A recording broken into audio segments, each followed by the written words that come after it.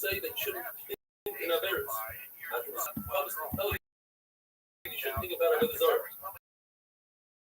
Says the Mishnah, there's a famous saying in the Haggadah, even though nighttime is not a time you put on Sikun Azariah holds, you should say the parsha because it says in the possible about his scores, and so you say, all Yimei Chayecha, all the days of your life. Yimei Chayecha are the days Yimei, all Yimei Chayecha means the night. Say no, all Yimei Chayecha comes to God. We're also going to say the senses have a wonderful day.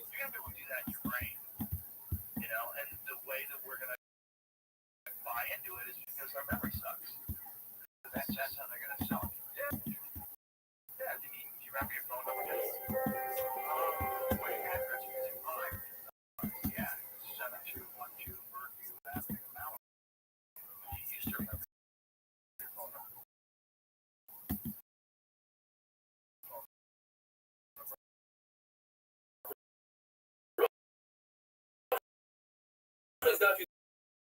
You know, the word tells us that once the shield comes,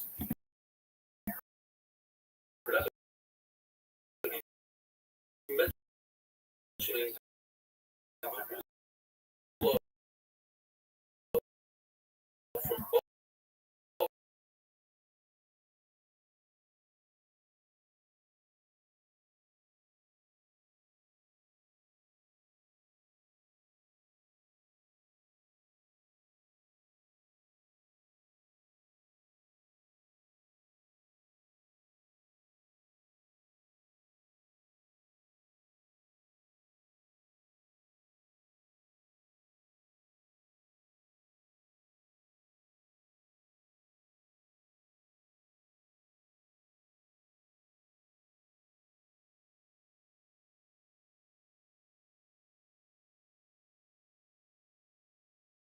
of our nation, so of all nations. Word tells us that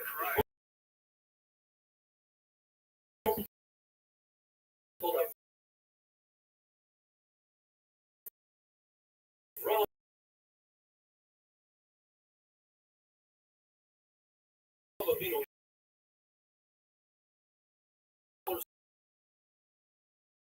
So right, we're not going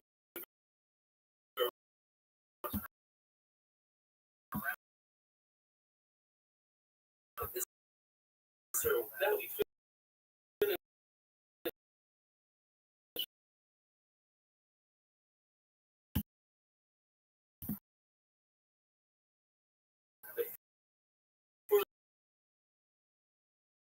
first period of Shas. We should be to finish the program of Shas together. Says the Mishnah. If a cipher was fixing a Sefer Torah, and the way you fix a Sefer Torah, you say the words yourself. Now, if he had no intent to say the words, then he's not going to Kriya Shema, it's not a Kriya Shema. But if he had intent to read it, he knew he was reading it, then he's going to, unless you hold, like the Madonna, it's like Tzricha stuff on it, and then you would have to have Havana answer him, smash him off Kriya Shema. If it's allowed to, according to the mayor, even if there's no in the middle of the parrot, it's Vayomer. The answer is because first we want to do Allah Shema, and that's the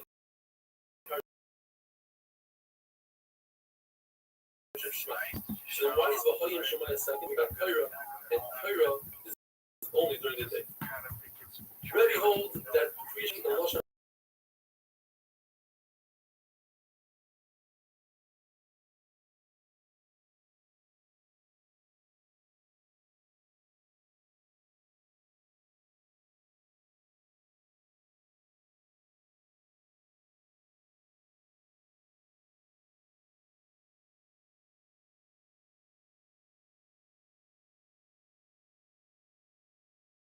It says the halacha is that you must hear the words coming out of your mouth.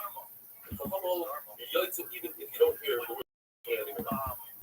And we're going to take the word Bahayu and they learn that you mix up this Shemaya im instead of im Shemaya, you're learning that from the K of Hadavar. We have a three-way machlokes. Where do you have the proper intent in order to get so you don't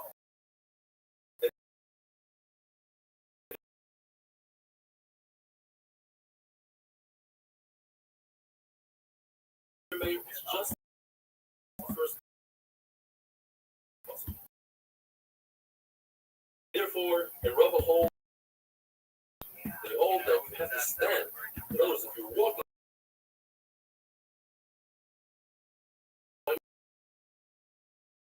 to the first three, you must have Kavanah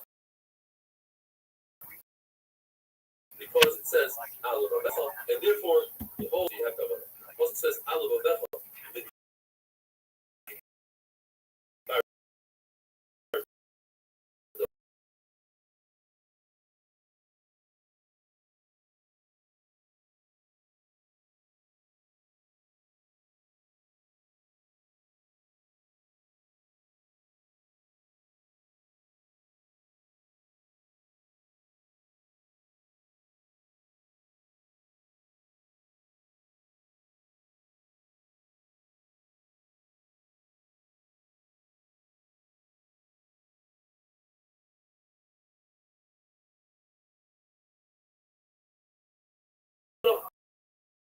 that comes to tell us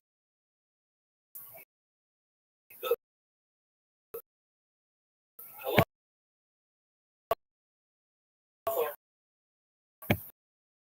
that your feeling sheyad should be opposite your heart. Forget your holds. Now, up until that point, Alav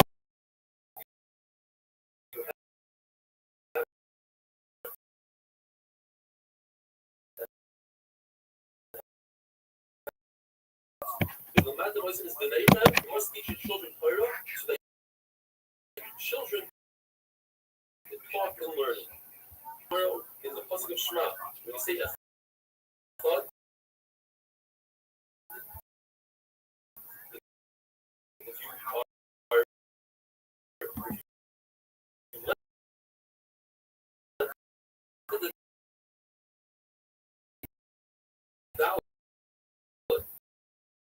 it's very hard to do it as Ashkenazis.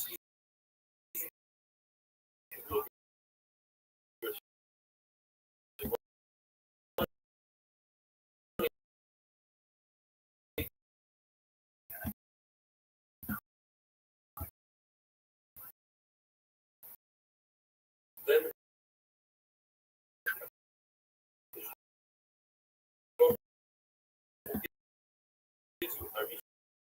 Rashi says as long as you don't say the ches really quickly, the ches has a comment that chod, the haaretz, and the four ruchos.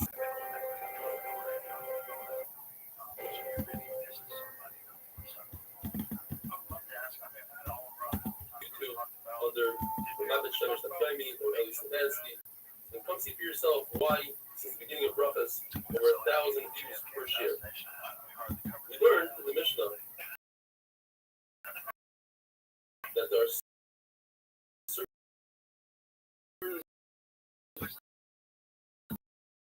situations where you let ask tell somebody how you say shalom.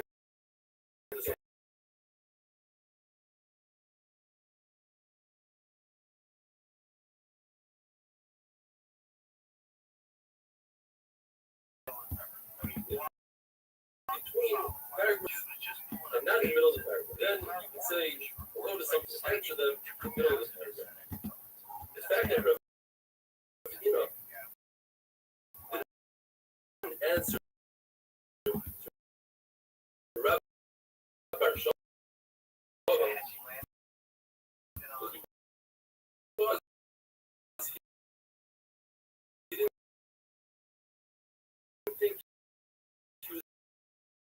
conscious enough for him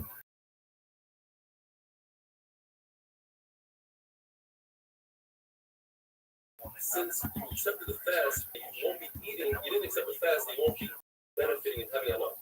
And also, if you taste food, you don't have to make a bracha for it. It's also to get up and go to your friend's house and say hello to him before you daven. That would be a pia and a baruch. You bump into your friend, if you happen to go to your friend for something else, then it's okay to say hello to him. It's also, you're not allowed to take care of business or your personal things before davening. Now, eventually to say, and this applies to me as well, to look at your emails and the WhatsApps, etc. before davening. The Lord says an amazing thing though. That if one has become a good Baruch Hu, he says, Baruch Hu isolates Racha, Baruch Hu takes care of his business. The Lord says that if somebody sleeps for 7 days without having a dream, he's a rat, he's considered wicked. From the same possible we learn that if somebody satiates himself with Torah, he's so full of Torah that they won't tell any surahs during that day. What's considered in a program? What is between the end of Shema, Emes, and the Yatz? Is that considered between the program? It says that's not, you're not allowed to stop the continuation. Once a person says that then the Shema Hashem will take them Emes, there's the word Emes again. According to Rabbbi, you must repeat it again. But the Rabbbi, you don't repeat. The Lord brings a very interesting lesson. Rabbbi heard one of his Talmidim say, Hashem will take them Emes. Emes means it. He said, Emes, Hapsi Mahal. This guy's grabbing onto every Emes doing the wrong thing. It's Allah that once you start the third parsha, that is, when you start, you must finish. According to Rabbbi, what does it mean to start? To say, that barely the days show that's it. Once you get the Bamarka Aliyam, you have to continue the whole parsha. But Baba holds that's not considered a start. And therefore, if you just say that, the Bamarka Aliyam, you can skip everything and go with Hashem. Abai says that our niggas, you start, you say the beginning of the passage, and therefore that you finish, and that's why you finish the entire parsha Aliyam. Abraham says that say the third parsha, and you begin to say, Emes Vevona. But if you don't, and this is a minor, then you have to say, instead of the third parsha, you have to say, Moidim Anakullah Hashem, Shotzitzenu Meretz Mitzrayim, you put us out of Mitzrayim, somebody said, you redeemed us from slavery, but Sisalom Nisu Before Salayom, and you did tremendous things for us on the water, Besharulach, and we sang to you, what did we say to you, Micha Boicha Ba'ilam Hashem, and then you continue from that point on, all the way to Bali Yisrael, and then you say Shemesher. Shmuel Yochai says, not only is the parsha Shema, all not the Shemayim, that's why we say it first.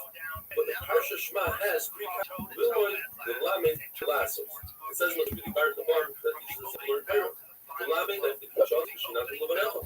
And Lasos, to take action, Shartam, but on Tefillin, Usafim, and Ram, and that's why it's before Balim Shemayim. Shemayim only has the Lamed, which is the Matem, is Menecha, and Davabah. The Lasos, again, Shartam, Usafim. And finally, the final parsha of Vayomer is only to do take action. But also then tzitzis that make tzitzis. One must put on tefillin and only afterwards say Kriya Shema. The fact that Rav, one time, they saw him saying Kriya Shema before tefillin, you must say it's because the shliach, the person that went to get tefillin, took a long time and he was worried that he was going to miss my Kriya Shema, so therefore we said Kriya Shema first. The fact that Rav got up really early, he hands, make Kriya Torah and teach Torah, which is see us as Rashi, and then only afterwards you would put on tefillin and then Kriya Shema. You don't even say there's no right from it. That's because the reason why I did Torah before Kriya Shema because it wasn't the time of Kriya Shema. So why are you bringing the story? You're bringing the story for this reason. Say that you had about 4 way machlokes. When do you say Kriya Shema? Here you see that not say Kriya Shema even Amishtaim. If somebody's digging a grave, he's replacing the mitzvah. He's part of the moment, including Kriya Shema, Tefillin, Shmoneh. He's digging the grave with another person that they can switch off. One can come out of the grave and he'll say, Tefillin, Kriya Shema, Tefillin, and then he'll switch with his friend. Rabbi Shimon Bar Kochba says that the creation. When it comes to reading, you say Omer Hashemayim, which is Shema, and then you do Asiyah. And then somehow another Dick Gregory guy. But he admits that when it comes to physical Asiyah, Tefillin comes before creation. Creation. Without Tefillin, according to Rula, it's testified falsely because the Kriyishma says that you wear Tefillin. And according to Rabbi Yochanan, you're not performing the mitzvah. You're not doing the mitzvah as it's meant to be. The marshal, as if somebody brought a carbon oil without doing the mincha that's associated with the tzvachim, without the safek, have a wonderful thing. Shot from multiple angles simultaneously. That's what I think. I think it was shot both from the back and from the front. And I think Lee Harvey Oswald, if he wasn't involved, he certainly wasn't innocent. He was probably the guy that they were going to frame it on, but I think he was in on the whole thing. I mean, I think he killed a cop afterwards. Well, yeah. Have you ever read that thing about Rothschild's not as well. It says almost the prices of old months of Shabbat. they showed it side by side how much they really look like? First, his body over the dressing room, wash his hands, say Kriya Shema, put on Tefillin, all that. Just as if you built in his bear, I could have heard it in his bear. Not only that, it's just if this is the first dose of water before the same Kriya Shema. Kriya Shema has this amount. So that's on the other hand, you go for water, but it's not as much water. So for water, up until a person, which is approximately 3 miles, the direction they can travel. And they go first, make a U-turn, and next to now there's water, you're over good to go, but it's just like, the Mishnah says that if a person doesn't hear the creation on his own ear, it wasn't a shmiya that was not a kabbalah. But they did. Says, Yaitza, Yossi says, it's a very long story. It's almost complicated. It brings in a variety of different races and rights. I'll try to make it very simple. The Mascara, we have a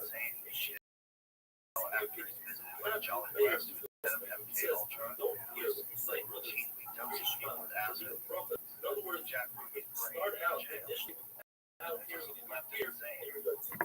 On the opposite side, you have Rabbi Yossi who says, when it comes to Yeshua, you don't hear it in your ear. Not Yossi, really? Yeah. Then you have the middle sheet. Elizabeth Azariah, who happens to be Rabbi Yehuda's friend. Elizabeth Azariah says, are Yossi? You have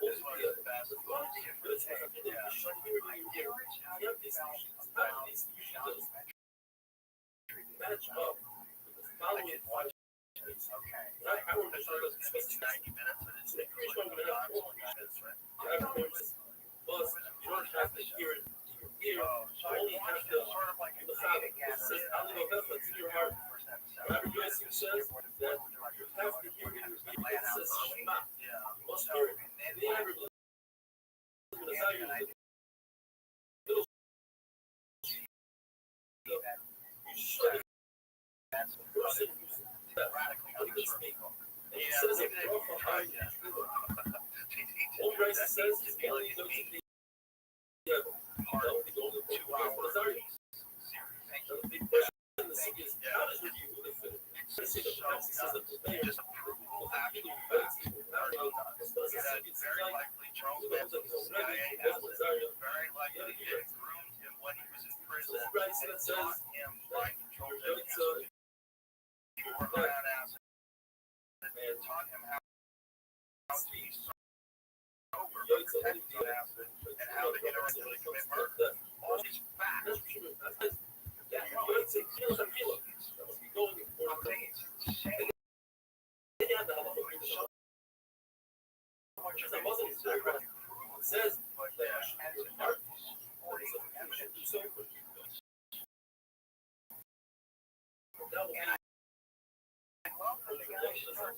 be finally a case of the kilo.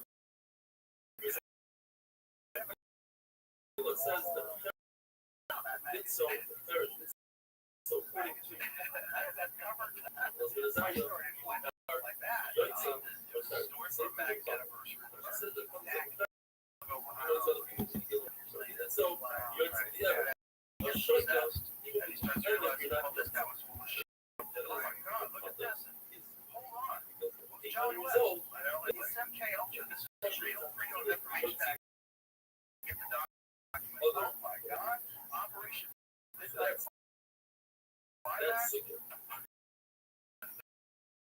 The government was running courthouses. John's filming them. Dancing. Like, what the fuck was going on? And then you realize you are to try to demonize the peace, love, and stop war.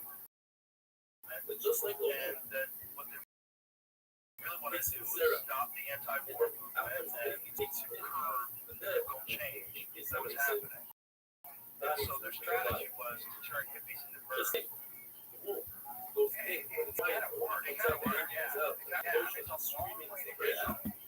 But I think it had to be they were looking for. Imagine trying to do that. Like, what kind of cultural change would have taken place? When you think about what happened to the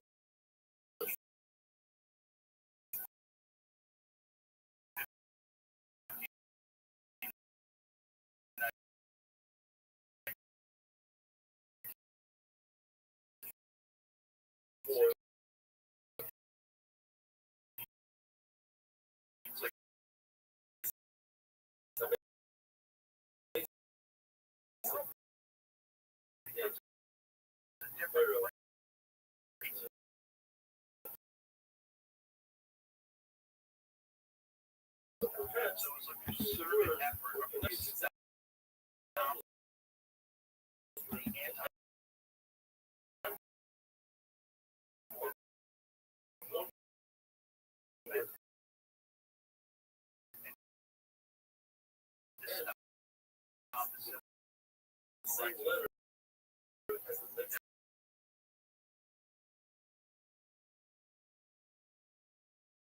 another example, like he set himself up to base back the NATO and this is now also the Torah app. So you put things out like Torah. they stopped Should be the stop. The Torah is the full stop. cultural shifts To go very back to this design. If somebody is very careful, where he says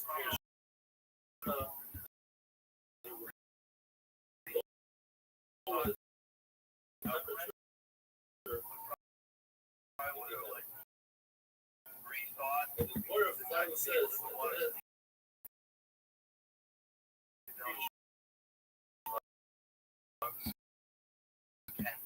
that is how to right. Maybe should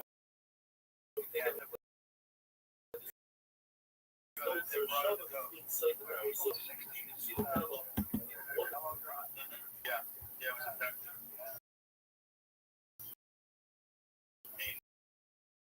That completely demonized any peace, love, and any that kind of movement. That was kind of nuts. Yeah, kind of nuts that it was really all engineered by the government. It's really that. Roughly is that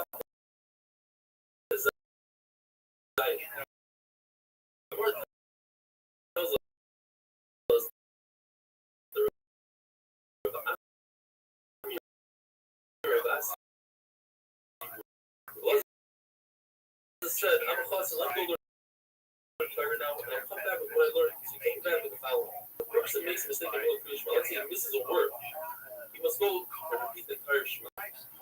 Word is better than the other two Shemahs. Therefore, just concern that perhaps he missed a word or something. Don't be concerned. You know really well. Probably said every single word. Don't shut down. Says the Mishnah.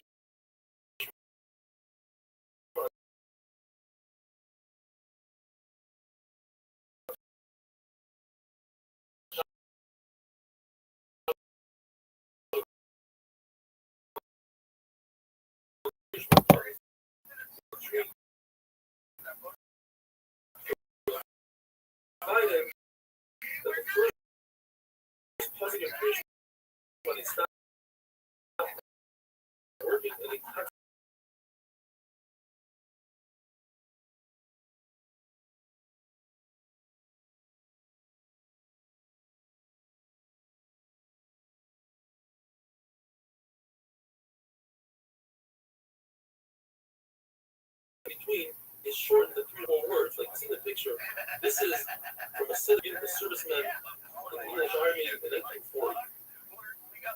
When you say Birkas Hamazon, you only say 2 out of the 4 prophets. See the first one. It's only the Rabbanim. They don't even watch and say no prophet. Something that works not to be a chazan, that's a waste for the owner, and do Birkas Hamazon, you shouldn't do it. We learned at the beginning of the set level, the mitzvah, other than mitzvah.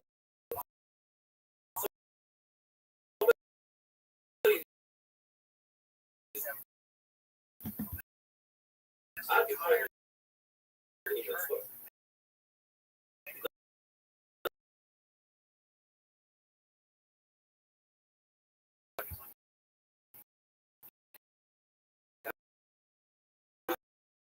The mitzvah of marrying a Pesula, therefore he from Krishma, because he has for instance, this ship is very occupied with that, but it's not a mitzvah. It's chayiv in Krishma, because obligated to take a preoccupation. If, for instance, he's in Abel, he lost a loved one, and he's preoccupied. The person who married is going to love. He's not preoccupied. Yes, it's a mitzvah, but he's not preoccupied. Therefore, it's chayiv in Krishma. The Real himself, when he got married, he did say Krishma because he knew about himself that he could be mechaber. And the Gemara says that anybody who's looks up as a chazak, that he's a chacham, and he could be mechaber during Krishma, he's allowed to say Krishma. But anybody that's not Moshe, according to Rabbbi, that's considered gaiba. He has funniness. He says, "Oh, I could be mechaber." The chacham say they could say Krishma regardless.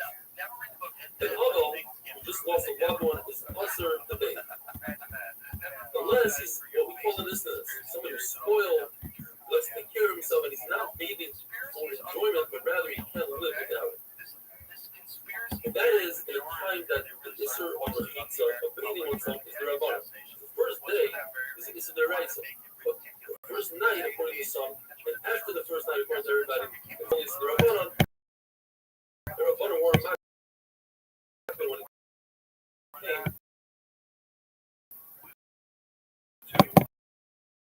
to the Isser. Which is I just the first to the Shabra. What do we say to somebody who uses a slave? We say Hamokim Yimalach and Srefa like we do for any other object that one might do. There's no spending that you give on a slave.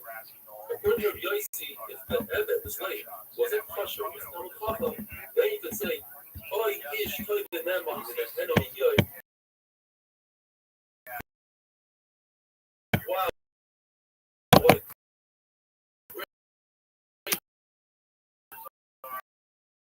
Person was,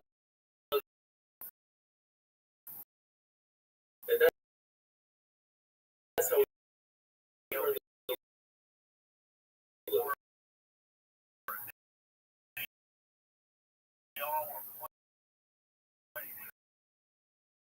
Muhammad disagreed and said, if that's what he said about a slave, what is left to say any aspect of a slave? You don't call a slave Mr.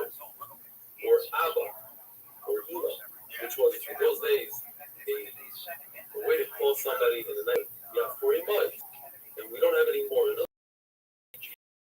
can't call one of the shvachim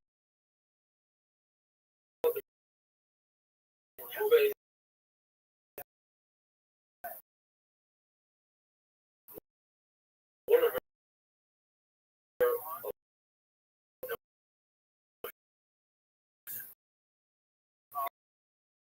because the Shivas is up to 3 always at 40. Whoever is careful with Kriyashma and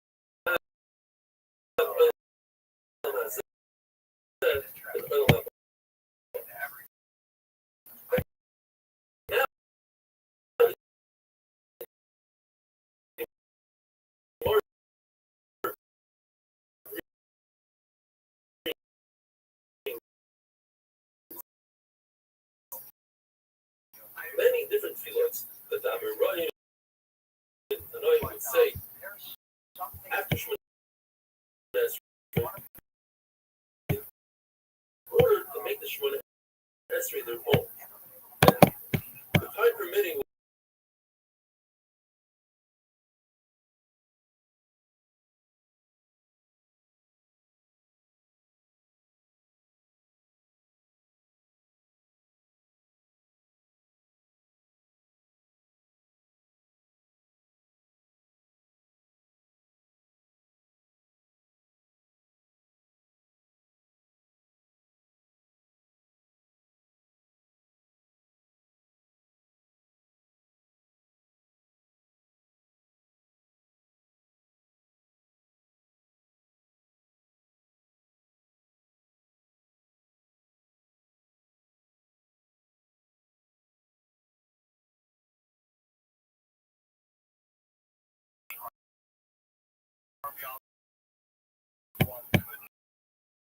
make that shot. It's never your bullshit.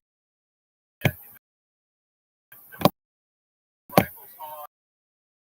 It was not that far. It was 100 times out of 100. Right? But the possibility of him having that rifle ready, he's got to rest.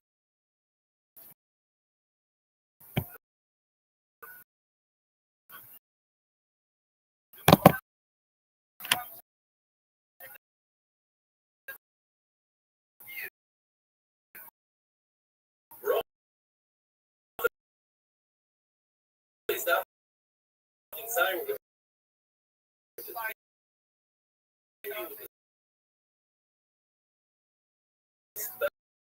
special gravity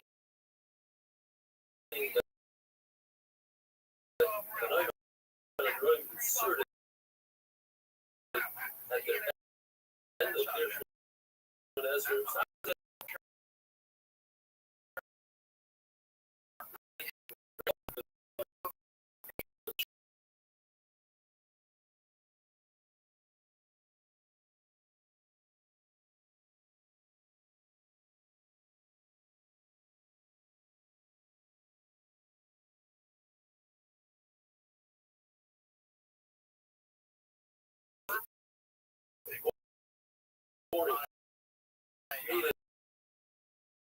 I'm still not worthy.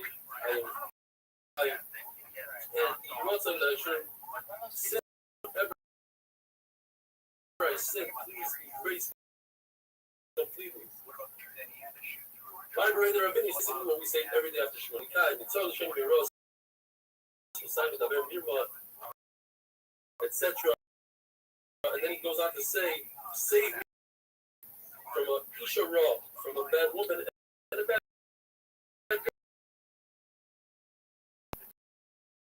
but famous song.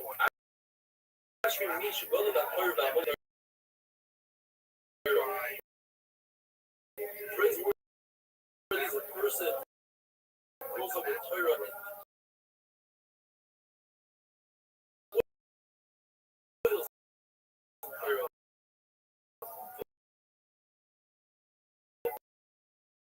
Listen,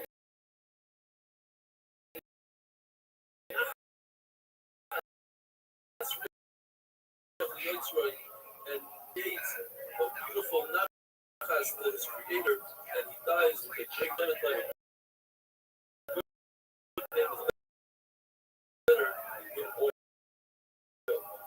And this is my favorite. The mayor would say, what are you going to say? This is unbelievable.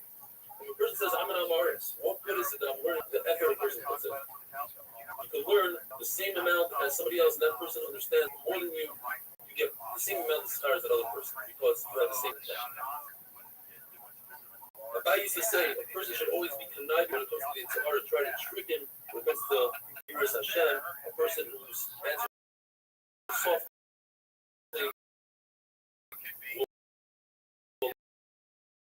Do away with a lot of fear. And also, a person should always seek peace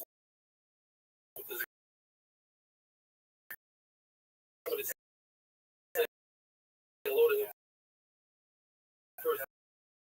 He was always the one that initiated the hello.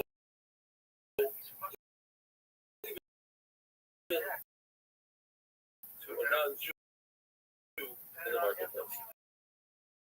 Rabbbi says that the main point of that's the ikar in the world is that's better they should have been. Rav says this world is different than the world of God. The world of God, even if we have a physical body, we're not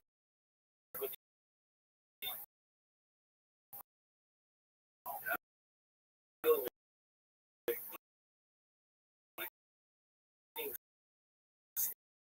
sleeping. We're not going to be jealous of each other so much in school and allowing their husbands to learn nice and Gemara that they young me and waiting for their husbands. In those days, their husbands leave for extended amount of time, waiting for the husbands to come back from learning. That's how they shear the Torah around my butt. You want to bring beautiful bracha that Chachamim would say to each other, and basically it includes all the limbs of the body that their mouth should talk Torah, their feet should run to Torah, their eyes should look towards the Torah, etc. There's a machlokes in the pasuk. Alufeinu misubalim. Alufeinu means our leaders misubalim. We take the burden. One man says Alufeinu is that they're our leaders. Misubalim, that they have the yoke of mitzvahs. As Alufeinu was referring to have mitzvahs, Misubalim is referring to Yisurim. We make a bracha that we shouldn't be like David and Shaul, that they had bad advisors like Doichel and Doeg. And we shouldn't, like you say, we shouldn't have children that go off the earth. What's the pasuk? Abirei leib, or thanking with tzedakah. More than abirei leib. One shot is we're talking about tzaddikim, that they are distant from tzedakah, so to speak. That they can sustain themselves. They don't need to come out of the entire world has to come out of this world. More brings that Chanina, the famous pastor, would come out and say, Chanina to me, she doesn't need anything but some boxer, some charuvim, where the entire world is sustained. Because the other shot is that Abiri Leib is referring to the Rishayim, like the Gevinim that lived within the midst of Klal Yisrael for many generations and they never became Gerim. They didn't see the beauty of Klal Yisrael. Or the people from Machasia, who they saw Klal Yisrael gathering together before Yom Tov, 30 days before Yom Tov, before Pesach, before Shoshana, that a flume of fire would come down from the sky, a pillar of fire, and they still didn't do true, they didn't become Gerim. The word goes on to say that the machlokes, when we know, you're allowed to do malacha on Tisha B'Av, and in a place that you don't do malacha, you should do malacha, where it's become chacham, you should never do malacha on Tisha B'Av. The question is whether the person acting on chacham is that considered not secure, or is that considered haughtiness or not. The word goes on to say that if it's obvious that you're doing it as you are, such as a pasuk, in Krishma, everybody knows that he doesn't have to do so. On the other side, you can say, well, nobody knows what he's doing. When it comes to Tisha B'Av, maybe he doesn't have a job, that's why he's not working. Or on the other hand, you can say, everybody knows that he has a job, the reason why he's not working is exactly as Baba Gaiva.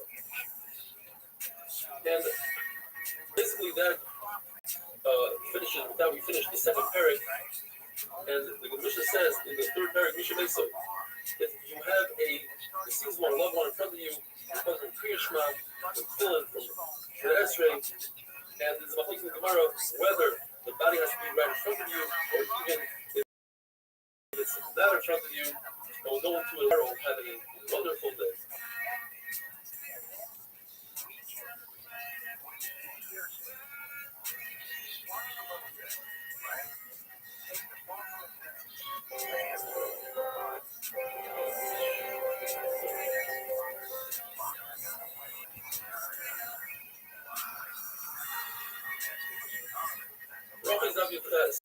Before we get into some amazing stories, let's first talk about halachas that have to do with the dead. There's a concept called the Rothschild, poking fun at the dead, causing the dead to be jealous. And that includes not only mitzvahs, but even eating from the dead as well. So you're not going to walk 4 hours within the dead, or in a cemetery next to the Torah, and say Kriya Shema, that was Esrei, say Kaddish, Tehillim, etc. You're not allowed to hold cemetery, and then from the cemetery, it's just closest, you're not allowed to say Torah about that. And you shouldn't wear your tzitzis outside. It causes the dead to be jealous.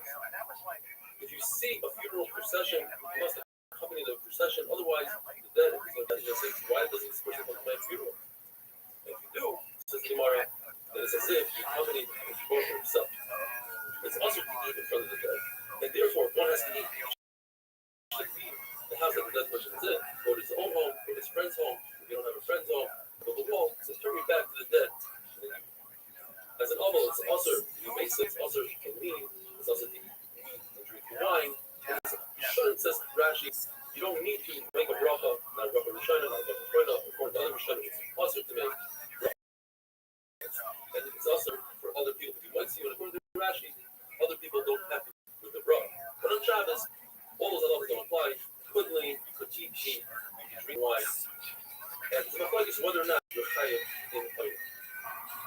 Someone who's dealing with the burial of his own relative is placing a mitzvah, and therefore he's other from all the mitzvahs. But the Kriyish Matfilin, the Esrei, etc. The machlokes in the Gemara, what that means exactly. The Rabbbi says that it's only if the dead is right in front of him, then it's placing a mitzvah. But once he leaves, the house is not there, then there's no longer a heel to, there's no longer a plur to other mitzvahs. But Rashi, you see by Avraham Avinu that even though he was dealing with Ephraim and sorrow was no longer in front of him, and therefore it's other from all mitzvahs. What about the people that carry the Aron, the full burial? They are all other Frenchmen, that's right. The ones that are in front of the Aron, they haven't had a chance to hold the Aron yet. They are the Krishma, the ones in the back. They already held on to the Aron, they want to hold it again. They must say Krishma. Those people that come to comfort the Avelim, that's also mitzvah. They're also basically also talking about mitzvah, but they had a chance to the first possible. Or the other sheet of the first paragraph, we should say so. If they don't have a chance, then the inner ones standing in the inner rows, that they are the ones that the words of comfort, they are probably the ones on the outer rows that don't really say directly to the level, they are higher in the creation. What about those the shomer, people that watch the body? It seems like in the Gemara that they're watching them from mice. They are also considered basically until they are public. If there are two of them, then one can go to the sides and daven, while the other one watches. On a ship, is whether there are mice or not, if that's a concern. According to one man, it is, and therefore one should watch the bodies. According to another man, one should go to the side. Once my people comes and say, Kriyasha.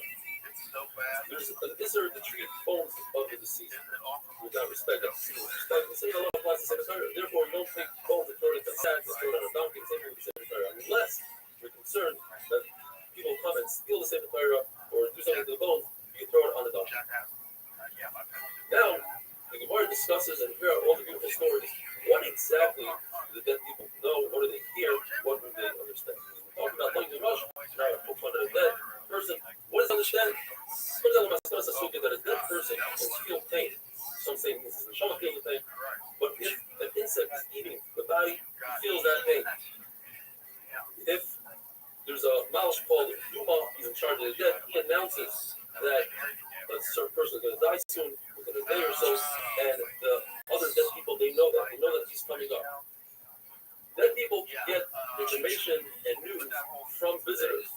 Other dead people come up and tell what's going on down below. They can get that information. And in a situation where the person who's nifter is a great Hashemite person, they will in fact announce that his arrival way before his nifter as more regarding Shavuot. The sons of Rabbia were wondering, their father who already was nifter, does he know about their pain? Because they forgot their learning, they were busy working, and they forgot their learning, and it bothered them a lot, and they were wondering whether the father in Shemayim knows about it. One of them said, what do you mean it's a positive? That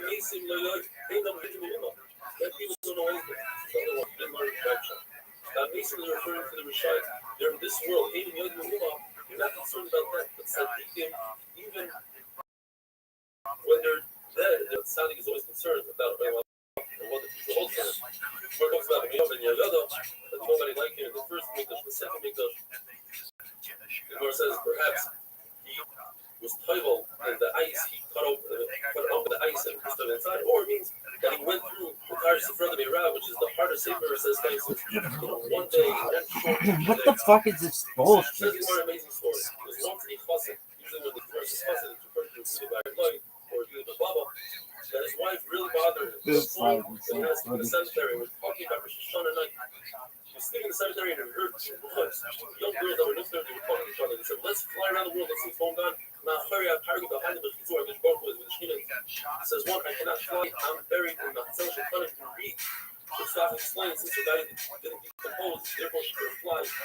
Says, she tells her, you go out there, tell me what you hear. And she went out there, she heard that whoever plants the Rabbbi Rothschild, in the first, says Rashi, he's talking about the 17th day of Cheshvan, the 7 days, and then comes the second this athleticism. 7 days later. Whoever plants that, It's really impressive. so this chassid did not plant the Rabbbi Rothschild, he planted the Rabbbi Shnia, and he made a lot of money. The fuck is this The shit? following year, Some he decided to do bullshit. this trip on his own. So he went Definitely and he some camped out with his bullshit. cars, and sure enough, he hears the two Come on. guys say, What the fuck? I can't fly. I mean, so you come back and tell me, and she said, I heard you. And she felt like that he was going to come and ruin the crop, so he planted the first, and therefore he made money, everybody else lost their crop. Says his wife, how did you know to do this? So he told his wife the secret. The wife had a big fight with the mother of the girl that was flying around the cargo, and she made fun of the mother of the other mother, and said, I know that your daughter was buried in the Rathsel Shekhanah. Third year, the chassid goes to the cemetery, and he hears the Rucha saying, let's go fly around, and one Ruach says to the other, I cannot fly because the live people are already saying, you're making fun of my mother, that she buried me in Rathsel Shekhanah. So you see that, you know, more perhaps somebody was nifter, told her. Ziri once gave money to a lady, and she died, and he went and he asked her in her grave, where's the money? And she told him exactly where it was. And she also said, tell my mother that we're going to have a visitor soon tomorrow. Please send my comb and my makeup. And that's because she must have heard from Zuma the Malach that announces. The Gemara says that Abu the Shmuel used to take the money of the orphans, and he was nifter, and people started making fun of his son Shmuel. They called him the son of the person that steals money from the orphans. So he went to the Bisakharis, and he sees that Levi didn't make it into Shemayim because Levi heard his Rebbe by not going to the Shir. And he's crying and laughing. Why are you crying? Because you're going to be nifter soon. Why are you laughing? Because they consider you as a huge individual here in Shemayim. He said, if I'm so big, have Levi go up to Shemayim. In fact, Levi went up to Shemayim. He says, where's the money? The money is buried between our money. It's established. Our money, the son's money, and our money. I didn't want it to get ruined. I didn't want people to steal it. And in fact, they returned the money. Upon you see that the dead didn't know what's going on, but it's different because Shmuel was such a pleasant person. They announced in the Shemayim way in advance. Have a wonderful day.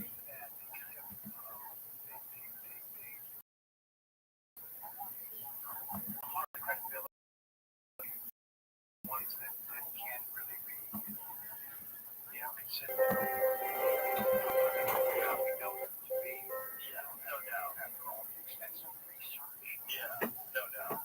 Yeah, there's real ones. But I think that's also part of the Rothschild is David Tess. We had the other day, there Goodness was walking in the cemetery, and dragging on the graves, and it's told, like the rush, you're poking fun at the dead. It says that Baruch tells Moshe Rabbeinu that I kept my promise, I gave Klal Yisrael Eretz Yisrael. You see that Rabbi Yaakov care about what's going on in this world.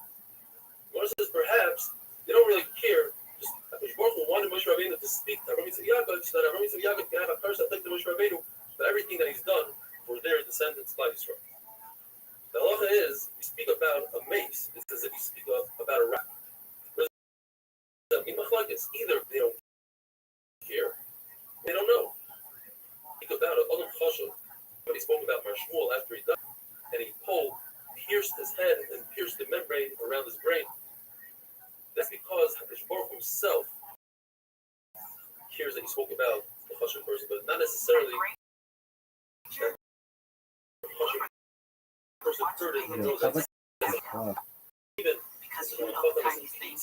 nevertheless, the person that speaks about it will fall into it. Speaking about Rav Shmuel, the Gemara says Rav Shmuel said that there are 25 instances in all of the Mishnayos where somebody said something about Hakadosh Baruch Hu or other things, and they put him in chayr of excommunication. Rav Loza says, I only found 3.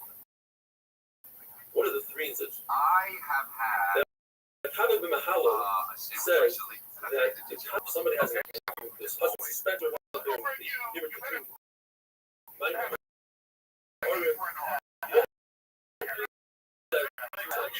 that's what Kavod B'Mahalo said that was fake water, was a placebo, and for that, tomorrow that they put him in the music. Says Rabbi Yehuda, that's not true. Kavod B'Mahalo is Hashem, therefore couldn't have been Akavik Ma'alim. It was in fact the Lozer Ben Chanoch who made fun of the concept of Kiddush Yadayim, and they put him in the Bidui. In fact, when the Lozer Ben Chanoch died, they put a stone on his coffin to show that even the dead, you do skila, you throw stones at the coffin. This is not called Vegas. Daidik Kabbalah speaks, he probably pours the regardless show. Like such as Choni Mahagel. His name is Choni Mahagel. Sat in a circle around somebody. He said, I'm not moving from the circle until it rains. So really like he said, no, I don't want this rain. I want straw. Do you think how long? All right, here's the two ways I think that you can get it. Don't mess with Texas shirt when you move to Texas, okay? You either earn it and you stay there for a while and then get the shirt, or the first day you move there, you buy one of those shirts and you wear it like a fucking. Yeah, I thought the first day you have to have a liar, you have a cowboy hat on. No, and a camera to take pictures. They shouldn't even send you. So y'all are crazy. Y'all boys are crazy, man. Y'all boys are crazy, man. Come on now. I don't know if I can do a country accent. Let's hear it. Y'all come back now and say it. Y'all come back now here. That's not like a death. Drunk kid walking the streets. You lost what? Hey, what? Hey, what? You lost? You know what it is? When he has a little racism. Right. Yes, that's what we're trying to be. That's what he taps in. He taps in. So, hey, what? Hey, what? You lost?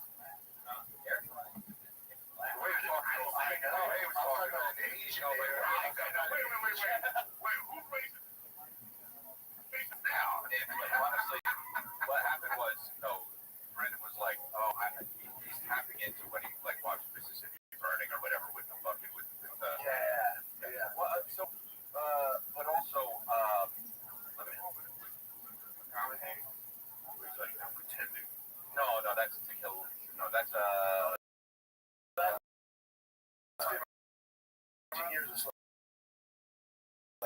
15 years of slave. That's the book. And now imagine she's white. Yeah. I was going to ask you about this Diet Coke. I'm trying to think, how it's healthy for you? If the aspartame's not bad for you? Yeah. Yeah, man. What about it? Just want to explore that. Well, there's a lot of there's a lot of fake news out there how bad DCs are for you. It's not true. Okay. Yes, I mean, that maybe you may. I have no idea. I'm gonna go ahead and right now and blank and just throw this over there. I have no idea what aspartame does or doesn't do. Zero. And you're saying that it's totally safe. No, that's the one I've done. Yeah. I know the market is safe for diabetes. He put it on. Oh, you know what? I got it this morning on Brendan's algorithm this morning with it, but he didn't. There's no volume. No. He's been next to my wife, but I'm not turning the volume up because I don't want to wake her up. But what happened was, then I looked at the comments, and everyone's like, "No volume, you fucking idiot." So I have an issue with my Instagram right now. Whenever I remix videos, it doesn't include the volume, so I have to pull the video out, upload the video. If I posted the real one, You know what? So I guess what I'm saying is, and the reason why I looked at the comments is I was like, oh man, I've never heard yet that aspartame is totally safe. So I was looking at the comments to see is this a thing that's out there already, and everyone's only saying that there's no volume on your video. So I thought, I'm going to talk about it with you because no, Nick, if you're looking for it, go to plant something. The guy who originally created it, Instagram is plant something. Right. Plant slant. There it is. That's the guy for sure. So this is let's see where it says Coke. Hit it. Educate these fucks. Okay. So let's see what this does. So yeah. All right. So next is the volume for you guys. Run silent. Diet Coke. Why? Oh, you mean the stuff that's food for you? The acceptable thing you can take, which is 100 times Rothschild caused no adverse effects in animal studies out after drink around 17 died over an extended period. That's not Ace Ventura. Just checking. Horrible for your body. Your body can't even use it. That's an interesting place considering aspartame has calories. In fact, it has the same number of calories per gram as sugar, but wait a second. In my diet soda has 0 calories. Yes, that's because aspartame is around 200 times sweeter than sugar, meaning they use a tiny amount of it, and your diet soda has less than 1. Connect with your brain. It messes with your metabolism. Oh, interesting. Let me check the sources on that, and yes, not. Let me tell you which side is the best. The zeros. Who that is technical, even as you, which is another artificial sweetener. That's why they came better for artificial sweeteners. Hey, if you want to be zero, maybe like so deep toss or the hell that is. There's a spec now, so knock yourself personally. So, you buy it. Now, so go ahead. You buy.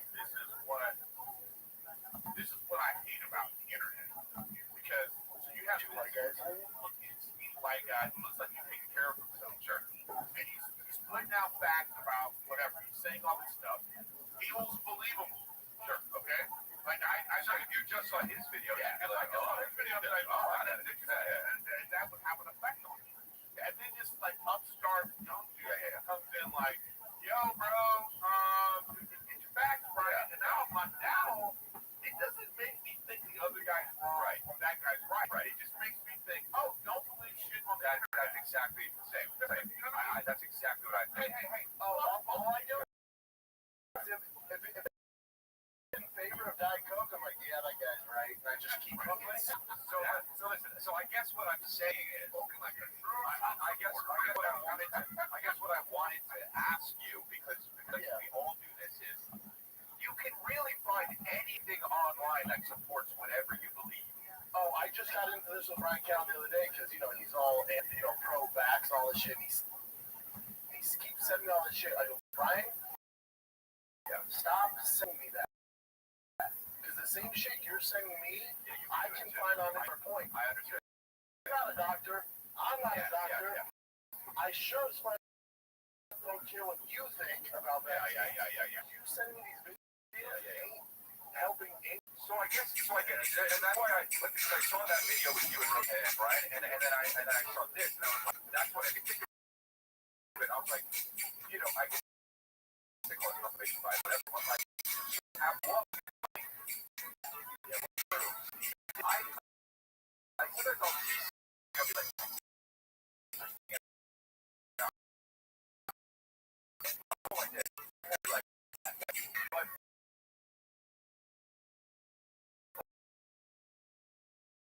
so like if you watch Rogan regularly, he's pretty much a guy who's like he sucks up information.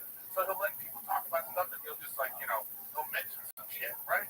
But then like you go if then you'll see another video being like this guy's a moron.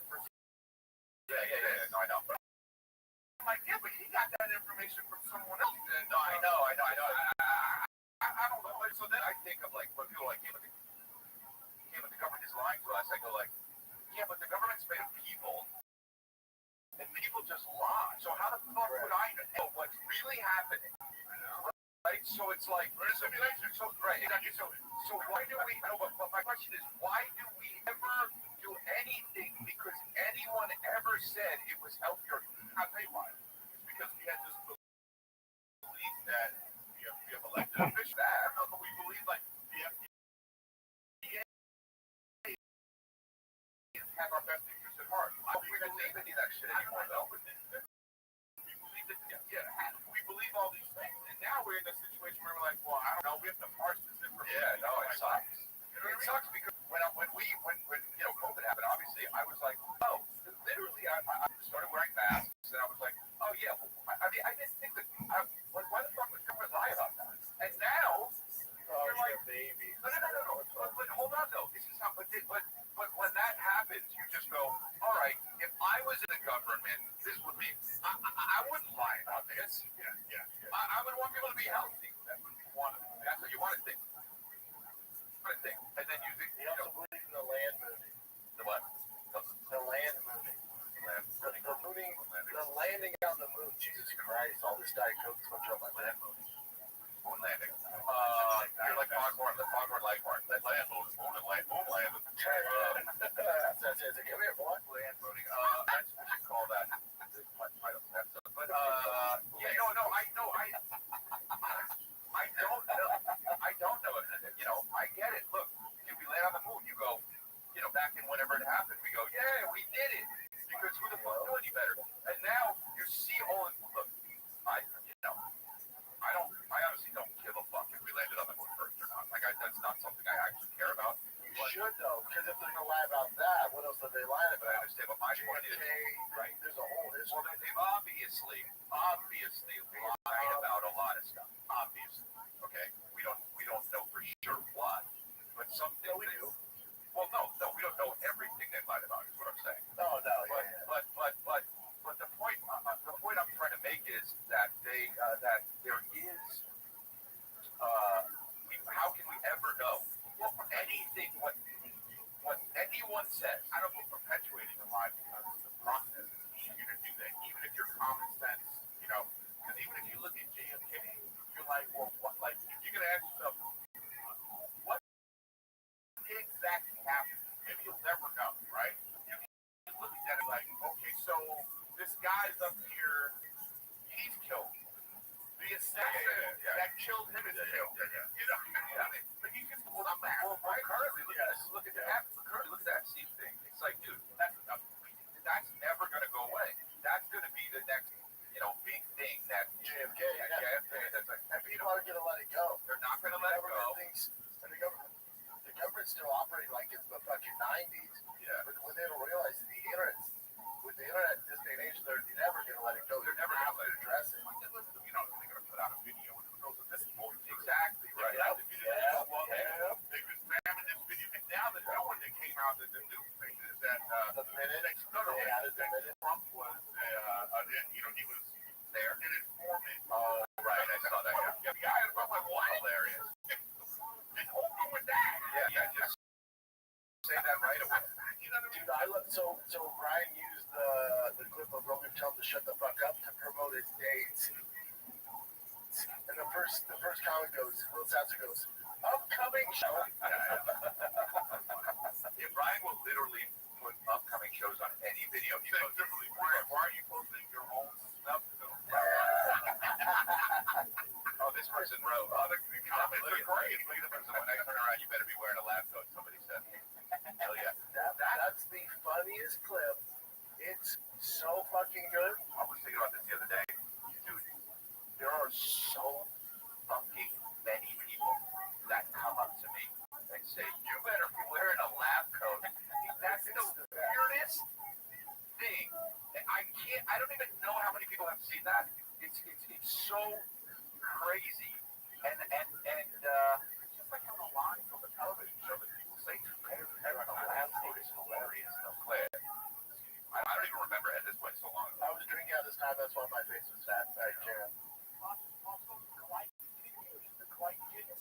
Shut up. Yeah. Shut up, dude. Yeah. I took that for this fucking all get out. I didn't even like the kid. Well, look over at me first of all. Hey, like the kid is fucking boring to talk about, dude. Hey, let me tell you something. I'll look. Oh, what? I turned my head. You better be in a lab coat. You're talking about like, if you're not in a lab coat,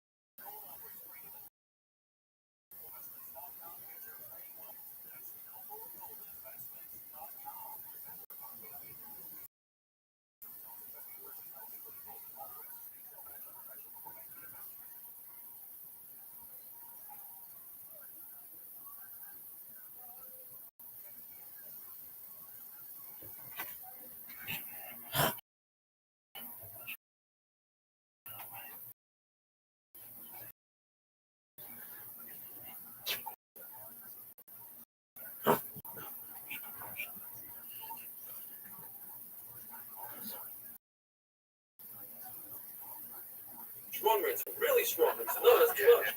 Give me the rain. Shem Michelle said, if you're fighting a couple of favorite, that's not how you talk. You're speaking like a son speaks to a father, and it's not correct. This was from Rome instituted.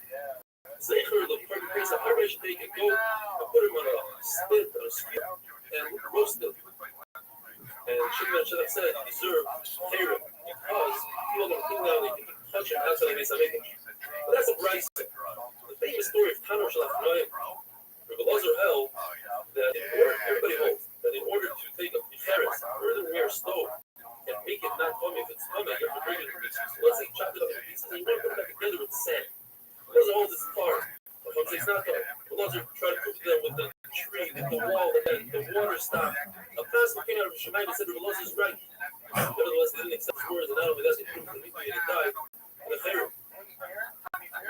So we have 3 places in the Mishnah, but why did Shri Lady say 24? Because there are 21 other situations in the Mishnah where very similar to these 3 times, where the Talmud Chacham was a single person, an individual went against the Rabbbi, the majority, Yachid against the Rabbbi, and fought really hard, and that is deserving of favor.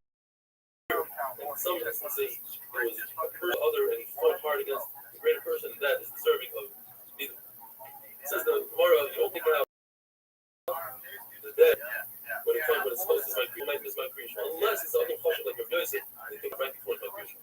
People listening to a husband, they're always rush to go out, they should leave. In other words, one person goes out, this creation goes back to the next one.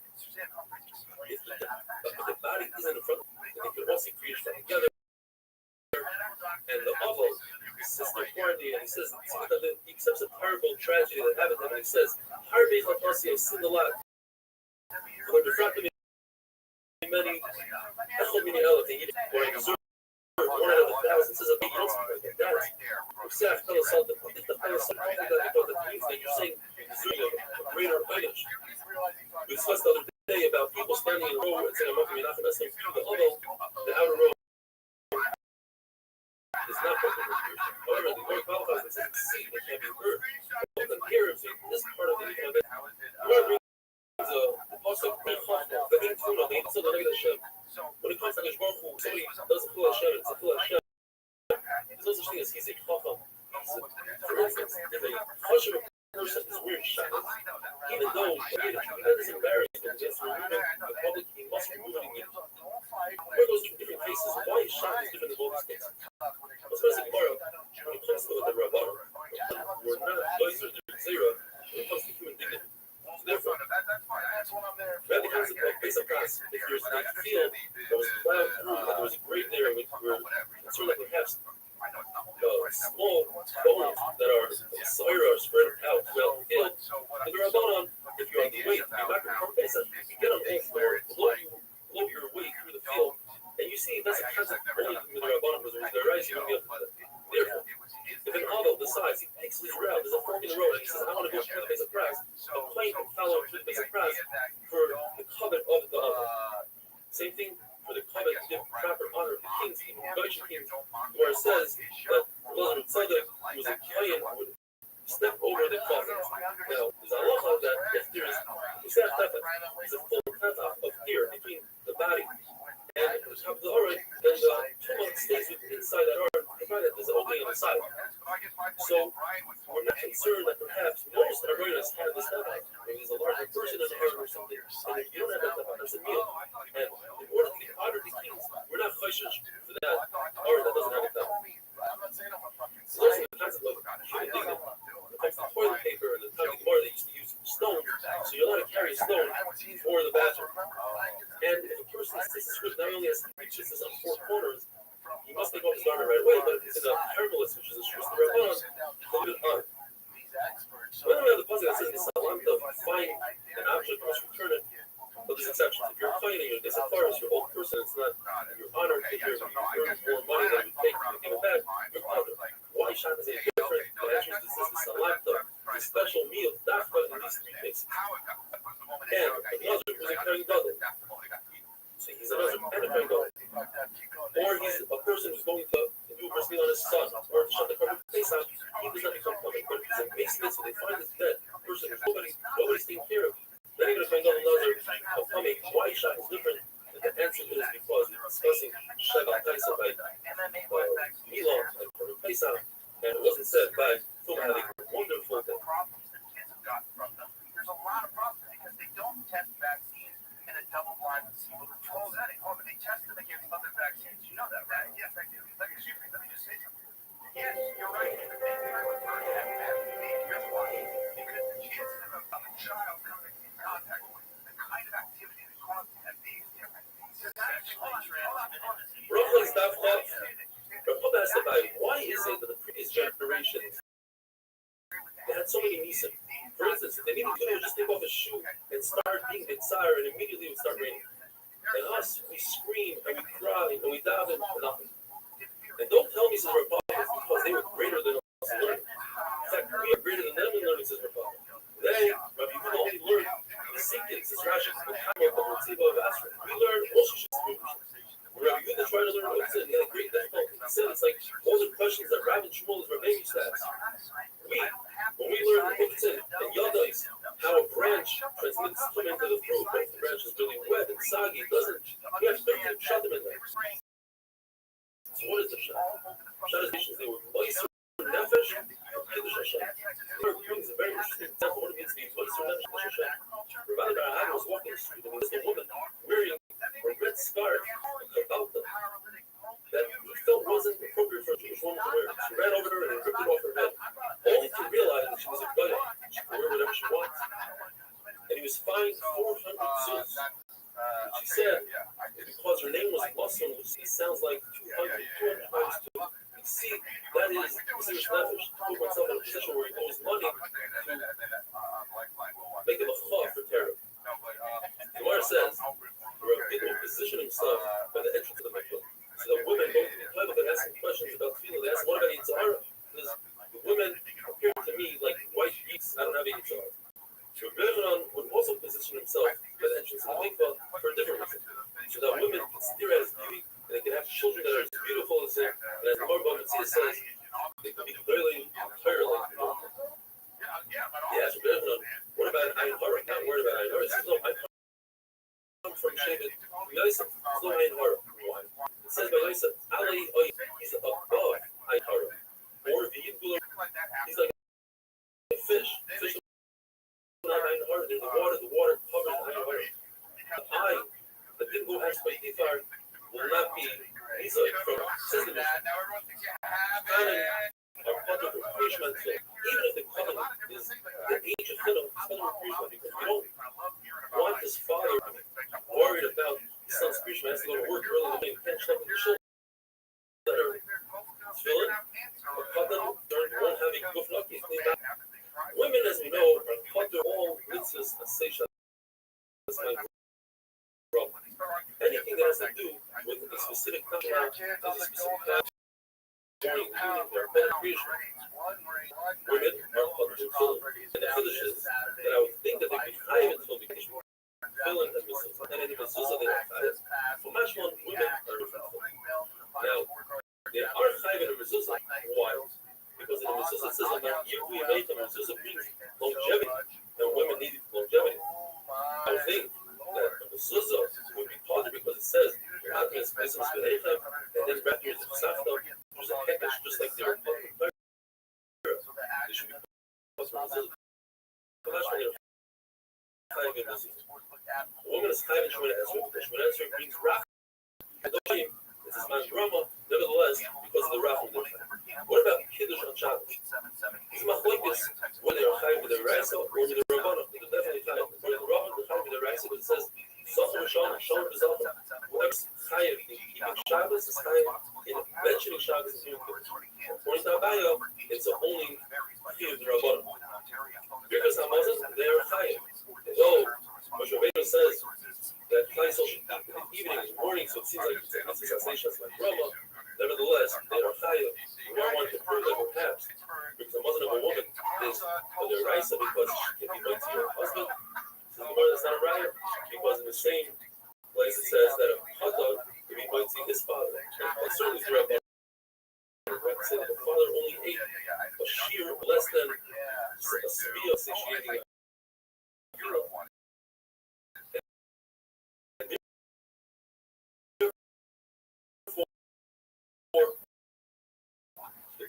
So maybe that's what it means that Roman husband, you said that we shouldn't ask take bribes, but you, Shofar, just of course, says, says, of course, Shofar. I told clients, they bring some Muslim. When the Chalta was satiated, and they were machmir on themselves, and they say bring some Muslim, even on a pizza, like Rachuda or his saying something mayor, that's why I show favor. The Mishnah says, we know that about Kerry, and I learned Torah. Ezra was the second that had Torah. So how does one say Kriya Shema about Kerry? Says the Mishnah, he should think it in his mind, he should contemplate it. And therefore, he doesn't say Birkas Kriya Shema, and when he eats, he doesn't say Hamoitzi. And Birkas Hamazon, he says it in his head. He contemplates it, he's Mahari. But Yudah says no. About Kerry, he must say Birkas Kriya Shema, he must say Hamoitzi, he says Birkas Hamazon, he says Kriya Shema, whether hearer is Kedibur, contemplating something, thinking about something in your head, does it have the same effect as saying it with your mouth? According to Ravina, it has the same effect. So why does it carry only thinking as if he's saying it? Because we're just like you said in the Sinai, you should not say it with your mouth, think it in your when there is the hearer left Kedibur. So why is he thinking about it at all? It has no effect. You have to say Kriya Shema. And the answer is, you're right, it doesn't have that effect. The issue is, if he's sitting in shul and everybody's saying Kriya Shema, he's going to look as if he doesn't care about it, but we want him to be basic and be doing the same thing as everybody else is doing. It's a wonderful way.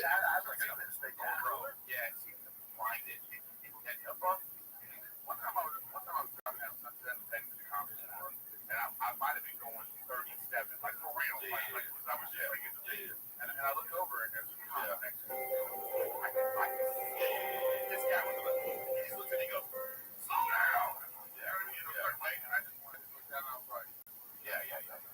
But I get it. Racha is not Chof. We learned that he called Kerry. He must say something either right, so as Kriya Shema or bigger something. He has to think it in his head. Where Shemona Esrei, which is only the Rabbanon, he doesn't think it at all. I don't know that brings wasn't the right, so it doesn't get any more clear than this. It says it once. You have to say, Rabbi says, Hashem Hashem Ekro. I'm going to announce Hashem's name, and Klal Yisrael is going to say, and then from there we're going to the Shema that is brought down in Parshas Hazir. From our Mishnah, it seems like that the Birkas Hamoitzi, the bracha you say before eating food, is only the Rabbanon, because it says that you don't have to contemplate on it, you don't have to think about it. Even though we have a Klal Chomer going in two directions, that one should perhaps say Birkas Hamoitzi after you learn Torah, and one should say Hamoitzi Klal Chomer. If you make Birkas Hamoitzi after you eat, so certainly you should make the bracha after you learn Torah. The same thing in reverse. If you say before you learn, so certainly you should make it. And the answer is they are not similar at all. You would have had yourself see some Muslim. You don't make that bracha prior to you because you didn't have anoya. Whereas you're saying the bracha because you're prior and not after. I'll tell you right now, if that Karen came up to me, unlike what we learned, that Kriya Shema is only the Rabbanon. And therefore, if a person has a suffix, whether he said Kriya Shema or not, he doesn't repeat it. So, whereas the brachas of Kriya Shema, the Yatziv, it's the Raisa. And therefore, if a person has a suffix, whether he said the Yatziv, he has to repeat it. What does he do with the famous concept that we said from the beginning, the first daf and brachas? Teaches us he's supposed to say Kriya Shema when you get up, you go to sleep. He says, no, Shach B'chol K'mefat is referring to Talmud Torah. The Kiyah of learning Torah is in the night and in the day, but not for Kriya Shema. From our Mishnah, we see that about Kerry doesn't make a bracha after eating. So the Torah, or after Kriya Shema, that is. So you see the Torah that is only the Rabbanon. And the answer is no. You don't say anything from our Mishnah because we're talking about the person that Kriya Shema. And in Kriya Shema, you already mentioned Yitzis Mitzrayim. And Kriya Shema is stronger than the Yatzim because it has Omach Hashemayim and Yitzis Mitzrayim, and that's why it says Kriya Shema. But Loza says no. Kriya Shema is very right, so therefore, if a person has a stomach, whether you say Kriya Shema or not, let's repeat it. Shemona Esrei, which is the Rabbanon, Then he doesn't repeat if he has a suffix. If a person has a suffix that says Rabbi Yochanan Halachai, he should daven all day long. In other words, he repeat Shemona Esrei all day, and in fact that's the halach. What about if a person knows that he says Shemona Esrei and he catches himself in the middle of Shemona Esrei? Says the Gemara that if a person is davening Shabbos Shemona Esrei, he's on Shabbos and he's davening Shemona Esrei, and he feels a punch on his chest. He realizes, wait, I'm saying Slach Lona, I'm in the middle of saying weekday Shemona Esrei. What does he do?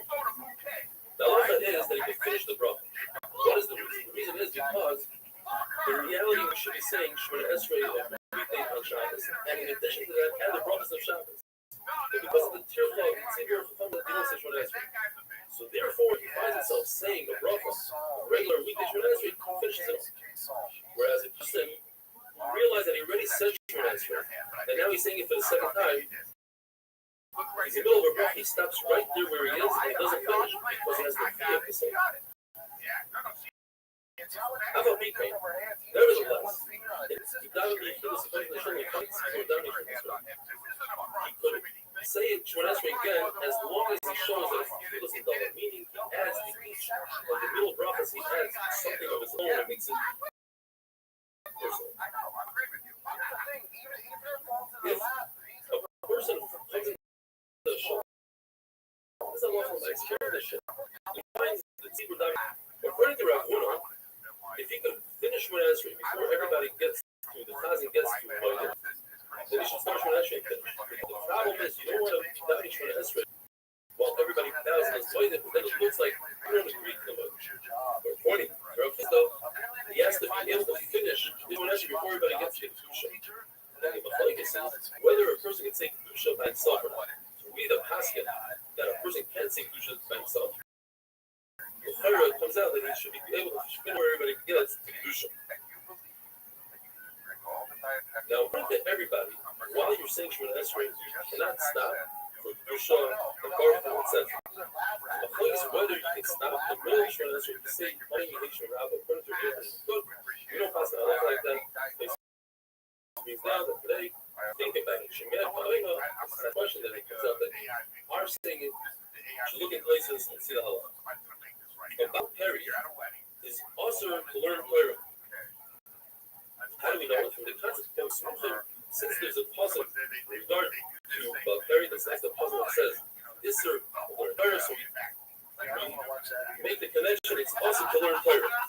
So the Yehuda doesn't learn the concept of Smuchim in all of the Torah, besides in Chumash Devarim. How we know that? And in the Smuchim that the Yehuda learns, in this parasha, the Yehuda learns it to say that whoever teaches the son Torah, it's as if he accepted the Torah from her seed.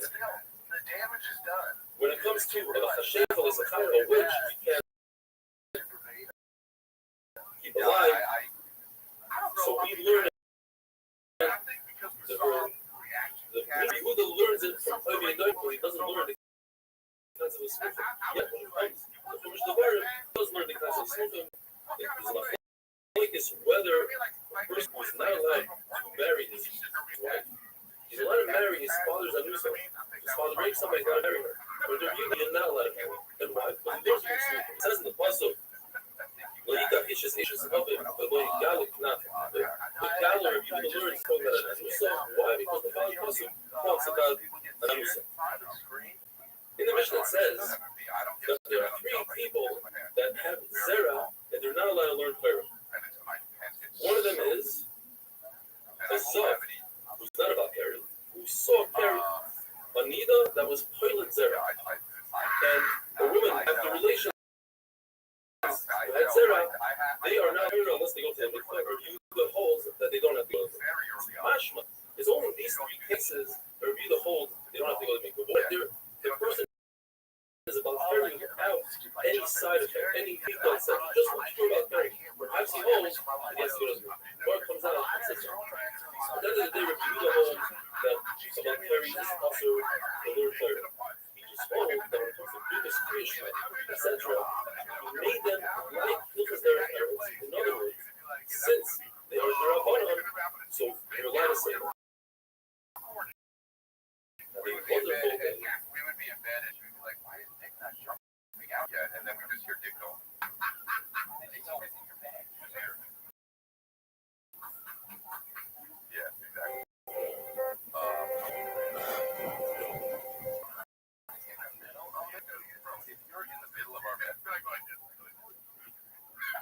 Daf Bay, the Gemara tells us that just like Matan Torah was given the theme of the year of the rest of Messiah, so too when we learn Torah, we should be trembling.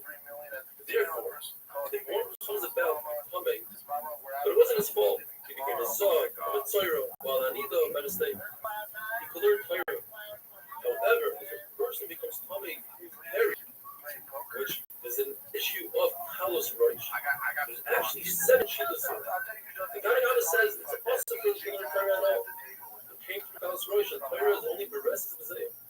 On the polar opposite, we have a Rabbi Yehuda that says that Torah cannot become common. Therefore, you can learn Torah in any state, even in the state of Tum of Keri. It's like fire, says Rabbi Yehuda. Fire is not a Kabbalah Tum, fire is not a Kabbalah. We have 5 sheets in between. Rabbi Yossi says you can learn Torah, you can learn Mishnayos, but say it quickly, don't go too into this. And you have Rabbi Yossi that says, go deep into Mishnayos, just to learn Gemara, and have nothing but Hashem says, learn Gemara, just don't say the name of His Baruch Hu as possible. Kiva says, don't learn Medrash. Some say, in Rabbi Kiva, you want to say, don't into a base Medrash. Very possibly go to the base Medrash. Yehuda says, and this we had yesterday, a person was about carrying to learn, but he on itself is not clear. When he taught us about Midah, and then look at the Midah of the world, passing like the police. One of them, like you just said, like we did at the Seder, that when it comes to carry. The other one is like Rabbi Yoshia, who says that in order to be over on flying, makeup, you have to plant 3 types of plants. You have to plant wheat, soya, barley, and tartzanim, grapes. Otherwise, you're not over on flying. Whereas the Sunday only 2 is the Isser. And like the Loy, who says that the field of gracious, I guess, to shear your sheep and give the first shearings to a kohen is only in Eretz Yisrael. Either he said that there were about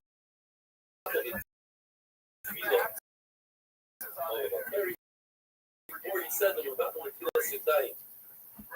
we learned, which is said, go looking for water. It's better to wash your hands, but don't do it on the account of not damaging for the answer for it. The Lord tells us that Rachel whispered to her, or he whispered it. Was not like that this new concept called Tishkanu. When one is titled for a carry, he doesn't necessarily have to go to the mikvah with 40 saw. He could pour on himself 9 cups like a shower. Just pour them later on. And those are holes that when it comes to you should have it, it must be poured. Going into it like going to the mikvah. If after going into the mikvah, you can't pour the 40 cup. So you should have it after pouring it on you and not going into it. Now, why would he enter the public? It's sad that it was an accident. Because this tefillah of carry caused a lot of it in the Torah. It takes a long time to go to the mikvah. It's being find the mikvah. There are people who are about to come to a river. The person knows he has to go tomorrow to look for a mikvah. He might have stayed. And then he said it in secret because he didn't want us to meet them to be with the wives like an avoidant like children. Then he says when it comes to halacha of tefillah of carry, some are megal, some are mashmer. Those who are mashmer, they are going to have a reason. The question is, if you can get away with it, so to speak,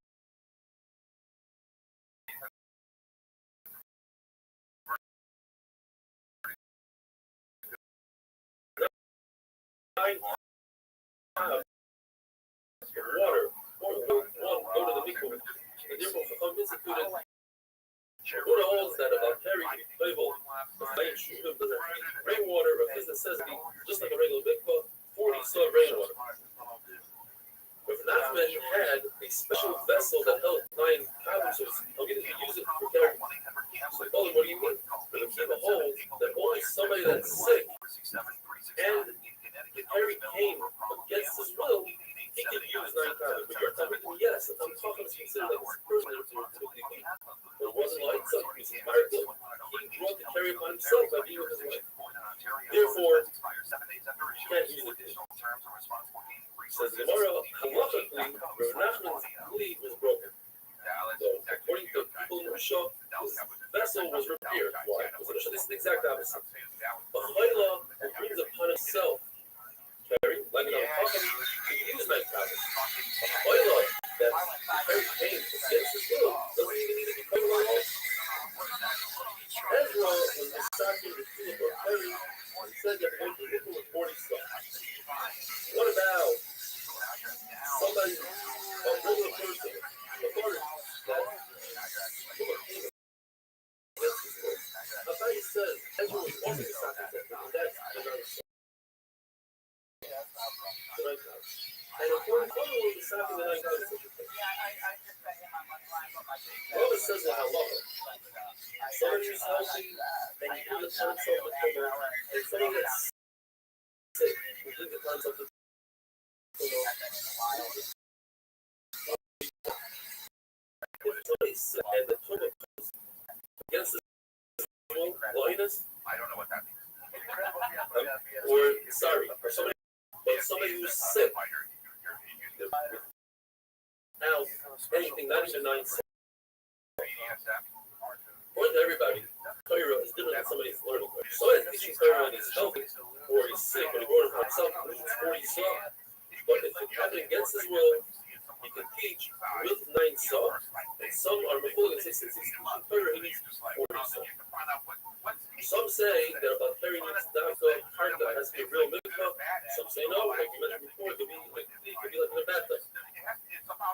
Rabbi Yehuda mentions the words, and the Gemara learns these words for me, use the word Rabbi Yehuda, doesn't necessarily have to read very well. The Gemara finally says, sorry, there were 3 Amoraim sitting around, and one says, listen, we're benching now, let me take over, let me bench. Why? Because I was coming, but I used 9 kavim. Says Rabbi Bar Shmuel, what are you talking about? 9 kavim is not enough when it comes to teaching other people, saying to other people. In 40 saw, and I in fact was coming, but I used 40 saw. Says Rabbi Huna, let me solve this for you. I wasn't coming at all, let me bench. Says one more halacha, that Chama was total in 40 saw, Erev Pesach, because he went to other people. This is more than halacha, it's not like him, he only used 40 saw, and he's a wonderful day.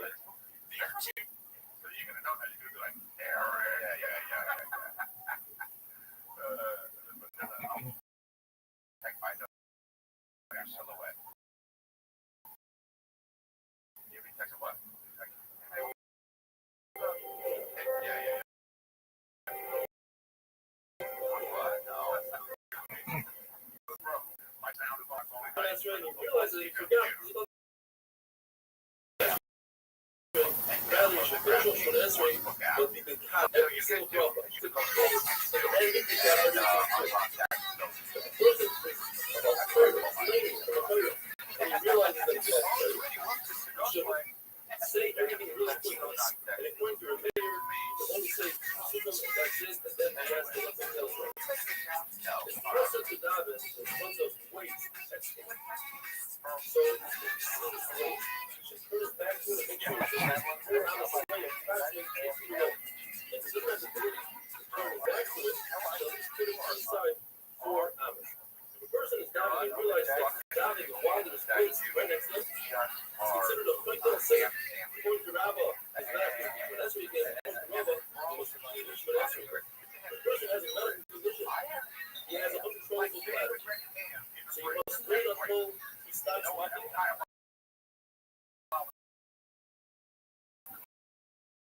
And only then, I get into the Ezra. Now, if he can stop, for his full stop. Let's see. Didn't stop long enough to say over Ezra. According to one he shouldn't have started out anyway. Maybe he should. Where he's at, and he started out, he also had to go the rest of it. Since he didn't have to feel good, and it's and the other one, though, he doesn't have to repeat his down. And now, he's doing stuff like you know out. If a person needs to relieve himself as go to the restroom, and he cannot drink for 72 minutes, he can't hold the breath. He's trying to fix it more. Then his kilos, if he went on, he can hard enough. If he put over this, put it around, start his down, that's a kilo. It says, more ragafot, that's your kilo, makes only 50. So one shot is, you should watch your body.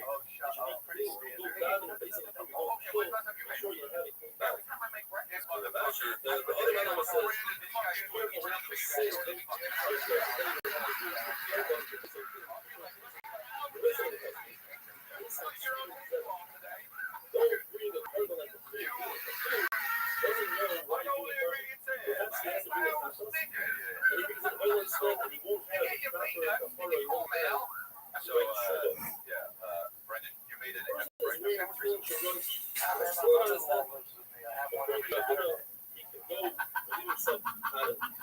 And according to Rothschild, it's also why because we might come if this baffle I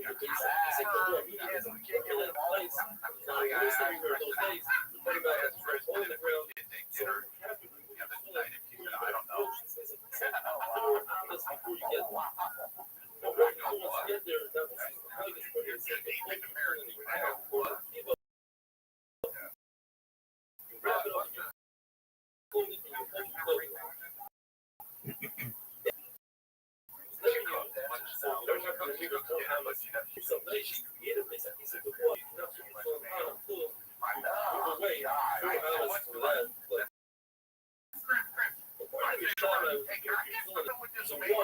Separating the basic message from everybody's walking, chilling on the shelf, facing everybody else around. Issue that is somebody come and snatch the food. People, there's this boy that owes me money. That boy, obviously, he wasn't earning that very much, he lied. And he was so embarrassed that he was so hungry. Then on they said, I should not be filling the surrounding because somebody might think. The issue with the inside part was inside it's brighter and there are libraries and they might think you're killing as well. And that's deserved in film. Therefore it says they still must want you filling in your head. So what do? Take the filling in your right hand and you put it against your heart. Roll them up and you have to make sure that the suicide don't come out of your hand and don't come out of the suicide. Film Shayad has a good. Film Sharosh has a dollar. Together with the shit on Film Sharosh that smells shot guys, the name of it known for that special feature. This is all if you're going to wear your film afterwards. But if it's night, this is the last time you're taking a photo of your hands, it must not be your back. Don't take clean that. Then let's make sure it has a run, not that it's very that indicates that your film bag is a small entity, and then you can put it like that on the ground. But if it's a brand new bag, I've never used this before, and even if it has less than that time, put the film on the ground, just like if you put it, you bring it into a room with a dead body, that's not what California is doing. It's not another hearing there, it's just like this, because as a man, I feel like men are either all the things. One tells us different stories, but they both say the same thing. They're good. They're not. You want a guy that's like, listen, I'm a girl, I'll be a guy. Safer of anywhere in their town, they put the whole film by themselves inside the restaurant. He said, since there's a heavy facility inside the restaurant, bring the film into the restaurant because these don't Third doctor knows the smell of the whole people in the body says anything you want because this will reduce your concentration during true lesson. You know how to sleep with them, you know, temporary sleep, just a few moments of sleep. You pause, hold up, feel your body. The breathing comes out. The acid sleeps. The whole goes to the bathroom, even though nobody's in the room with them. If it's a man, he's a letter. Where'd he go? A woman, only one down in the back, nothing in the front. He said, you have a bathroom, a restroom, which is permanent bathroom. There's a lot of stuff going on around it's softer. So I'm concerned that there will be a splash of condom on the leg.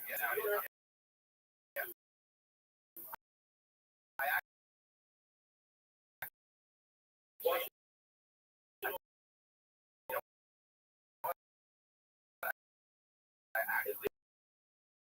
therefore,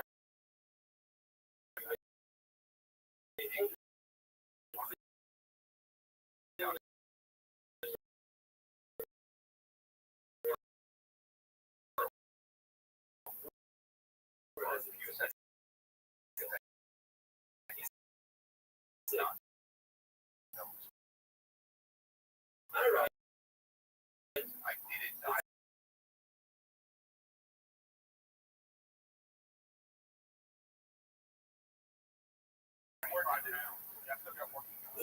Whether you remove your tool before you get to the table or Yeah, good. yeah, Right. everybody agrees if a person designated a pouch for tools, it's still that, and he also puts tool in there. So this is it's also to put money inside that bag. The body, you don't never put tool in. As long as he put his first tool in, it's also to put money inside that bag. Wonderful. Summer night wrapping up. Summer of cinema is still going strong. Hundreds of free movies. It's never with Indiana Jones and the Raiders of the Lost Ark. Step up your stop the guard. Get the ring and set a course for the stars with Star Trek. Star Trek. Somebody's not put that on. Sun still shines. Summer of cinema. Why do they don't put your head directly above the tool? Shmuel says, let it so even if your wife is in the room and the price says, no, I love is like Shmuel. Yes. To put your tool above the tool, that would be disrespectful tool. That's awesome. Oh, yeah. Not only did he say That is Shmuel, funny. It is like that. that looks like Shmuel. So what's the founder of Abuna? Go back to Right here. founder of Abuna. Once he gets still, he realizes the founder of Abuna. The below is a Roman princess. And that somebody wants to make it like a even in a situation. Okay. So you're still allowed to put your tool below your if two people were undressed below beneath the blanket, I would say appreciate. If they're facing each other, it's definitely awesome. If they're not facing each other, back to back. If it's younger children, what exactly the ages of placing tomorrow? A girl below the age of 3, a boy below the age of 9, or a girl below the age of 11 and a boy below the age of 12. Then it's right.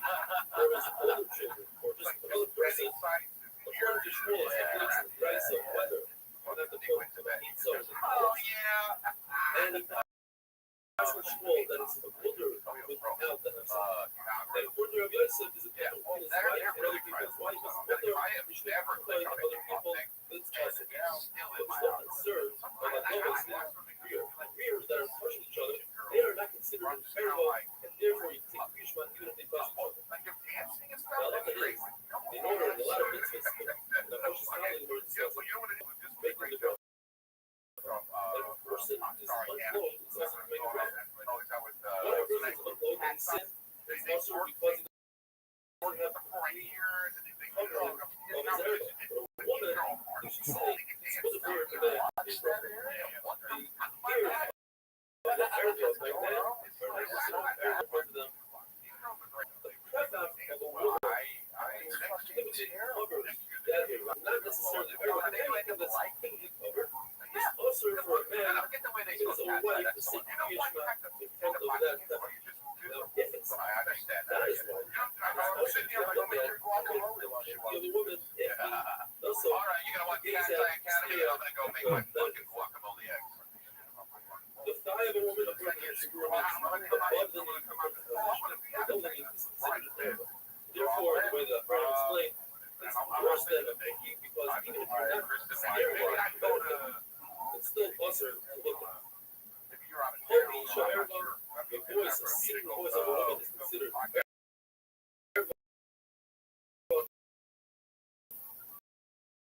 and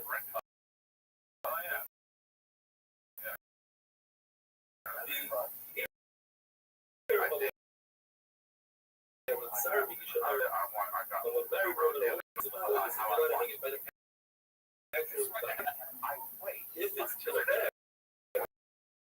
pull back, you're allowed to hang, pull back on a peg, there's no apparel. If somebody is allowed, well, if he just is trying to show me the shadow, that's also that shows that he doesn't have a Huna that sheds music without being out. So, because that's how it's Kahana, then it's to provide the flag of public life and disturb them, that is also the student somebody really raised that's considered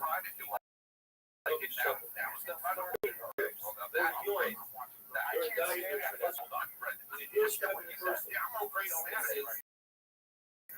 someone's now, Raising Adam. Simmons,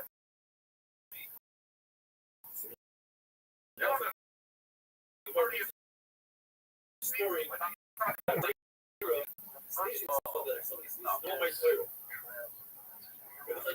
saw with this Rabbbi bird sneeze, he spit her down, he yawned, his words closed. When he heard yawn, that was not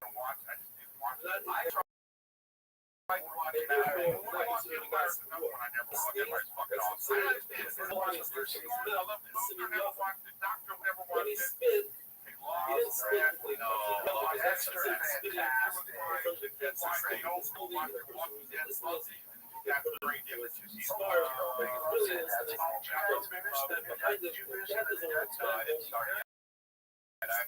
I have to wait till it stands the test of time. this garden top five allows It's about time for me to watch True Blood. also when his palace fell apart, he returned in his house of the palace during he had manners, he put his hand over his mouth in order not to show his however, the bird wasn't sneezing. Although he sneezed, it has a smell to it that is also doing on purpose that's considered a Now, what do you do if one feels that he has to do so? In davening, he must walk down behind, wait until the smoke clears, and then goes back from where he was in Shemona Esrei. Before he does so, he has to say, asks sort of for forgiveness for what he's just done. He says, how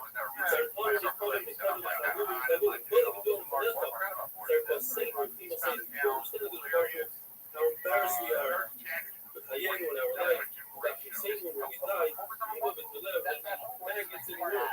And then it's unbelievable that in the middle of Shemona Esrei, he makes this bracha, and then he continues with his bracha of Shemona Esrei from where he led off before. The Gemara tells us that Rabbi Yehuda held that it's also to move from Kitzlar as Eretz Yisrael. He says, I will come and get you from and Rabbi Abba held that Rabbi Abba kept on reporting Rabbi Yehuda Eretz Yisrael, let me hear the he walked away and said, it was important.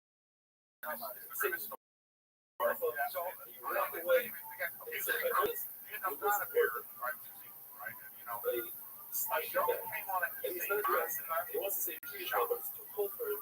The poke his head out. You have an issue of people raised are ain't no raised eyes. I see that going.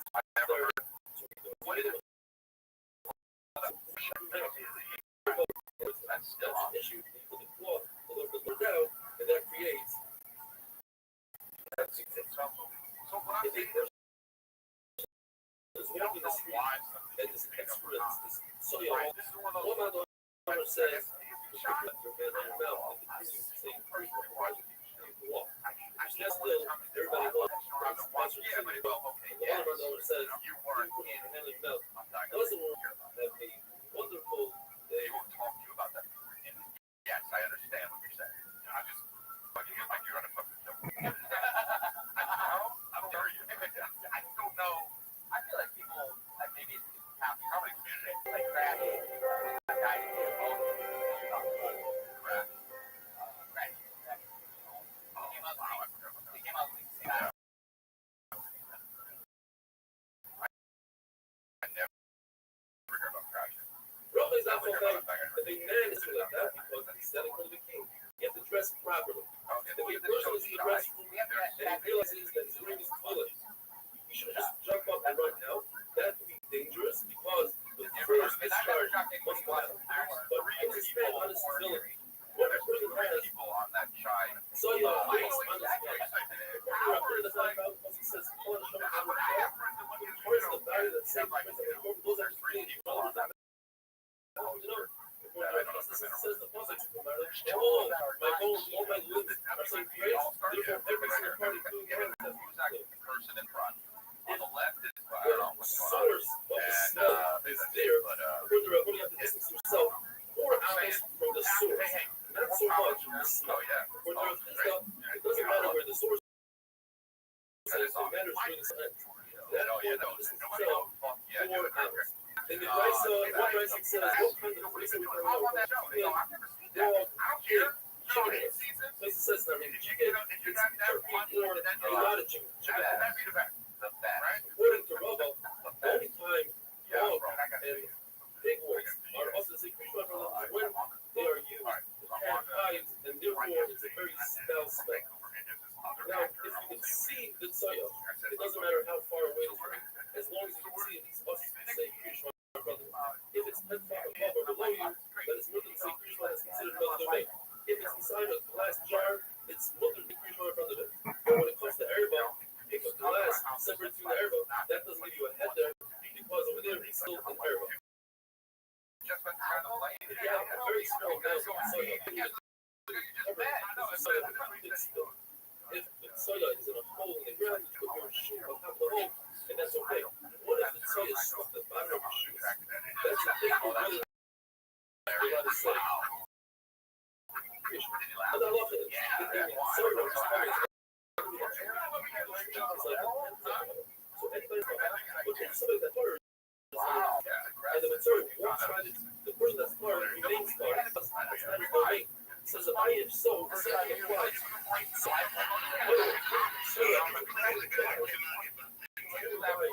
Then you are allowed to say, only the stationary. What is this?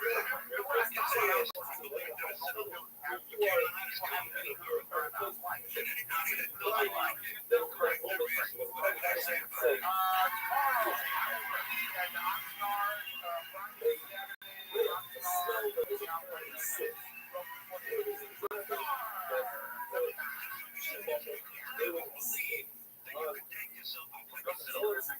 their friends will learn next time that doesn't really have food. But only functional food. And it's possible that there's some sort of bad smell that comes from the bubble. Nevertheless, you're allowed to learn further. However, you're not allowed to say fish. The person himself is the one that created that smell. You're not allowed to learn further from the business itself. Follow that stuff. What about if you don't know what you're looking at is so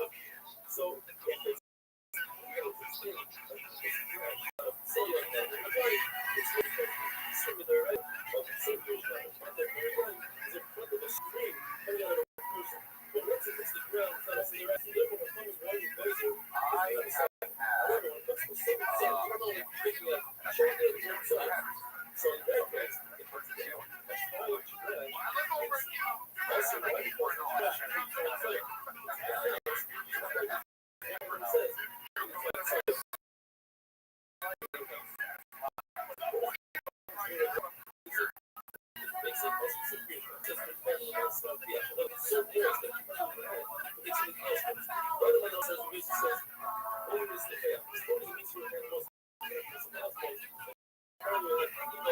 says that this is the ground, there's no time at all.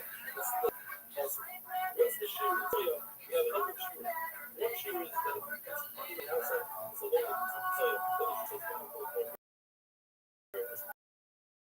so the other shoe says and the priest Rabbbi says that he's hard as furthermore in order for not so in order for him to say this gives us common faith. And he realizes number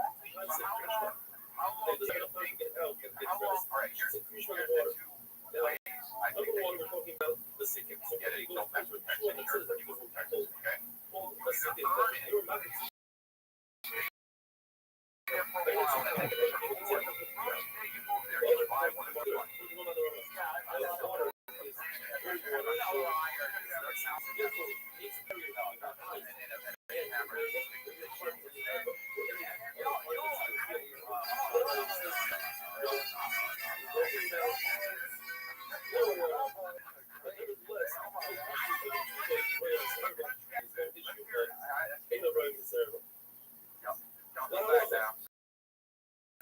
if you're real, you're only purchased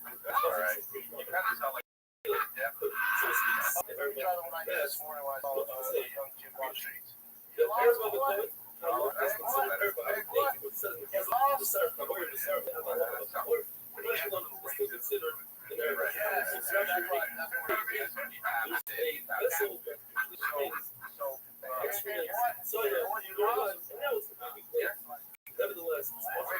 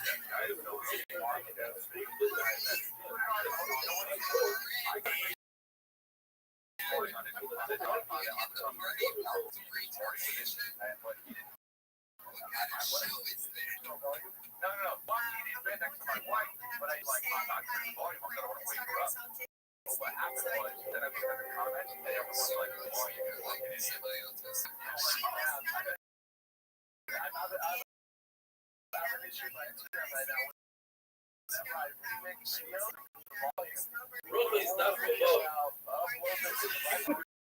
Grandparents, I think, all the well-wishers, WhatsApps, etc. Yo, Happened to be around the Shabbos. what up? At my house, we're all invited. Not Hope following. you're having a good day. I'm about to go to bed. But I gotta take a whiz first. That is also to demonstrate an esrog facing a bathroom, even if there's no sun in the bathroom. Designates a bathroom. There's a subject whether you're allowed to daven. And that's sorry, facing the new bathroom that was not being used. There's a bathroom called Parsian, similar to what we have today. It's weird. The soil falls out. It has some sort of pipe that removes everything. So that is considered sasso, is considered sealed, and it's mutter to daven facing it. Says the Mishnah. The Mishnah brings three cases where there's an additional tumah to the carry. Ezra is exactly they have to go to the mikvah in order to say the Torah. So what happens if a person is a zav? And we had this earlier. A person is a zav gomer. He saw two re'iyos even in one day. Now he has to wait shiva nakiim 17 days. During that time, he became about carry. Now if he goes to the mikvah, it doesn't really help much because he's already coming. Same thing. If a woman was a nida, so she has to wait 7 days, and she was toilet, she was there, so she also had tumah of carry. And then the case that's interesting is so became a nida, and also Tanakama holds you have to be toivel in order to say the Torah. It says since it doesn't look anyways, you are covered. Now the Gemara brings a case that's exactly the same as the woman who's shamish and then becomes a midah, and that is if a person they would damage Rashi exactly at sunrise. All other people would damage Rashi at sunrise. It's midday, and that's the light at Bechlal up until midday. A review that says up until 4 hours. No. Up until 4 hours, including fourth out. Purposely, the Mazin didn't daven. That's what it says. This is something that he can never fix. If a person forgets the damage from Esrei, it doesn't matter if it's Shachris, Mincha, or Ma'ariv. He says Shemona Esrei in the following tefillah. If he didn't say Shachris, we'll say two Minchas. If he didn't say Mincha, we'll say two Ma'ariv. The big Kiddush is a Mincha. Because Mincha saying like two Ma'ariv, come in, you could say two Ma'ariv you missed the Mincha the day before. Yet, if somebody does say two Shemona Esrei in the following tefillah, he gets sechar for saying that tefillah, but he doesn't get sechar for saying that tefillah this man. The continuation of Muvas Le'uchel Liskoin is, it says that's referring to when people get together and say, let's do a mitzvah, let's go be Mevakar Choyle, let's go get stuff framed from going with them. That's the start of Le'uchel Li'monos. And with this, we come to Omid Beis. Above Omid Beis, if a person forgets Mincha, the weekday Mincha, Erev Shabbos, what should he do? He says Shabbos Ma'ariv, even though it's a big type of Shemona Esrei. It's the Shemona Esrei of Ma'ariv of Shabbos. The issue is the other day, Shabbos Shemona Esrei should be a Shemona Esrei. Should have 18 brothers, not to be Magdalos, not to be Masriachos. They won't be saying a weekday Shemona Esrei. You say Shabbos Shemona Esrei, instead of a weekday Shemona Esrei, they work. What if somebody forgot the Mincha of Shabbos? You say two Ma'ariv, and the first one has a element and the second one does not.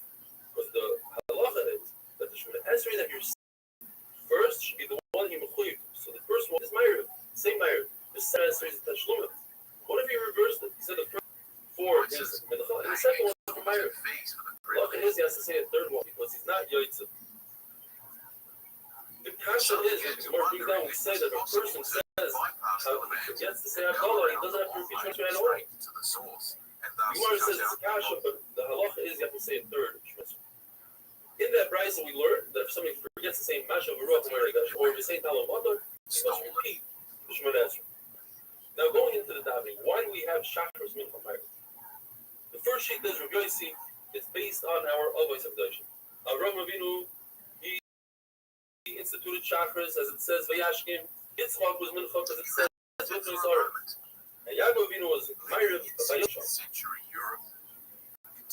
Now, Rabbi Shlomo Levi says that it's basically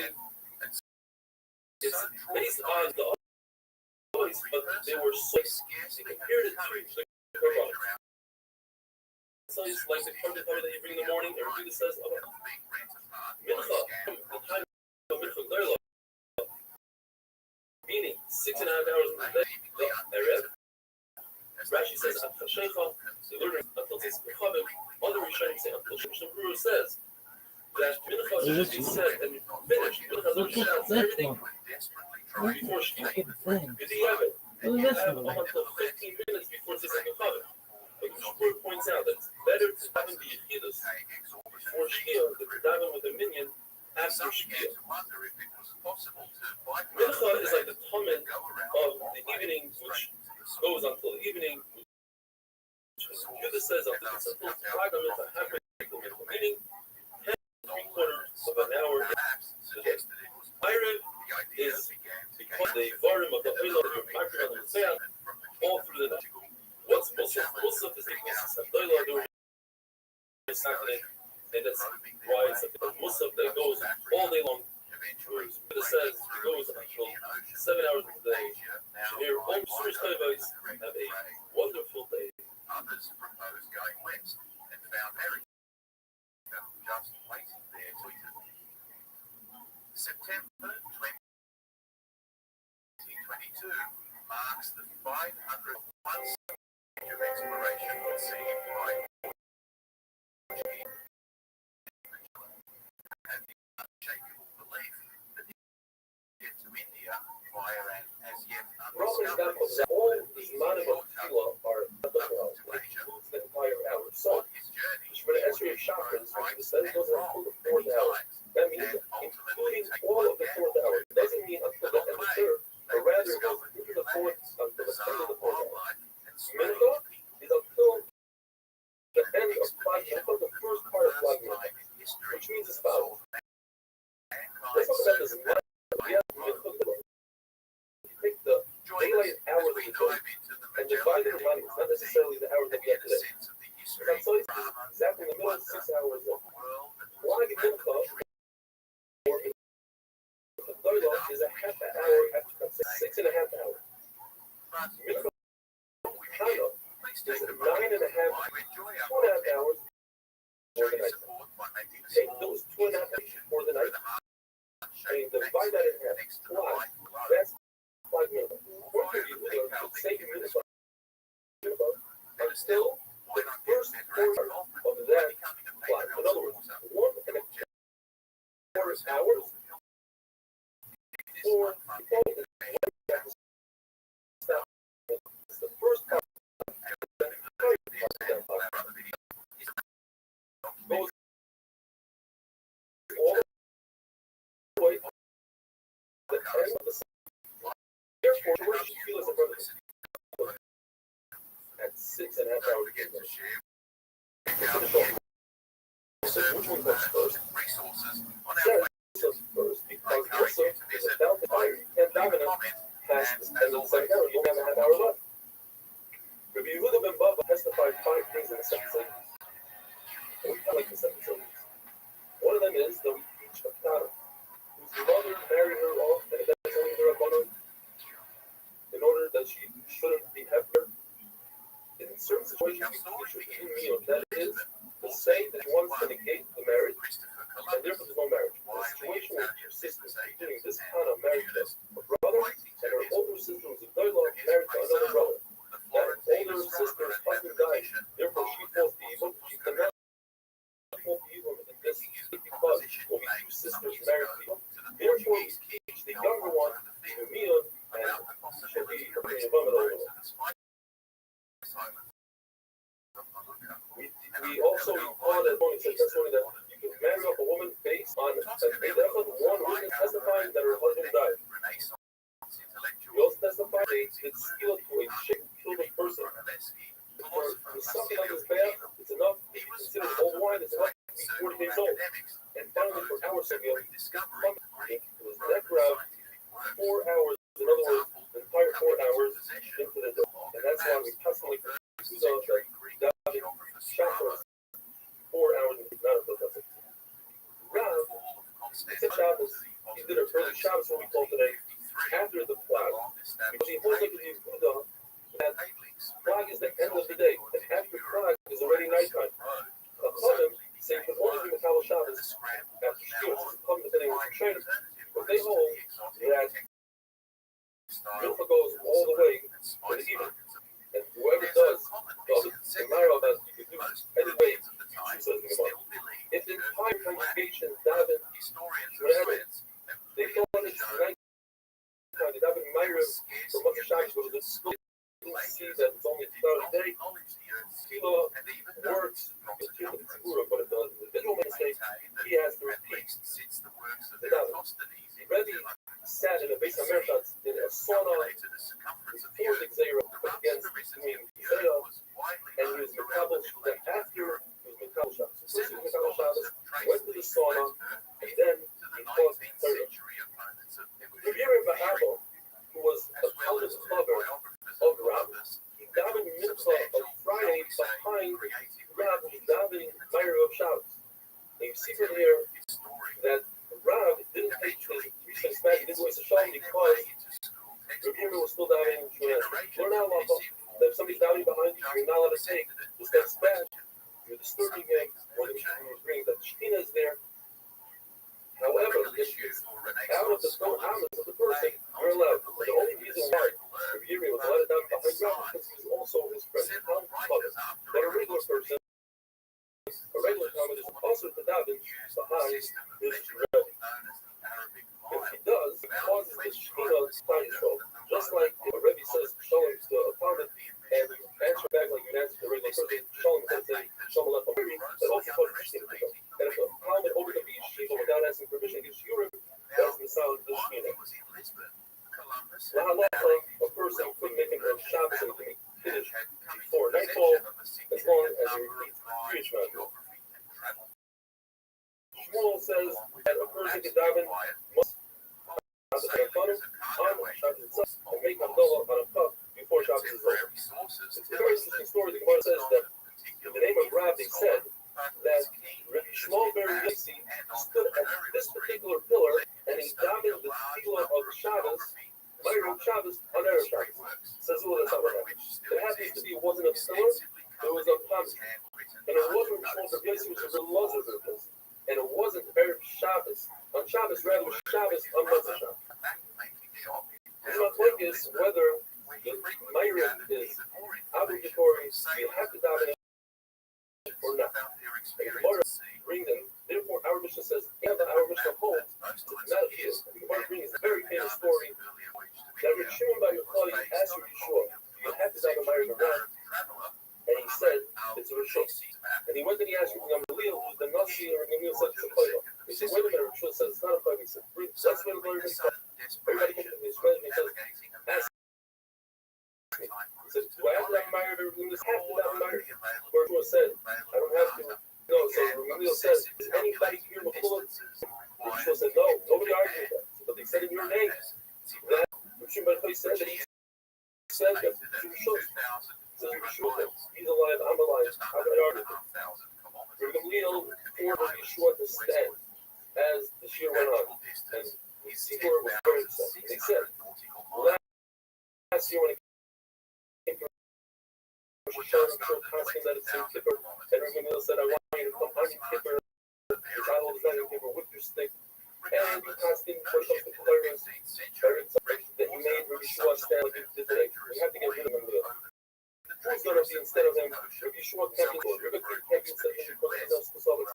It has to be Rabbi Elazar because he's a Chacham. He knows how to answer everybody.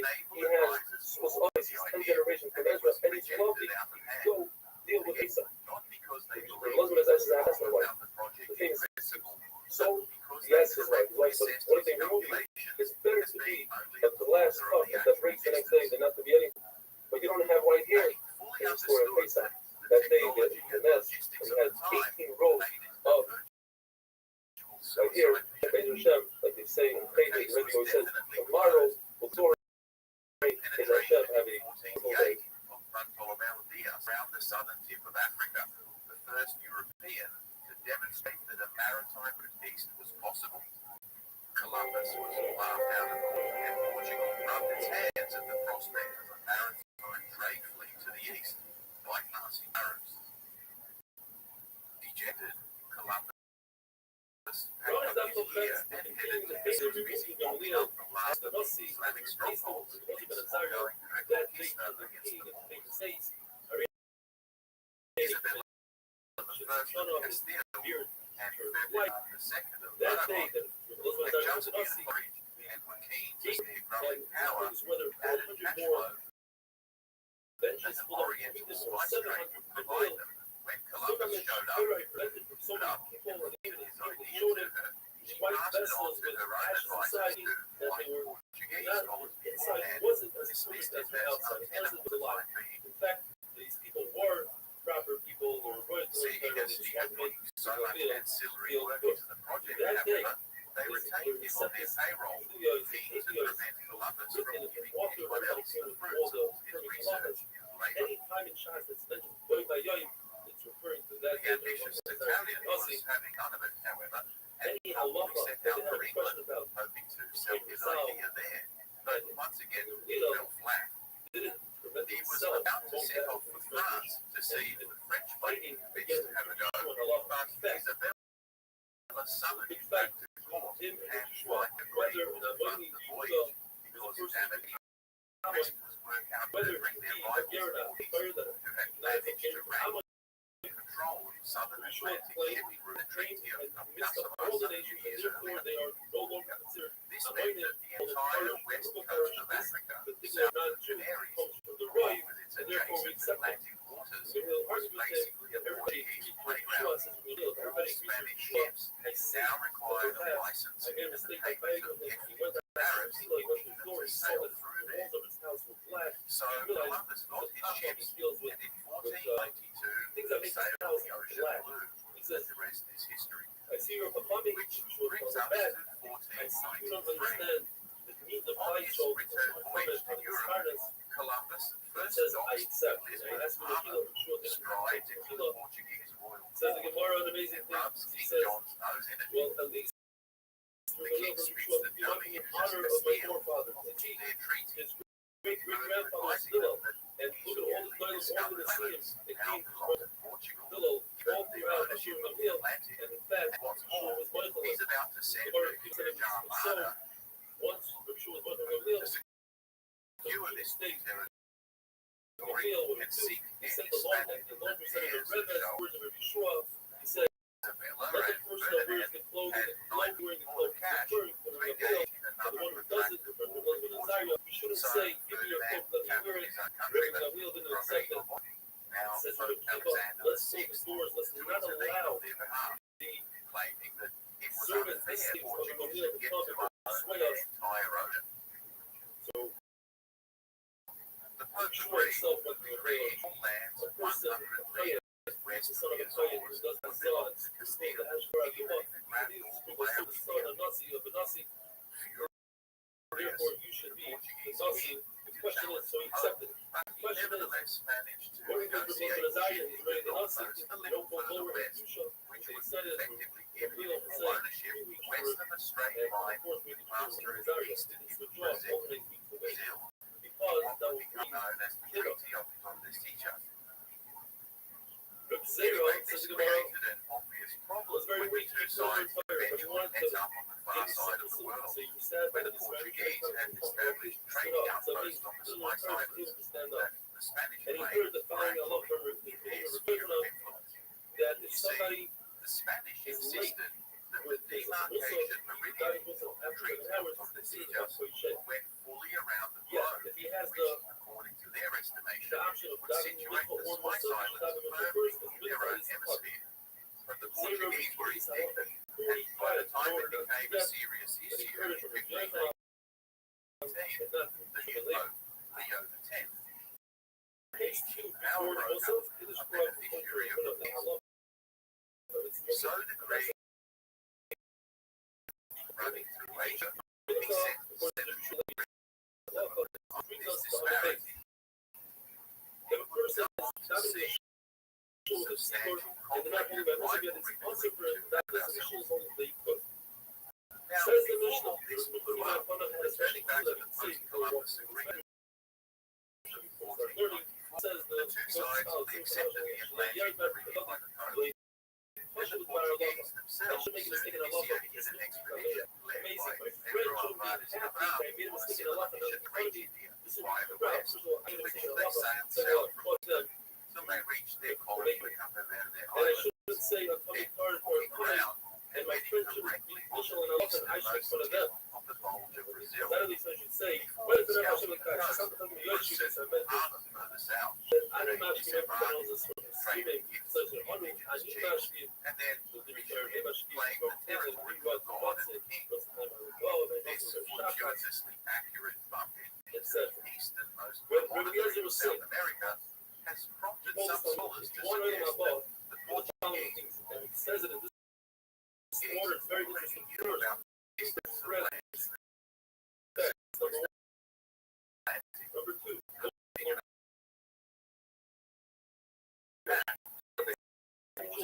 be surrounded with fun. There has been some establishment on Not the so much industry a bringing bonus. back timber. Having Of course, neither the other nor the was American crying, Protestant that's ones why you paid cried, said, any heed to the venturing out We're so themselves and fearful establishing their own judge colonies us, both in jail, well etc. to the west and The throughout the lady is here from our Indo-Pacific God, via the Cape of convincing Good you, Hope, right? Africa. The powerful, At not times, to be afraid. I don't know what conflict the with lady those says. back You're Portugal gonna who were busy give taking them a regular profile pot of shots your at each Shemaiah other should be or otherwise as conquering fear the of the various council like indigenous fear civilizations that they encountered. And he said right before his death, he said, get the kill out of my house. The reason I go into this protracted background is to demonstrate the fierce rivalry and disdain these two Ionian kingdoms had for one another, which sets the base mechanism to come in the further expansion westward beyond South America by Magellan. But we'll get to that in a moment. Anyway, as the next few years went by, both the Spanish and Portuguese got busy saving as many of the indigenous people as they could, and plundering the adjacent countryside for gold under the forced labour system of the encomienda, whereby non-Christian communities of the conquered lands expected to provide a permanent rotating force that was usually expected to complete exhaustion. See my video on La Economía de las Casas for a more in-depth discussion of this subject. One of these notorious conquistadors by the name of Francis de Balboa heard tales of incredibly wealthy land and cities, so he set out in 1513 on a military expedition using a mix of diplomacy and force of arms his way across modern Panama until he reached what he thought was a sea, but which was in fact the Pacific Ocean.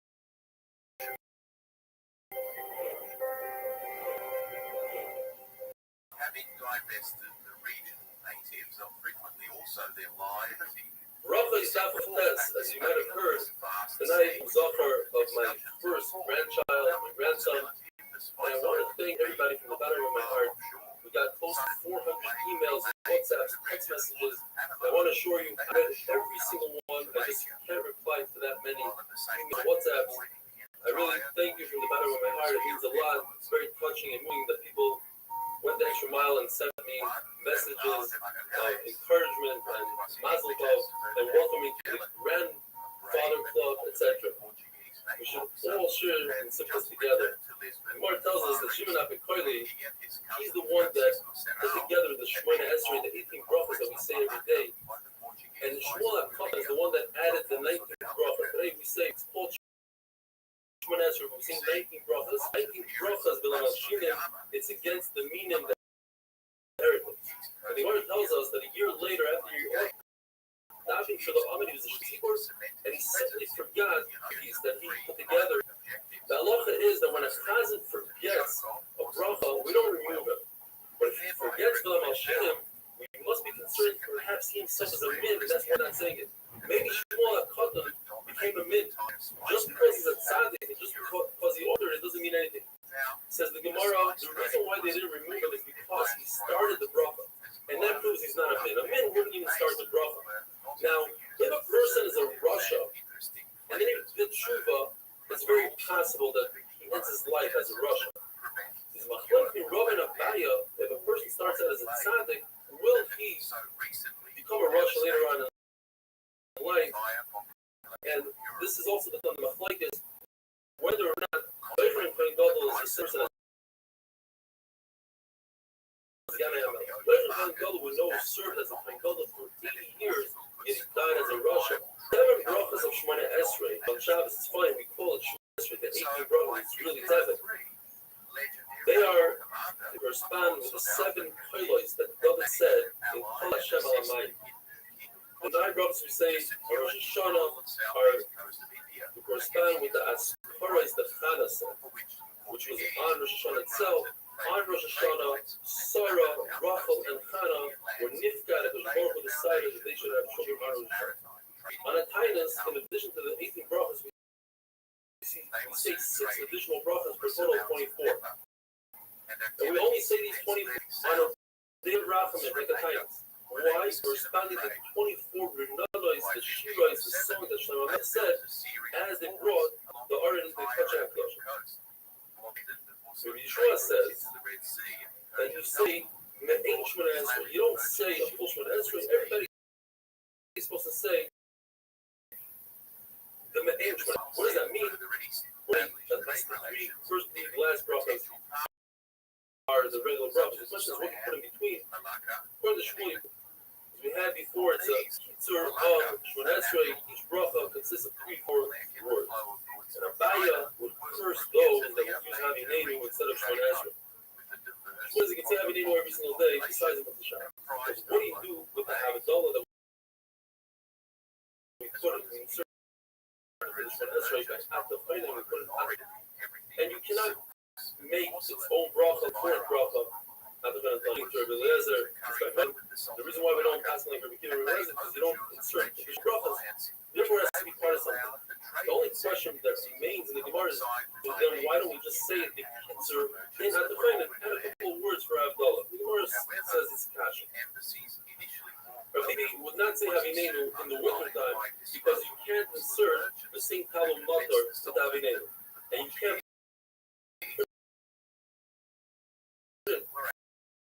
together with the Birkas Hashanah because that we match with him. Now, we don't say that someone will get thrown on with that because very interesting. The beginning of Shemon Esrei, the Gemara says a person has kavanah. It's only later facing out.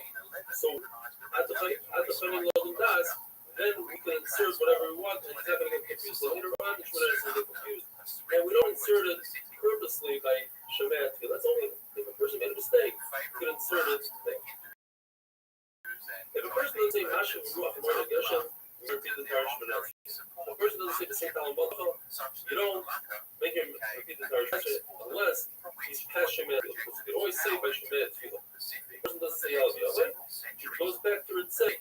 As long as he didn't finish Shemon Esrei, he goes back to Ritzei. Now, if he takes 3 steps back by Shalom, then he has to repeat Shemon Esrei. Some people that say that if a person is not used to saying Tachanunim, even if he didn't take 3 steps back, but he's at Shemon Esrei and he doesn't say Tefillas, he must repeat Shemon Esrei. We learned in the Mishnah that you should not make your Shemon Esrei a fixed. You should make your Tefillah Shemon Esrei a fixed thing. Now, what does fixed mean? The Gemara brings numerous pshatim. One pshat is that you make it as a burden. Like, when are we going to get over with this? When is this davening going to be done with? Another shot is he doesn't say it like it's a he doesn't say it softly as if he's begging for something. Another shot is that it's a Shemon Esrei that you don't add your consider you're done. You're supposed to make your own. Consider said that's not true. Add my own tefillah, but I don't because that would throw me off. Another shot is that he doesn't daven when the sky is red. In other words, you don't daven chakras by Vasikin, you don't daven mincha by Shkia. All the way at the last moment. And it's true they would curse those who push off mincha at the last moment who come to bed with daven. The Mishnah discusses tefillah pitzara. If you're in a situation of danger, you should say tefillah pitzara, a short tefillah. One of the things you say in that tefillah is the whole parsha of Hebrew. In the parsha of Hebrew, the Gemara explains that it's referring to pregnancy. That just like when a woman is upset when she's pregnant, so too when she's powerful, when she's upset, she never wants to find this. Because it shows up, I'll just stick in a little part. What does it mean? A woman that is pregnant, she's upset. The shot is that every good thing comes with pain and aggravation. The Gemara says that the scroll was nicknamed Yisur. In order to come to a beautiful, healthy child, they go through very vigorous labor and delivery and everything else that's involved. So just like a woman who's upset, in other words, she went through pain, but at the end she had a beautiful thing. So too, Christ on the control was upset that it comes to beautiful things. As the Gemara said at the beginning of the set, that the Torah wasn't upset by those days when Bilam that led people to go over there and be Mizana because they didn't have that fear of the Chazal. Chazal actually is good for us. It brings good things. Some people say that this field search Ibra means when Kleinschol are the right thing, because what you still think about Kleinschol, if a person is walking in the safari with dangerous animals, bandits, I should say, sorry, what is this? Sorry, as it says, I say, it's so Shemaim Mal, but they're not as roughly, you're enough of it.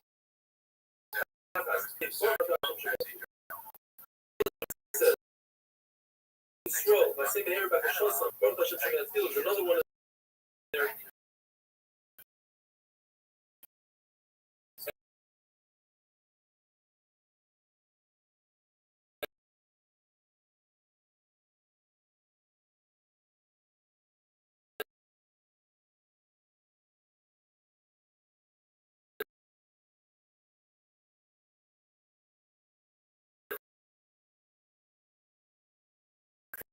Sorry, have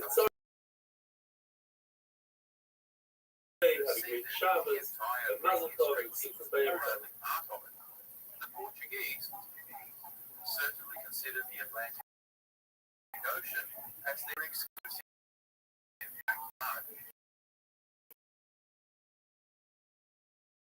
19th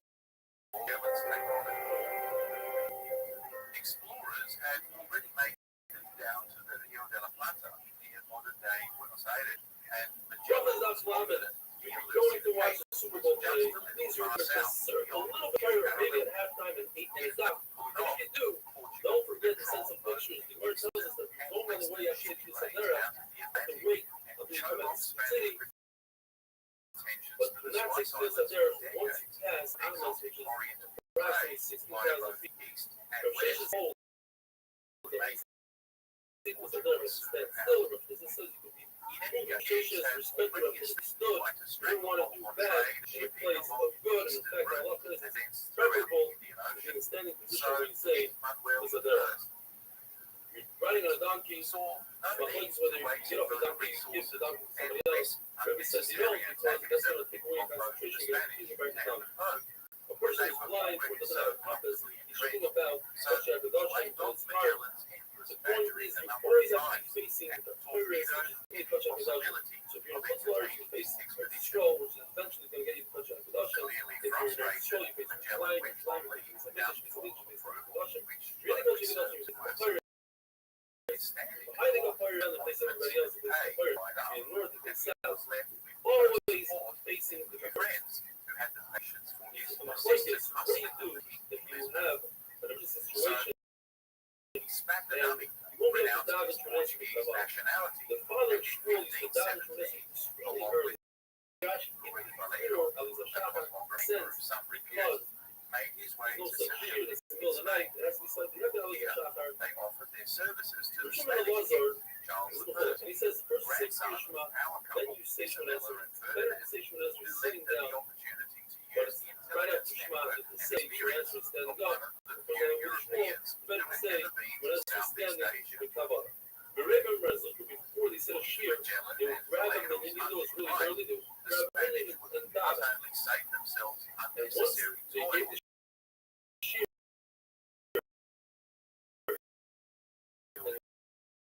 the sun came up, was the Panama. Then the Talmud would speak out. The live material to say over, when he was saying over the material, he in a sitting position to say Shema International. Why didn't he get up and go out and say Shema International? Rashi is an amazing thing. They don't want to be that person who performs the whole basic measures or Shiva to stand up in his honor. That was too much of a thing for everybody. He didn't want to dive in really early like his father. He never saw his Rabbi to it. He didn't want to bring a million because he thought that was a clear cause. Maybe he would push off the start time of the year.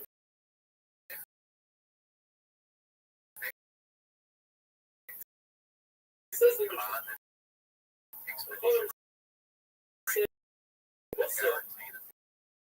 If you have a tzibur, then the shtem tzibur is mighty.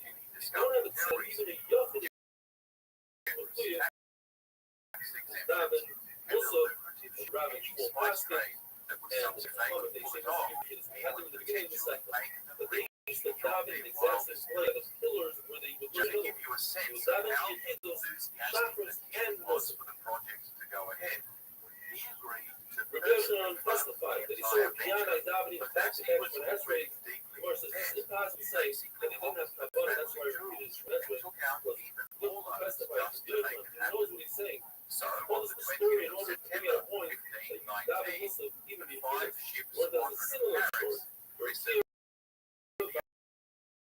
after davening when Esrei, they repeated it, because he didn't have Kabbalah, unless there's which we have to set Kabbalah in one drop, of course, and therefore it's possible to give a rabbi Kabbalah, therefore it must be that you repeat the translation because of the God, say Alviyah. One forgets to say Alviyah in chakras, or Muslim, forgets to say Muslim, instead of Muslim, says I have to find a Mikdash Menaz. If he's in a tzibur, he doesn't repeat Menaz because he yokes from the tzibur. He himself is going to repeat Alviyah. He does short repeat Menaz. First of all, against the elevator, the higher, Rashi says, the elevator. Why? Rosh Hashanah, she was more foolish than the night.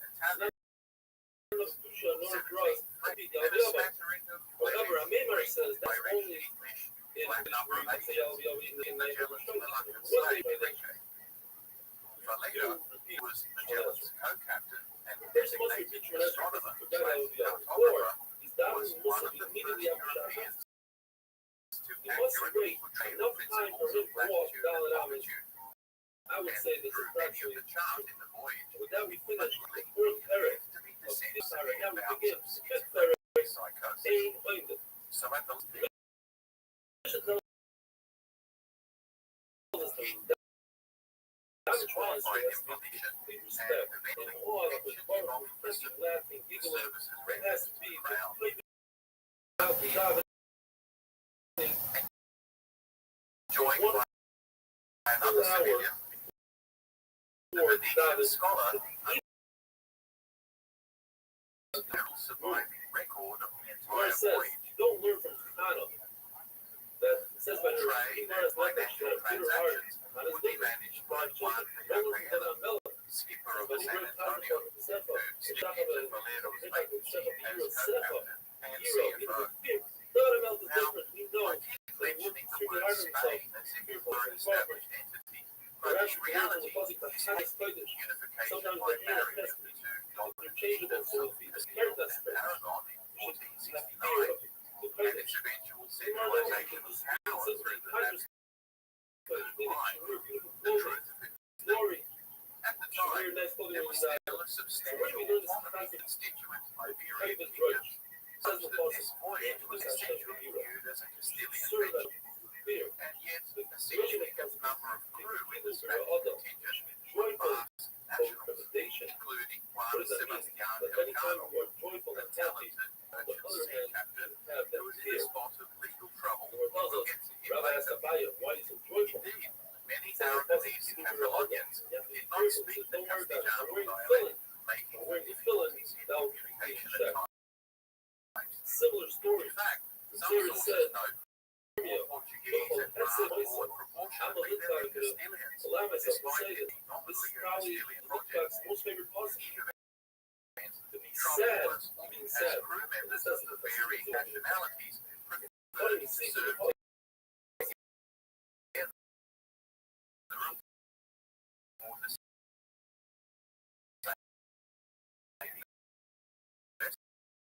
fearful of a shadow. That's a sign for me. were deeply suspicious of the history of Portuguese, and they resented his leadership for this secretive Portuguese interloper. No sooner had they docked in Tenerife to top up supplies than Magellan received an urgent star record warning him that the Spanish and the other vessels were planning a mutiny, and of Roughly that $5. The Lord tells us by to his get own that spy down. network,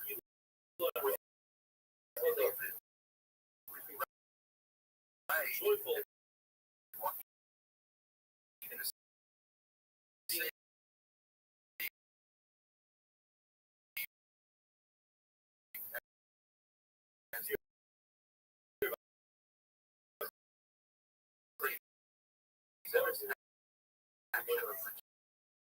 Stories that are identical. Margarita Ravina and Rav Asher. South along the coast of Africa. That's the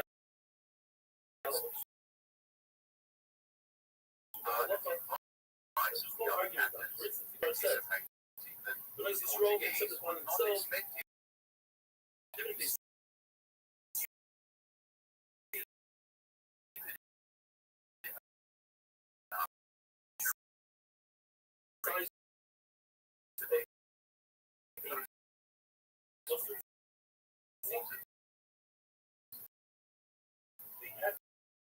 The wait the 17 gamble days. paid All off, right, so you know and what as they an adjacent Is there ice mountain on? known as Animal sequence. Alright, as they You let approached blood the equator, out of an animal. they experienced raw blood. continuous Now that I rain use it for with that 2 animal, to supposed to be perfect. tie up Check months that animal that's a only perfect. to Use that blood. emerge from the web It's only evil. into a dead You don't calf. check it. You are tied to And perfect. why? You Until can't. they truly drifted into the Someone south said, now Allah equatorial is ocean the current, Rashi that's which carried them westwards to the Syria. Western coast. Rashi says, Allah is The Rabbbi was Atlantic trained crossing say how saw long Magellan's you don't doubt it's an answer. squadron into a Sad. storm It was lasting attacking several joyful weeks. and And the great ship's conversation scribe, or the Taylor. Antonio Pigafetta, relates how during a particularly violent Same storm all one the night, you think about they your were friends. relieved to witness Tell us St. stories or John's Taylor. fire Best thing burning is, give brightly them a at the great top of heart. their mast. They can think about and remember you after you Many times the whole Here's what body Penina says. to us that the only is places some that are element, inhabited today and in a storm, among on others, earth are places we that other suspended shine in the sun dark at night, night. This should show have a difference. themselves on top of the Right, largest then other shine splendor, sun. that it looks like a burning torch. The It amazing stayed concept there where it says for that more than 2 Kiva hours, without which himself was so great a start out at one corner of the house, you end up at another corner, you do all these videos and stuff. Otherwise, you when down. he wanted to When leave he got from to the there, seaport, he threw he's so mindful of bright other a people around, and he splendor got in into the our room eyes Ezra that for half don't a have to wait quarter of an hour, from we Daniel. remained as They want to kill blind, Daniel, they shouting the for lions in mercy us, you know. because we And he thought said, we were look, lost. he doesn't The listen to sea their young. soon He asks became the question fearful. from the government. The riot is because he has Now, windows in his house. St. Elmo's fire was a Or phenomenon the slime, observed so by you see, sailors you have to have since windows, ancient you have to have times. slimy, It that consisted of the sudden appearance during storms or unsettled That weather learned the Ramela, of a that's bluish the purple when you said flame-like glow atop the Wiki down mast transfer, or set the up end the of same yardarms. rocks in the beginning The that are glow shocked would with disappear as mysteriously as it appeared and was interpreted by sailors as the presence of St. Elmo guarding their ship from danger One should during ask storm. his needs. Its The brother commander, frequently associated, as asked in for a this lot. case, with A lot the of easing of the tempest. that all the way at the end of Shmuel. The phenomenon is caused by the You know, increase the in famous story of atmospheric Laura electrical says activity amazing that occurs when cloud and other Donna gas was in the field. She was particles married to a become friend of the charged and she through didn't the have children. friction She of went to the fixed she atoms like in the air. died and This friction and those there he causes thought that the she was drunk. otherwise neutral In fact, gas she and ended up water having atoms to become highly energized or ionized, which generates a huge voltage differential out to the ground, resulting in an electrical when these charges strain, the atoms suddenly shed their outer electrons to release this excess energy in the form of lightning, which turns the surrounding air into what scientists call plasma, as well as light and extreme heat, and transmitted during the discharge of electrical energy to the ground.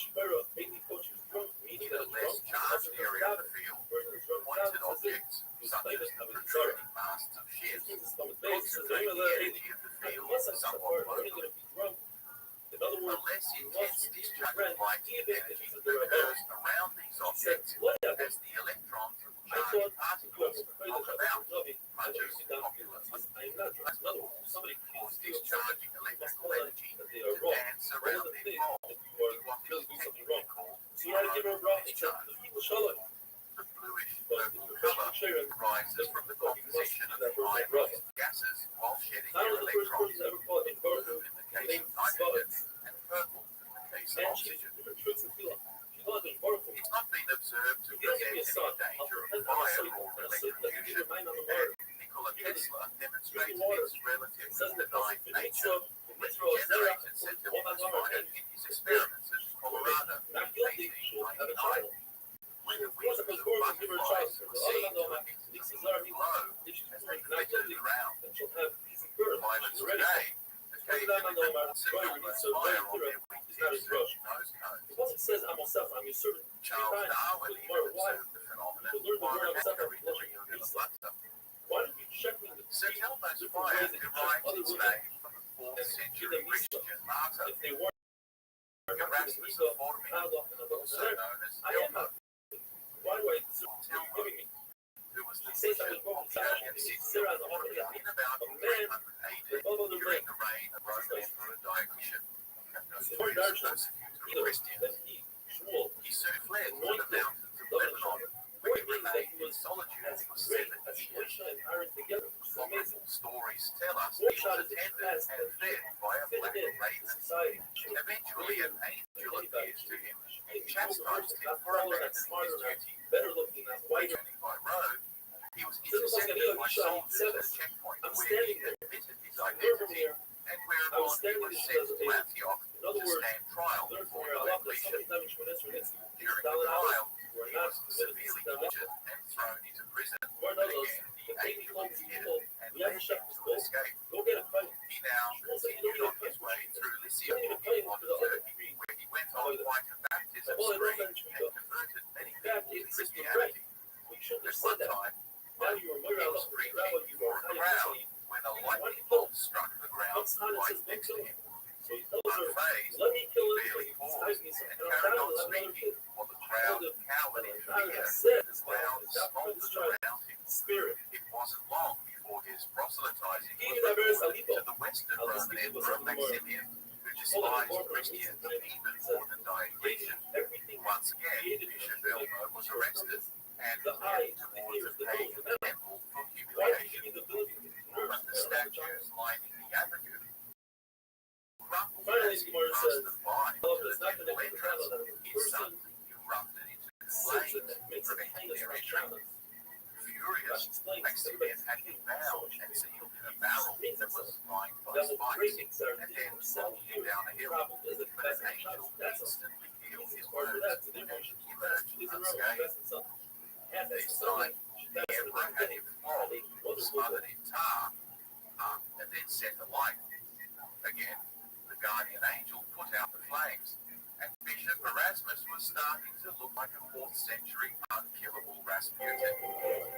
Frustrated and hoping he would starve him to death, Erasmus was thrown into prison, but the angel not only fed him, but also arranged his escape once more. He was recaptured soon after because he couldn't help preaching to whoever came his way. At this time, the emperor had him tied to a table, and he sent bells him with an iron hook tied to a windlass, which wound up the bishop's intestines on a small line.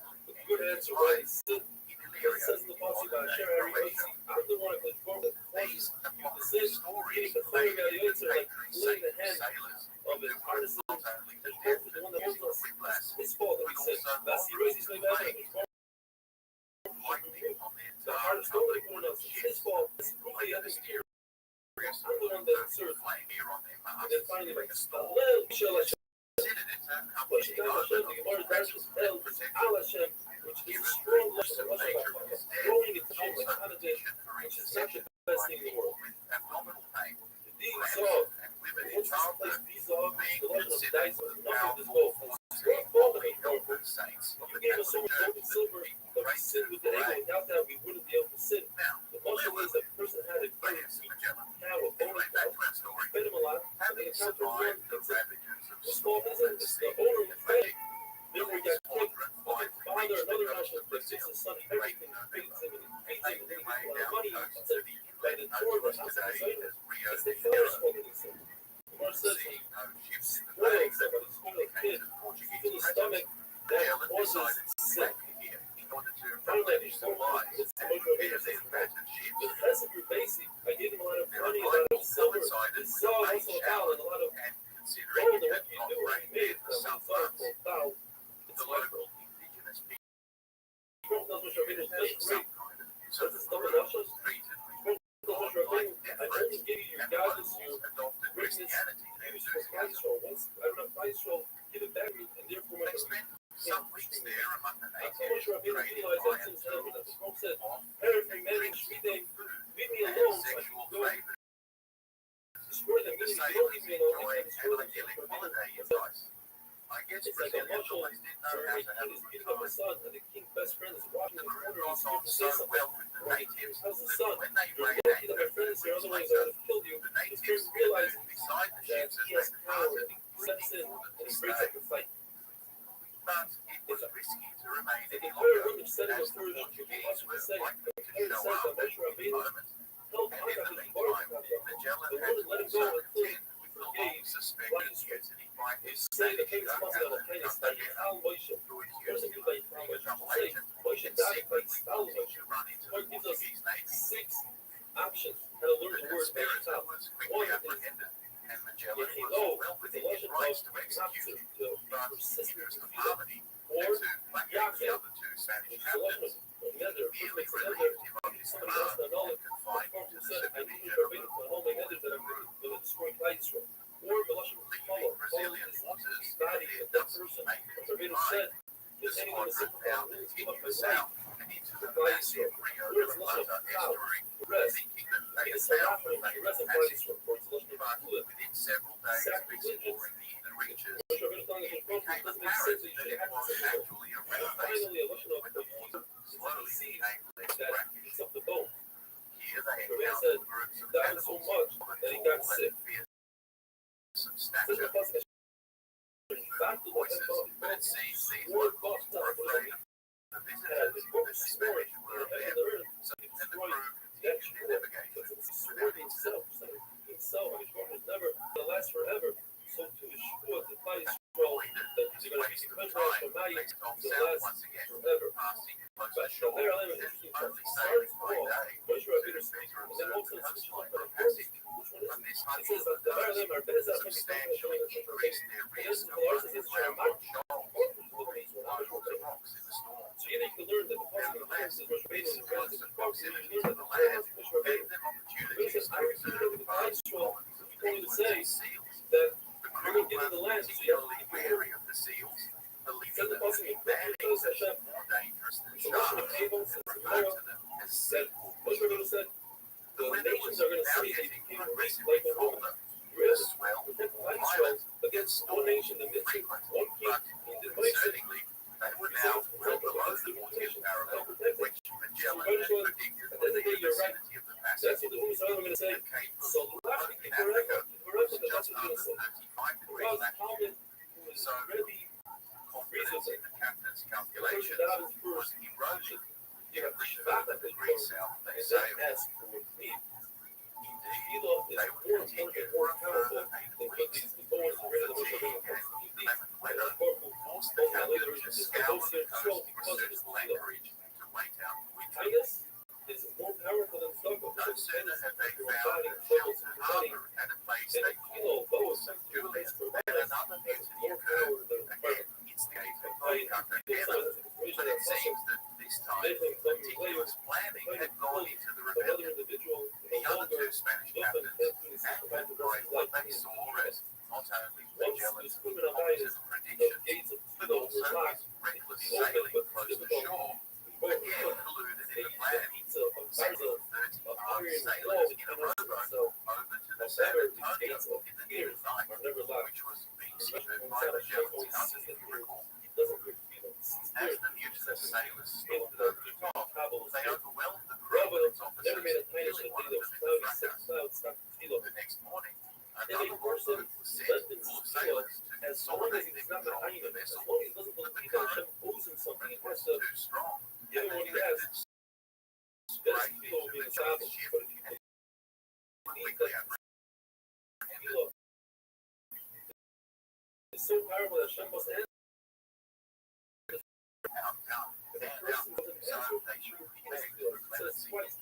how they like that. Magellan was in no mood for generosity, There are and he four had things that a the person two has to strengthen offending himself. lesser captains, Elah, Hunt, Elah, that's the Horn, This one and is Morton, interesting. hanging John, various especially photographs when on he's the for several It says in months. the book about Shem Shemani. Cartagena, forgot about having his been message from Hashem. personally Even if installed a by the person king, has another wife, escaped never this forget his gruesome original wife. execution, So when but we're was building into instead the world, sentenced how do you to be forget about marooned it? on a nearby island, which was, barring a There miracle, are effectively a 3.6 death million by starvation. times 300 million stars in the sky. I don't know, Conspirators 16 were zero, found guilty, but proving the child. including the aforementioned And they're Delgado, all for your and sake. they were all sentenced to hard labor in chains Says the for husband, the following 5 months, which I'll involved never forget about your own arranging child. The word says, I'll never forget about your Elah, Elah, Elah. I'll as never well forget as about building your shelters Elah. on land. However, I do sometimes lose my memory This when it group comes to bears like the had eagle the up to the intended death. effect, But I and won't forget life because I see seemed that. desperate If and I see what Shona the mission says, as the weather would closed prepare in themselves all an around. hour before davening. The Lord tells us that Nevertheless, Magellan an was hour after impatient davening. to scout the area, still convinced that the passage was just around the proverbial They have to corner. hazard. So he That sent is the their ship child out as to an reconnoiter. learning.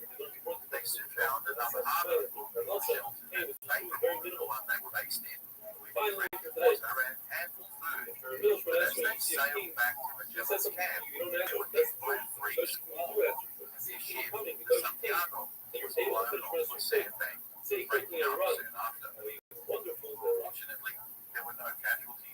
after a couple of weeks of trekking overland, they finally made it back safely to base, exhausted but alive.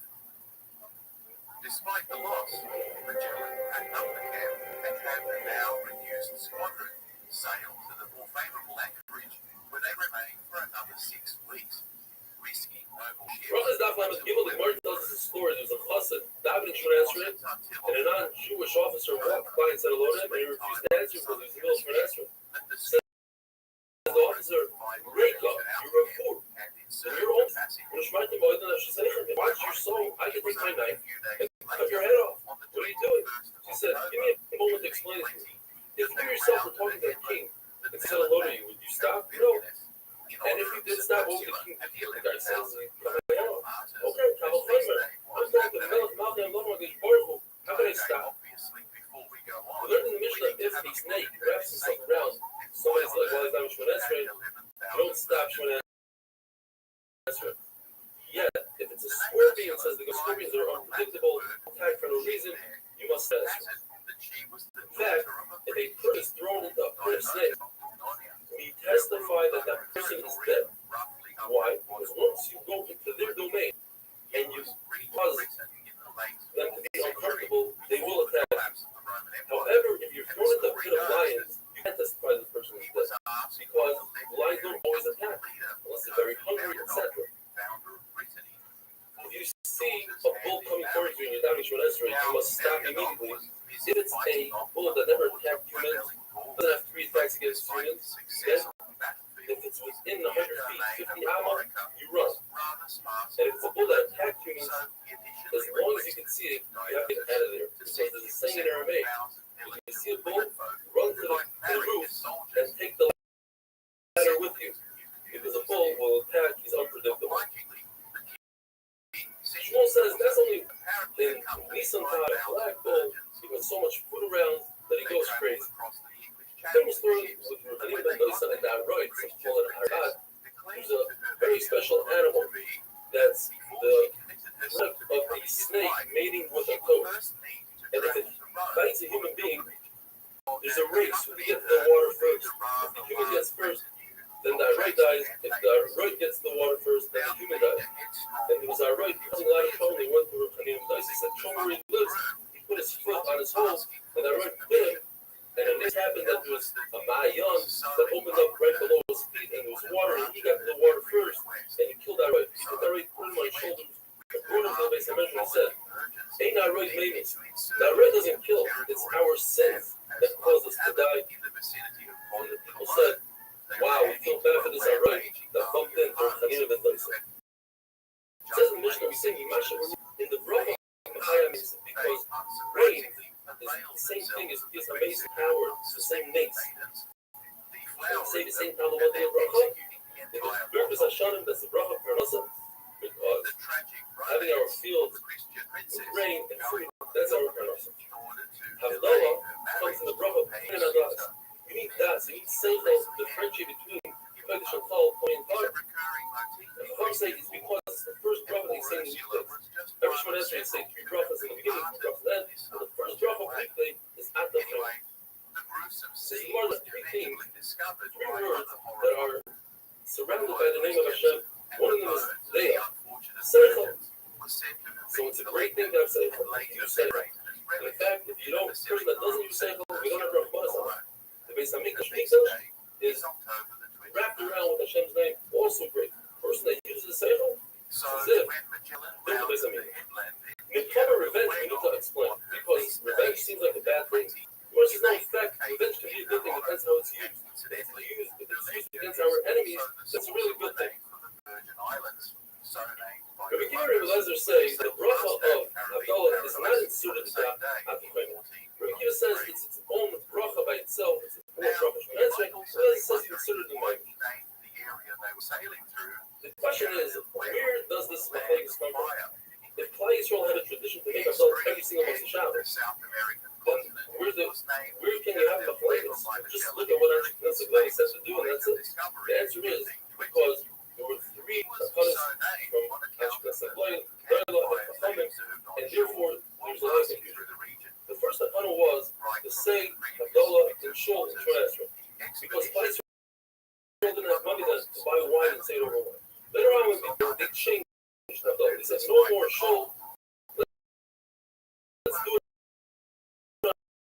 a cup of wine.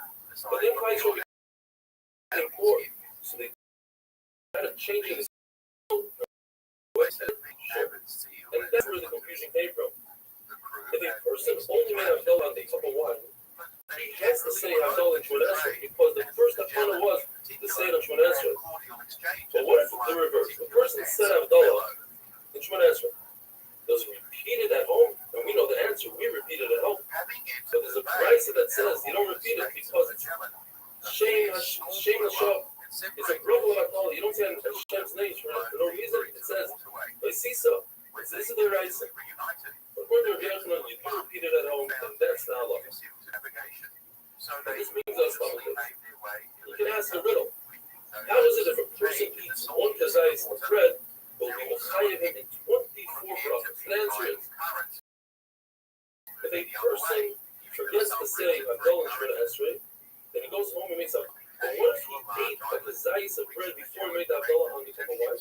Then we penalize him and we make him say Shemon Esrei again with Havdalah, and that's Shemon Esrei plus he has to make because the Muslim has 24 brachos. Once the Shabbos that falls out on Yom, there's no Hakel Chaynik, so where do we insert the Havdalah? According to Rabbi Kiva, it's not a problem. According to Rabbi it's not a problem. They insert it in their own brachos, or it might be. The answer is that Rabbi Yochanan says that there's three Lashonos of Rabbi Yochanan. Either the Lashon of Moedim, which means that everybody agrees to Rabbi Eliezer, or the Lashon of Matin, that we lean towards Rabbi Eliezer. We don't tell people in public that I love Rabbi Eliezer, they insert that Lashon. And the final Lashon is, we concede Rabbi Eliezer's word. In other words, we don't tell not in public, we don't pass him like that to an individual, but if it's an individual who said Havdalah by himself, in Moedim, we don't make him repeat Shemon Esrei. According to Rabbi Yosef, we say, and that's how we pass it today, we say, after the middle, after the Markon, we stop, we say that the aim was described, and we are grateful that the Baruch for giving us all the Chukim, and differentiating between Shabbos and Yom Kippur, Shabbos is greater than Yom Kippur. Says the Mishnah, if somebody tries to give a shot at Hashemon and says, look, the Baruch, you can have Rahman on birds, you should go on we don't reply. Either because of jealousy between other animals and birds, or because you think you understand Hashem's ways. When you do mitzvah, you have to do the mitzvah because Hashem said to do the mitzvah, not because you understand the logic behind the mitzvah. When the person says, and he says it, he says it, he's going to do different times to be quiet. The person says, I call Hashem's great chesed, all the good that he does to me. We come to be Hashem, even for the bad. It's like paying Hashem for the good, you pay Hashem for the bad, to say, Baruch Dynamics. There's a person that was sitting in front of Nina, and he started saying, okay, but he added, Jesus, Yoram, etc., etc. And when we finished it, Nina said, that's all you have, that's all you got. In other words, in the Torah it says only 3 shvachim.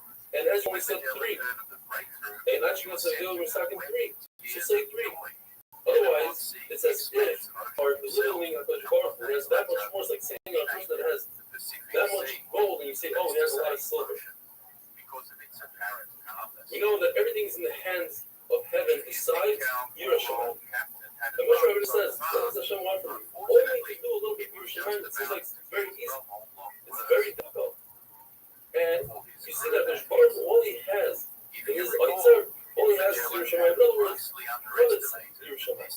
The answer is, Moshe Rabbeinu was so good at Yerushalayim, he didn't realize how difficult it is for everybody else. So he considered it a small thing, as a wonderful thing. Who had worked closely with the Portuguese court to produce maps of West Africa.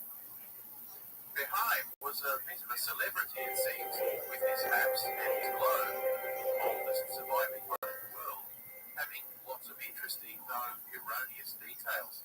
And scholars today doubt that he had visited many of the places he claimed to have charted, using his imagination to fill in the blanks. Apparently, it wasn't just Toscanelli and Spine who put the idea into Columbus's head, and it appears that once America had been discovered, he also sold Magellan on the idea that a passage through the New Continent would be as around the latitude of modern Buenos Aires, because narrow fjords, the Straits of Magellan are a relatively safer option for navigation than the Great Passage or the Martin process, so named after the two intrepid captains who took the long way round a couple of years later. Eagle Cape Horn is a relatively narrow Pacific and Atlantic oceans. The currents and convergence of cold and heat waters are so dynamic that the swell pitches the weather so violent that it is considered to be the most treacherous waterway in the world, causing countless tragic sinkings and being a rite of passage, as well as a source of macho sea shanties for generations of sailors for centuries to come. Anyway, Magellan had calculated that the Spice Islands were only 3 or 4 days sailing away, but as it turned out, it would take almost 4 months for an expedition that barely had a couple of weeks' worth of food and water. He directed the now dwindling squadron to strike out into the vast expanse, and though they enjoyed good weather and reasonable currents, they failed to spot the islands that might be suitable to gather food and water for what would amount to thousands of kilometers of blue water. Their supply of biscuits and dried meats, typical for naval voyages, spoiled in the warmer weather, and as the weeks passed, they resorted to oily leather and eating sawdust as starvation slowly set in. Rats, if they could catch them, were a prized delicacy, but they were soon eradicated by the ravenous crew. Scurvy also soon took a hold of the open sores, bottom gums, and delirium, eventually causing the deaths of 20 or so crew members, with dozens more falling gravely ill. Of the 166 souls who emerged from the Straits, there were now barely 100 fit enough to work. Interestingly, the senior officers didn't succumb to symptoms of scurvy, and it appears that their privileged ration of wheat jam provided enough vitamin C to stay off the disease, and it seemed that they either didn't think to analyze why, or they kept it to themselves, not wanting to share their privileged rations with an increasingly mutiny-prone crew who were ever more subject to their captain's inability to explain what reached Japan in 3 months of fruit wandering. Some were beginning to think he was a madman. Eventually, they passed a couple of small islands that were uninhabited and offered no real sustenance besides a large presence of sharks. They spent a few days fishing. Once again, they continued westwards without sighting any more of the many archipelagos and atolls that cluster in the vicinity until they eventually came to the Marianas, anchoring off the island of Guam. Suddenly, there were dozens of outrigger boats swarming around the 3 Spanish ships, and Austronesian jumbo natives swarmed on board without so much as a greeting, and proceeded to make off anything that wasn't nailed down. Even managed to abscond the Mercantina, or Spanish pinnace, that was tied to the stern of Magellan's flagship, and which was crucial for tendering and exploring. Unsurprisingly, a scuffle around the village. Outraged, the captain and the crew armed themselves late the next morning.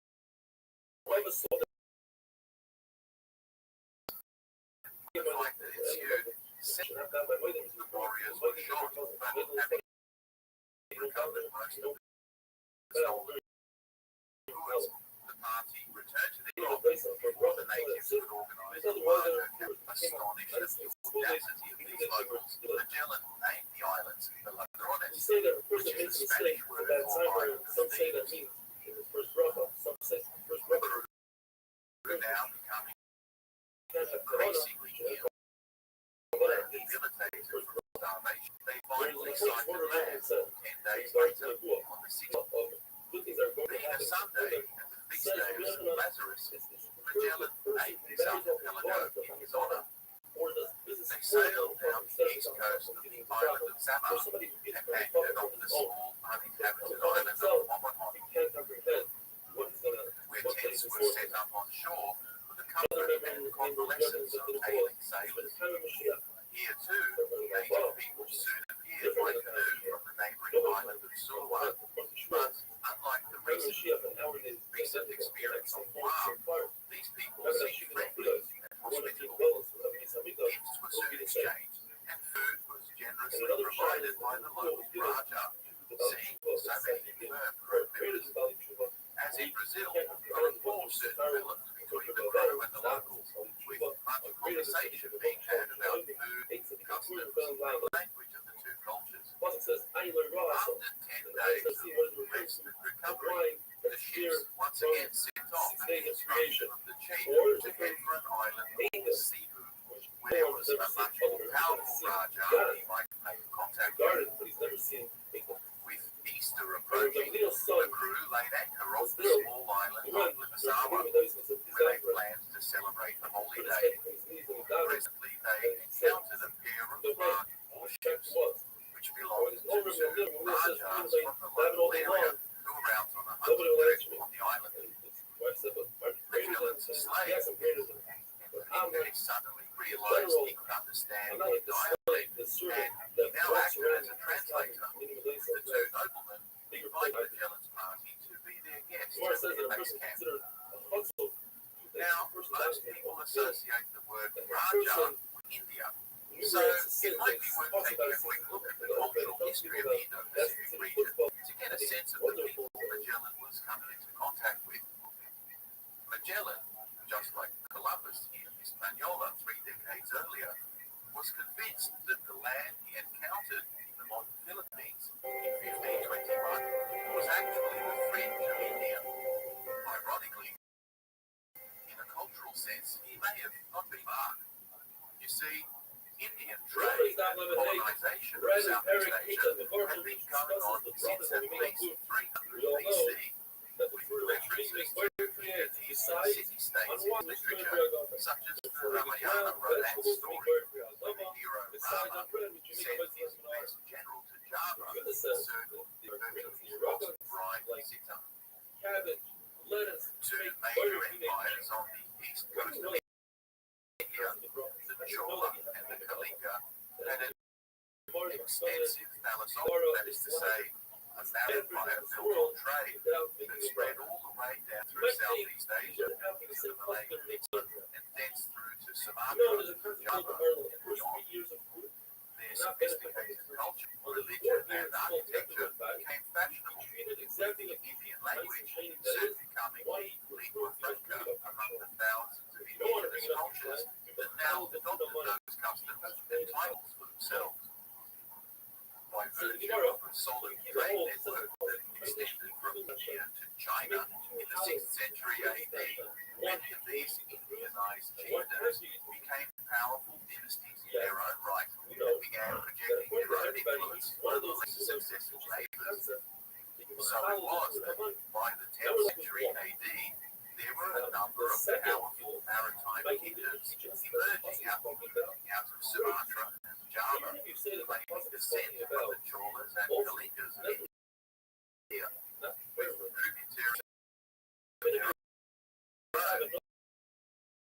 extending all the way north to the Philippines, and east, noticeable prominence with the Srivijayas in Sumatra and the Mataram kingdom in Java. If I make a bracha after Some 1,000 ships from China to conquer the wealthy Sigisari Empire, which was the current dynasty that ruled Java. His This expedition ultimately failed, but internal feuds and competition between rival kingdoms saw continuous warfare being raged throughout the entire region, weakening their naval power.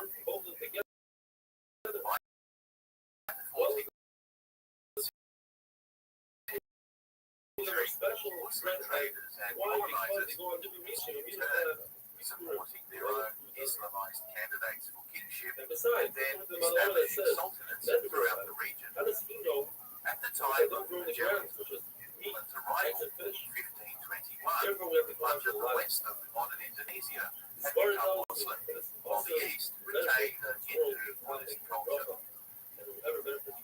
So the Rajas that Magellan met in the Philippines were nominal vassals of the current Majapahit Empire, ruling from its capital, and they were busy warding off rival Muslim sultans from the west, who were expanding their own territories into Borneo, as well as parts of the Spice Islands of Maluku.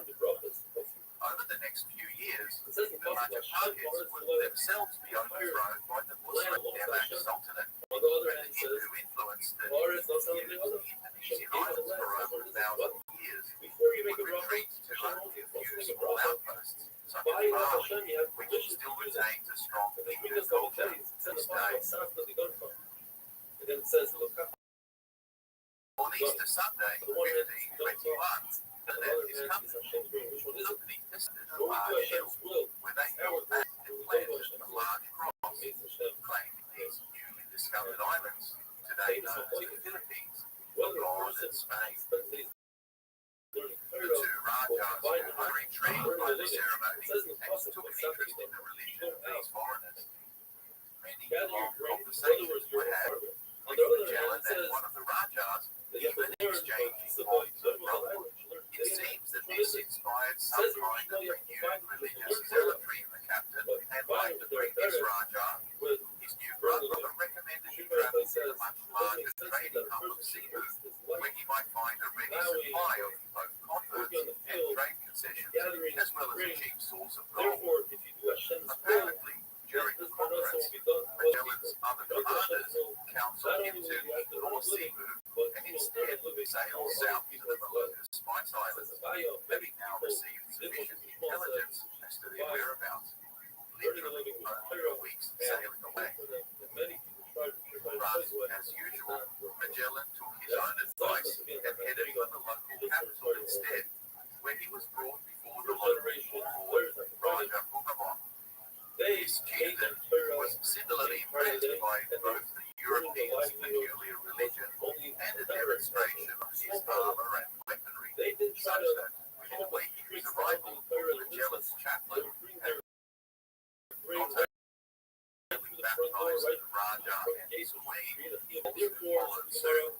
The Christian Raja, now got the idea of taking advantage of Magellan's newly awoken passion for missionary work by suggesting to him that the neighbouring island of Mactan were not only resistant to faith, they openly did. Magellan set fire to a number of their villages, and when its Raja Lapu showed up in hostile array, Magellan, full of the Holy Spirit and eager to show off, told his host to stand by and watch as he wiped the floor with these unbelievers. Unfortunately for our captain, neither his faith nor his iron breastplate proved sufficient, as the 50 or so Spaniards that came ashore were completely overwhelmed by 1,500 rampaging natives in what would become known as the Battle of Mactan. Magellan's ship, borne artillery, and crossbowmen were out of range, and his armor wasn't enough to stop the poisoned arrow that flies. Closing on him, he was soon cut down, rolling on the enemy during the fighting retreat. What was more like a bloodbath than a battle, the routed Europeans were speared and bludgeoned to death, and the few who escaped, including Pigafetta, barely made it back to their boats under the cover of cannon fire. Lapu-Lapu would enter indigenous folklore as a Philippine national hero for centuries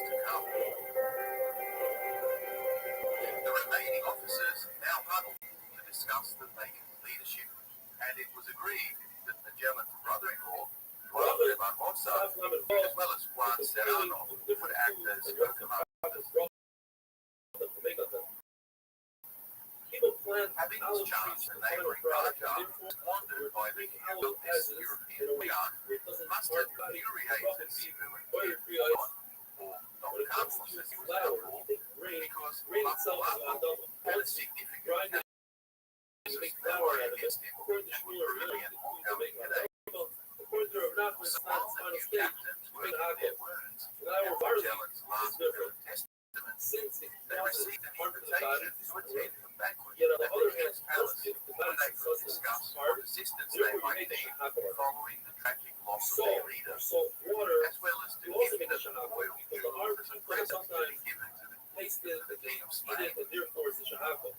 The word discusses Magellan's pyro. will Pyro included is the something that provision comes out of for a the concrete, some say emancipation of it's his a young shoot that slave comes out. Enrique, Eventually, it but becomes the part heavy of it, dependence becomes hard they and placed violent. on him as an The question is right now interpreter that saw what the roughly captain did not buy this Rabbi Yehuda imposed said warrior free, forces, Ma'atama, and because they it's insisted on his true, accelerated because date eventually when it his hard himself. services might no longer be Shmuel required. tells the student of Yehuda, shit enough, make the sharp one. You know, I have fun with you. Perpetual From a servitude Kurds, even though they become and it hard, seems right that now they are when God Adama, sent the back Kurd to says the it's king not a to good value, confirm their because Kurds attendance at the who banquet, planted, the or young eating it now, Enrique or had a few things he needed to get off his therefore chest. it's an Adama. We But don't know nevertheless, what was the said, love is like Shmuel, whether and the love Enrique like is, convinced you make the it king shahaka. that the Spanish were after his The crown, Gemara discusses that great or letter, indeed whether slop, Bonaparte which thought are he capable, should make a capable, is now a rename you have of the actual Bonaparte. berry, and But you when have the husk Percy that showed pulls up up for the feast a couple of days before later, you have a chance following the to banquet, take the berry. the king In pulled out addition to his that, guards and you have strangled you almost have all of them dates, which before seem they could like get away. small seeds that grow on the leaves. The He love here says observed them from their ships that and since you shot plant the the caperberry, massive key officer. to make a The problem, crew aboard the ships and you decided make a berry itself so on the they husk that's anchored around the berry. and got out Then while on the the going leaf, was good. you make a Adama. As We they know that sailed away, the first they thing saw you Enrique under standing their on rights, shore you next any to the benefit king, from it. And their rights, waving bon if you voyage saw it, to it's both their the above. Spaniards and And along we with have a them concept his ongoing that slavery. input slurs like the most Many genius today musician speculate there that is. he soon He's the made most his way genius back strong home to Malacca, people never to to be heard but from again. when it comes to If paper, so, the only thing Cairo first you history from the to very certain synopsis world would know that rather than some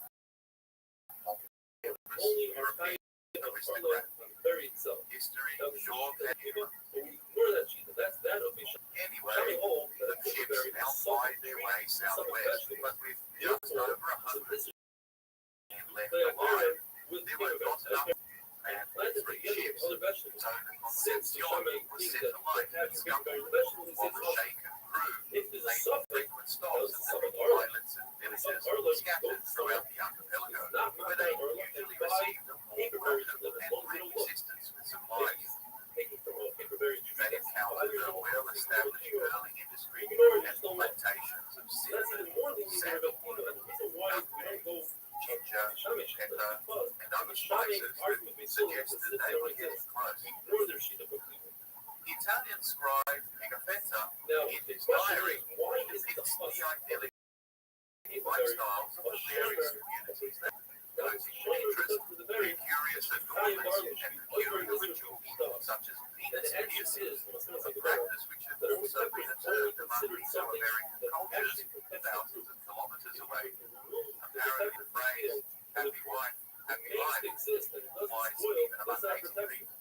The paperberry Some removes its inhabitants husk, would describe remains the the Hindu paperberry, as doesn't go Ethiopians. to waste, and therefore the husk is not a Most protector were in virtually Italian naked, or but occasionally they came across when it comes chiefs to who a were pomegranate, resplendent in it has a silken crown, robes and and gold inside the crown, jewelry you on have their something that's trade called the with links China. for function.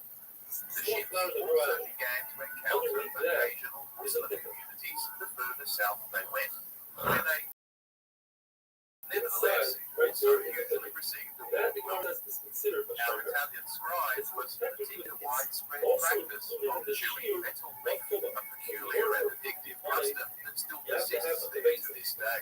You only have to make it with the victim. To their discredit, the crew occasionally engaged in acts of piracy against merchant vessels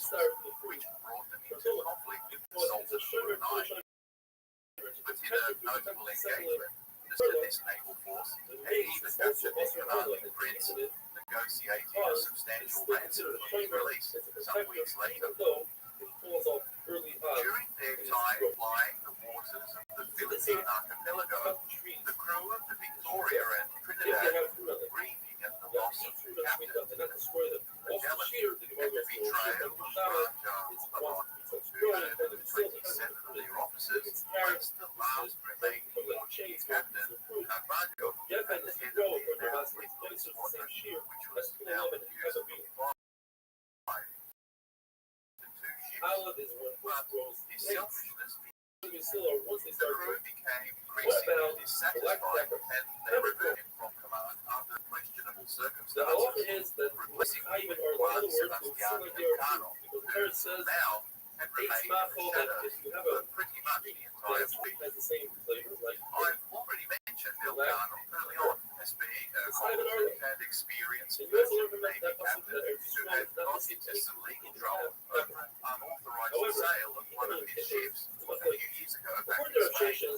You see, during the conflict, all ships were viewed as potential military vessels and could not be sold without appropriate government approval. But Elcano at the time was in debt to some Savoyard financiers and was obliged to hand his collateral to them. Fortunately, the court case was still going on back in Castile when he signed up for this voyage, hoping to receive a royal pardon and avoid prison through his participation in the venture. But being a Spaniard and expressing a personal dislike of Magellan, he felt compelled to support his countrymen with a mutiny on both prior occasions back in the Atlantic, and then spending several months in chains after the Sicilian mutiny. One of the reasons given for the continuous uprising against Magellan was the complete command of the voyage. He typically refused to divulge his daily plans, and the source of his predictions, which led many of the officers to believe he was just making things up as he went along. His paranoia, rashness, and harsh demands on the crew only distanced them from him further. At the very times that they needed a charismatic and inspiring leader to get them through. It seems that Elcano, or as he himself spelled his name, Delcano, was one of those unassuming but experienced sailors who knew much but spoke little. His quiet competence eventually became prominent, but not before pretty much every other ranking officer had died. Nevertheless, he and Robert Espinosa, now sharing command of the Victoria and Trinidad respectively, eventually violently hopped their way to the bungalow of low production, the Sultan of Tidor, in 1521, where they were formally greeted by Sultan Al-Mansur, who readily offered them a trade agreement and alliance with Spain. You see, Al-Mansur was under some expansionist pressure from a rival warlord across the pond in the Ternate Sultanate of Sulawesi. It was there that Portuguese agent, his cousin of Magellan, Serrao, the location of the Spice Islands. It turned out that Francisco Serrao had died at rough Magellan, so the two old friends never managed to, though they were so close and some distance away from one another. Passion, rather than meddling in seafood politics, the two would have embraced the historic affection of the it was not, and fortunately for the Spaniards, the Tidor Sultan was more than happy to ally himself with Spain to offset the alliance that Ternate had with Portugal. It wasn't long before a Portuguese agent found out about their arrival and made his way over to parley with the Spanish. Apparently, the over in Tehran was also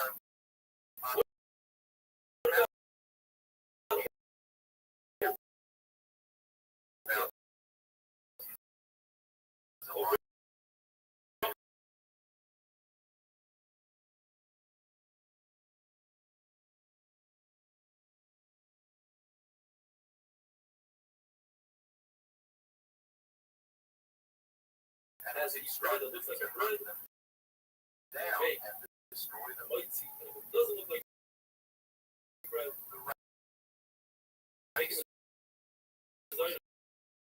Now on to get down before the big boys arrived, and they started running their ships to near bursting. Initially, he says Clothes they stuck to their hole. The ship his own.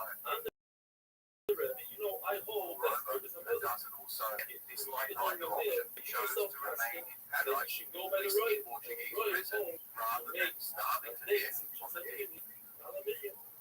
47 men chose to sail with Delgado on the Victoria, including a dozen or so Malayans who assaulted pressed into their service. it's a So, capsule in that has December of 1521, says the Gemara, as if the the lumbering size of ships bread is prepared designed, to depart, you have to make how much. behold, Less of it designs rained and some with designs. tons of When you learn clothes. this, The Trinidad like began Yeshua taking drinks his on milk water and was forced and to Randy retire Brown, one to of the the very dock long time to according to repair the Rashi, makes damage. a shatiyot. The Victoria, The plane the is second from the milk smallest ship of the makes original out squadron, provided carried that the their weight pieces are designed to see. playing well, They and need now the made their designs in way order to make how gradually much. southward towards Timor. Island The price that says that if somebody and gathered being met by crumbs generous from and the friendly locals along and the he way. eats the crumbs, These often told stories Taxi of crabs, the mythical Yeshua beasts crabs, meaning in enchanted forests, four thinking like debates tribesmen who lived underground, of cannibals, and even an island of Amazons that could kill any man who Matzah's comes not near. money, and this is really poor Like bread. the Argonauts of But it's ancient also Greece, high in they colors. meandered their way through this tropical We must say that labyrinth of Rothschild had a timeless situation where secrets these until crumbs they come from a eventually larger bread struck out that's into still the exists. Indian And Ocean therefore, these and crumbs headed have southwest, hashivas. well away from the Now, Somalian and Indian a coastlines, pizza, and in fact, that passing has only crumbs that within are several hundred leather kilometers of designs Australian shores, made so they might have stopped for real supplies that had they been just a little closer. come from bread. They are bread. As But it's they described in the pushed house, on ever southward I think and the reaching crumbs the are larger 42nd than parallel, even if the you freezing can't tell crew that they maintained are latitude bread, but ran still into make westerly hummus. breezes that But it's hard required to some some skill to passage navigate that against. we're not talking They about spent nearly 3 months battling the raging sea. together Cold, through some the weather, other thing their like supply eggs. dwindled, and all there was And left to eat only in that situation do rice you need a more design. than seawater. But I love it. Unsurprisingly, Have the schooner once again crumbs, ravaged bread, the crew, and several sailors begged without Delgado binding to together, call into Mozambique it's definitely on the how African coast, something called even if it meant imprisonment which is and torture also known as by the Portuguese Ubudahara. authorities. It's a A very more democratic leader than his unfortunate maybe to have predecessors, something like the captain put it to a vote, and the crew keeping their honor, says the pushing Gemara on to that according complete to the Rabbbi, mission. As they and approached according to the Yochanan, Cape it's of Hope, Passover. impossible winds held them Teresa, up for weeks and what is forced the decision three to get close to explanations? One shore, risking very, either being very wrecked on the thin dangerous reefs along the maybe coast something or like captured a by the blitz batter. Portuguese. By some Another shot miracle, is they it's eluded hitting both, bread but as they so rounded the that's cape, on the situation was They can becoming turn it more around dire by the day. put The some hull oil on was it and starting eggs, to rot and leak or from it's what's wormy known as gestation, the bread that's made in the sun, and men were dying like or flies from things, starvation. whatever the So shot they is. searched ruthlessly for a landing along the coast Now we of know that Guinea and Senegal, this high, but to I no must avail. say that This time, another boat was had decided to to call make it a into bread. the You captain see, of went the through the islands effort, he made a and nice make design their and everything. identity as That's having high flown five, in but from it America. just went down. 21 men were now dead, A plain including board. 7 Malayans. That would be Agonizing sacrifices that could no longer be justified. So they called into port and slaves to man the build pumps using what little barter they had left, while concealing precious cargo of clothes, which would instantly betray their true identity and land them in prison for a very long time.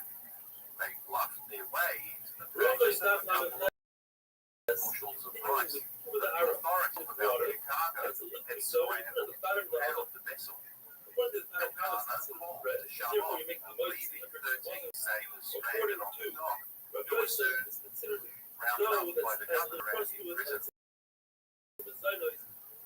Having escaped the clutches of the authorities of the Cappadocia, the 18 men led aboard Victoria now set course for Rome. But it wasn't the case of there making a simple line up the coast of Africa. You see, the victims that exist because of the Coriolis effect create a consistent gyre of air currents that circulate clockwise in the northern hemisphere and counterclockwise. This means that the prevailing winds at the location of the islands at 15 degrees north of the equator will be blowing head-on and out to the west. Portuguese navigators had long learned that it was actually more efficient and counterintuitive to see that perpendicular to the winds we now call the northeasterly trade, and then ride the clockwise turn of the winds as they become the southwesterlies that would now be at their backs as they approach the Iberian coast. This turn of the breeze was known as the Volta de Mar, means to strike out with confidence across the vast expanses of ocean and predict the likely wind direction based solely on their latitude. But it was that the Victoria had one last broad loop to sail before finally making its way through Southern Gambia and up the Guadalquivir River, docking at Seville. But exhausted and emaciated survivors managed to fire off a cannon salvo to salute their monarch and celebrate their return. Meanwhile, the poor old Trinidad back in Quito took months to repair and sailed off north in search of favorable westerly winds that might take them back to the American coast, before the Pacific finally showed its true capacity for violence, and they were hounded by a relentless storm for weeks that forced them to head back to safety. They returned only to find the Portuguese had occupied their former holdings, and 2/3 of the 50 or so sailors left behind were dead, themselves emaciated and ravaged by scurvy and failed adventure northwards. Espinosa surrendered to the occupiers with the ship, its maps, goods, and cargo seized, and the crew jailed indefinitely. Their hapless Portuguese agent was taken outside and summarily executed for treason. Only 4 of the 50 or so men of the Trinidad made it back to Spain alive. While the Trinidad was awaiting its fate, Elkanah, back in Seville, was busy writing a short letter to King Charles, briefly outlining their journey, their suffering and sacrifices, the lamentable death of their leader, also the Christian faith, and the capture of their comrade, as to all the king to rescue the Portuguese. He gave an account of their successful diplomatic mission to the peoples of Molucca and their readiness to trade under Spanish protection. Nowhere in his account did Elkanah mention his brag about the staggering voyage he commanded to successfully return home, albeit battered and shattered. He did, however, manage to negotiate a pension and honors for himself, though he never quite made it into the With the release of the prisoners in Capavel and the arrival of those last members of the Trinidad, only 35 of the original 270 crew members made it back to Spain alive, along with 4 Moluccans who were keen to make the king. Some to capitalize on their new found trade route, the Loaiza expedition,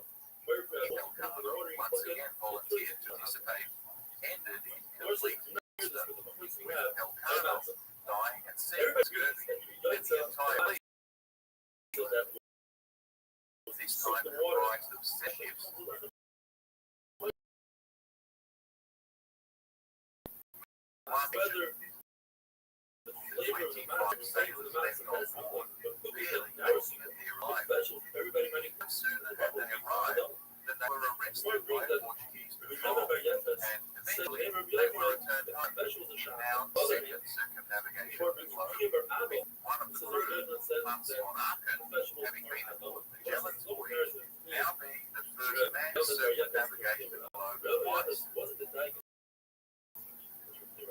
It should be said that the globes were backed by the Victoria when full costs were accounted for.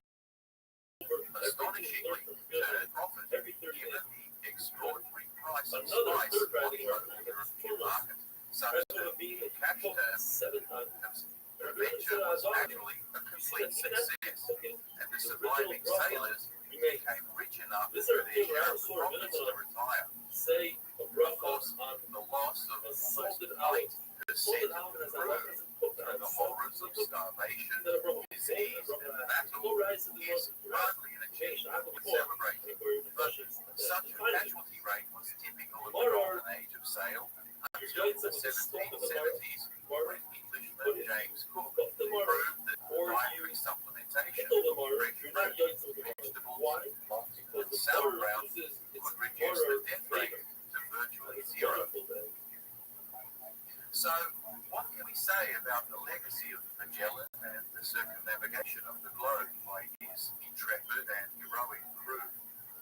Interestingly, Elcano, being a mere commoner as well as a vast national, was given a cold shoulder by the Castilian court as such an incredible enterprise as proving the severity and dimensions of the globe through circumnavigation was considered honoured fit only for a gentleman, and the distaste of lording of peasants shifted public focus instead onto Magellan, such that Elcano's role was initially marginalised. Nevertheless, Magellan's immature continued to suffer from the ongoing twist into his harsh conduct that's tarnished his reputation in the eyes of the crowd and ordinary Spaniards. It didn't help that he was himself Portuguese rather than Spanish, for which his original homeland condemned him as a traitor of the highest order. Indeed, the rivalry between the two Iberian powers now accelerated in earnest with continual skirmishing for control of lucrative outposts throughout Southeast Asia, escalating a volatile atmosphere which Muslim sultans were seriously displacing indigenous culture and long residing Hindu states in the region of the South Pacific.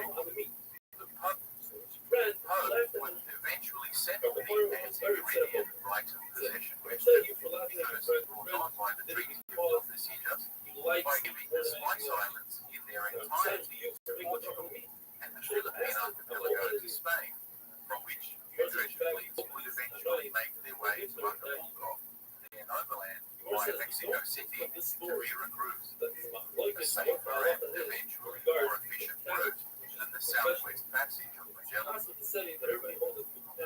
Spain's ravenous conquest of the New World and its exploitation of indigenous people would cause a genocide from which they have yet to recover, and perhaps never will. In Avento, the Julian scribe who gave us the most comprehensive narrative of the voyage would go on to publish his precious journal in several languages, travelling through Europe, becoming quite a celebrity.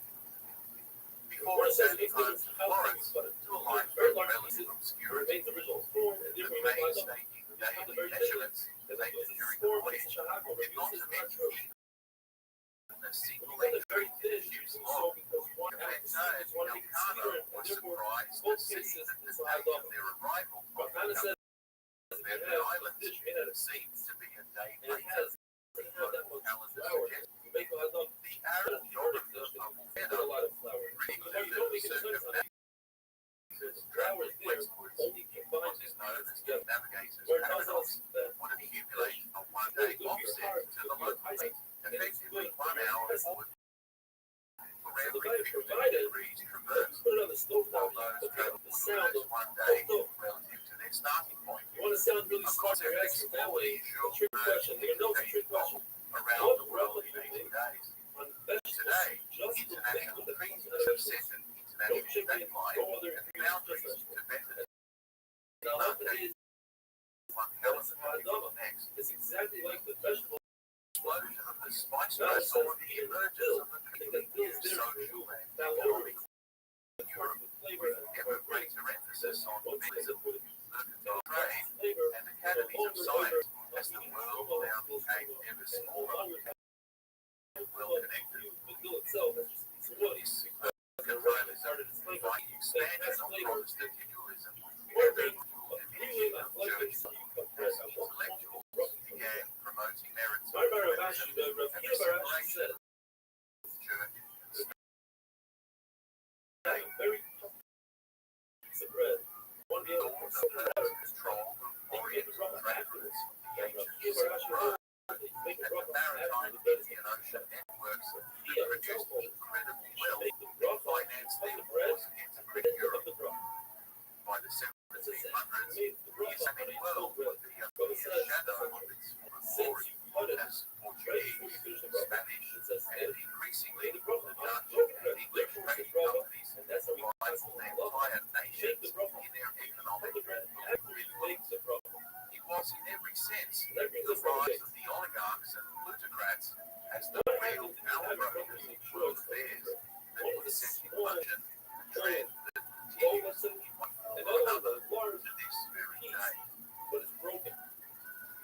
The Buddha says, you make the bracha on the broken bread. It's more important to a fashion than different, even though the other one is shut. But it says, make the bracha on the whole one. Or it brings that the kind of came and said, what you should do is my brother said, take both of them together. Take the broken one, the whole one, and like this, he used both shingles from that race. He said, that's amazing. He asked the guy, what's your name? He said, my name is Shalom. Imagine He for a said, moment living in 16th century Europe, and you make shalom between continuous the wars, Buddha and famines, the Black Death, had so traumatized the this ordinary case, person the broken that bread they and the whole scarcely bread had is the not courage single. to venture out of their own village. Where the halacha is that you Superstition have and a fear were large rife, half a and the onion, church was which itself tastes being better ripped apart than a by small scandals whole and onion. Protestant Give a little revolution. half onion. Ottoman invaders were seemingly Everybody holds it. unbeatable The as they mistake is pressed this, into the in a case volcanoes when of there's no Eastern fighter, Europe and completely designate, dominated put the aside half Mediterranean. an onion, it's going to go to waste. Christian one by one princes, holds, when not set aside fighting amongst themselves, smaller were onion, desperately and trying yours to is contain the always threat of separated, Islam, designate and yet better they one, nevertheless one, continued to trade with them for exotic But they have Oriental a goods and broken spices, piece of bread paying that's made out exorbitant of fees for the privilege. wheat flour and a Some whole began bread to wonder that's made if out it of was barley possible flour. to The bypass halacha is the to make Levant a bracha and go on around the the whole broken way wheat, straight because to wheat the is more source kosher and than thus cut barley. out the As it says profiteering in the Muslim, middleman. Eretz Stolen wheat that when comes the before smuggled Arabic barley. maps suggested it was possible. My brother of The Israel idea began is to the one gain that said traction. before, The intrepid sealer of the kingdom of on Portugal Pesach, took the challenge Papa says of on Pesach, venturing out into the everybody holds Atlantic that Ocean, take the broken matzah, probing their way put it down on the the great whole matzah, that's how you make unknown it coast healthy, of Africa, because the Pesach, eventually breaking through into the Indian that's Ocean. the way the corners bread. Asia now lying So wide shows open as for if direct you trade. are breaking off from the broken Others matzah. proposed Poor going people west usually and have found America broken bread. just waiting there to be But Abba exploited. says that on Shabbos you need to have September college 2022 Bethlehem, marks the Rashi said 500th that anniversary of one but such only voyage one of of the exploration, Zera conceived says by for the Portuguese Rashi, dreamer Zera would cut a Ferdinand very Magellan, large piece of who tallow. had the He unshakable said belief it that doesn't he look could like get a to rock India on the via an as compressor. yet undiscovered Everybody knows the root southwest that you passage have a smaller that would afford an they come and easy shop in the shortcut day to learn. to Asia. Other Rishonim learn On his journey, he Zera would be both right both and pieces, wrong both many colors. times, and I'm ultimately Ravasi, and this is the last one for would today. take one gamble When they too many. get But on the color way, for the they table, would discover new they lands make different and colors. strange The Hebrew color, because in an their color expedition had one that that's for the different. first time in history saw like circumnavigate the entire globe. They never had a incident. Join us as we dive into the Magellan Elkanah expedition of 1519 and get a sense of the history, drama, and wonder of a world that was rapidly shrinking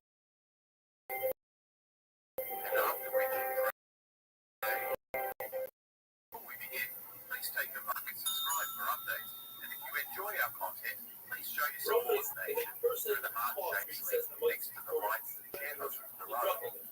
Via the PayPal link in the description section.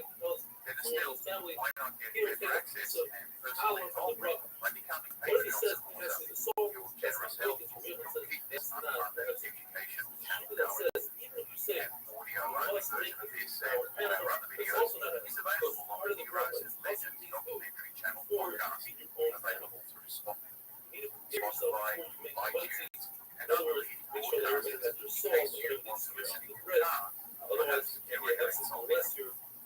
Don't forget to share with your friends and be sure to check out the excerpts and resources on our Facebook and web pages. I encourage you to visit, like, leave a comment, and as always, thanks for watching. That breath and aspiro, which is the worst disease in the world, and drink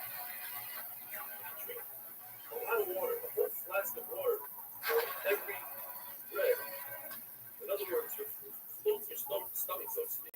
That prevents diseases of Our the story intestine. begins in Lisbon, Lentils 1481, once every with 30 days. Christopher Columbus, That's a really wily good. Italian business agent and opportunist, Eat it every day. writing to his paisano, the Florentine astronomer and mathematician Paolo del Pozzo-Toscanelli, picking his brain about the proposition he made some Every day years is not ago very good. to the Portuguese It's king Alfonso Eat V small fish like about the sardines possibility of that prevents the diseases of the westward intestine. routes to the And spice once islands the of zero Colombia Maribel and archipelago islands seals in east of modern Indonesia. If one eats ketchup, Toscanelli was a high caliber and well-connected Renaissance intellectual whose friends included the architect Filippo Brunelleschi and the philosopher Marsilio Ficino. prevents heartache. He was part of a tight circle of academics Smell devoted is to really bad. It's considered rediscovering one of the lost 60 Greek, Roman Sally Bubbles, scientific one of the works. 60 For poisons. example, If you sleep coming next to into it, possession of with the travel log and maps and of it could cause death. first-century Greek What was geographer this? Strabo. Furious mother used to bake the bread with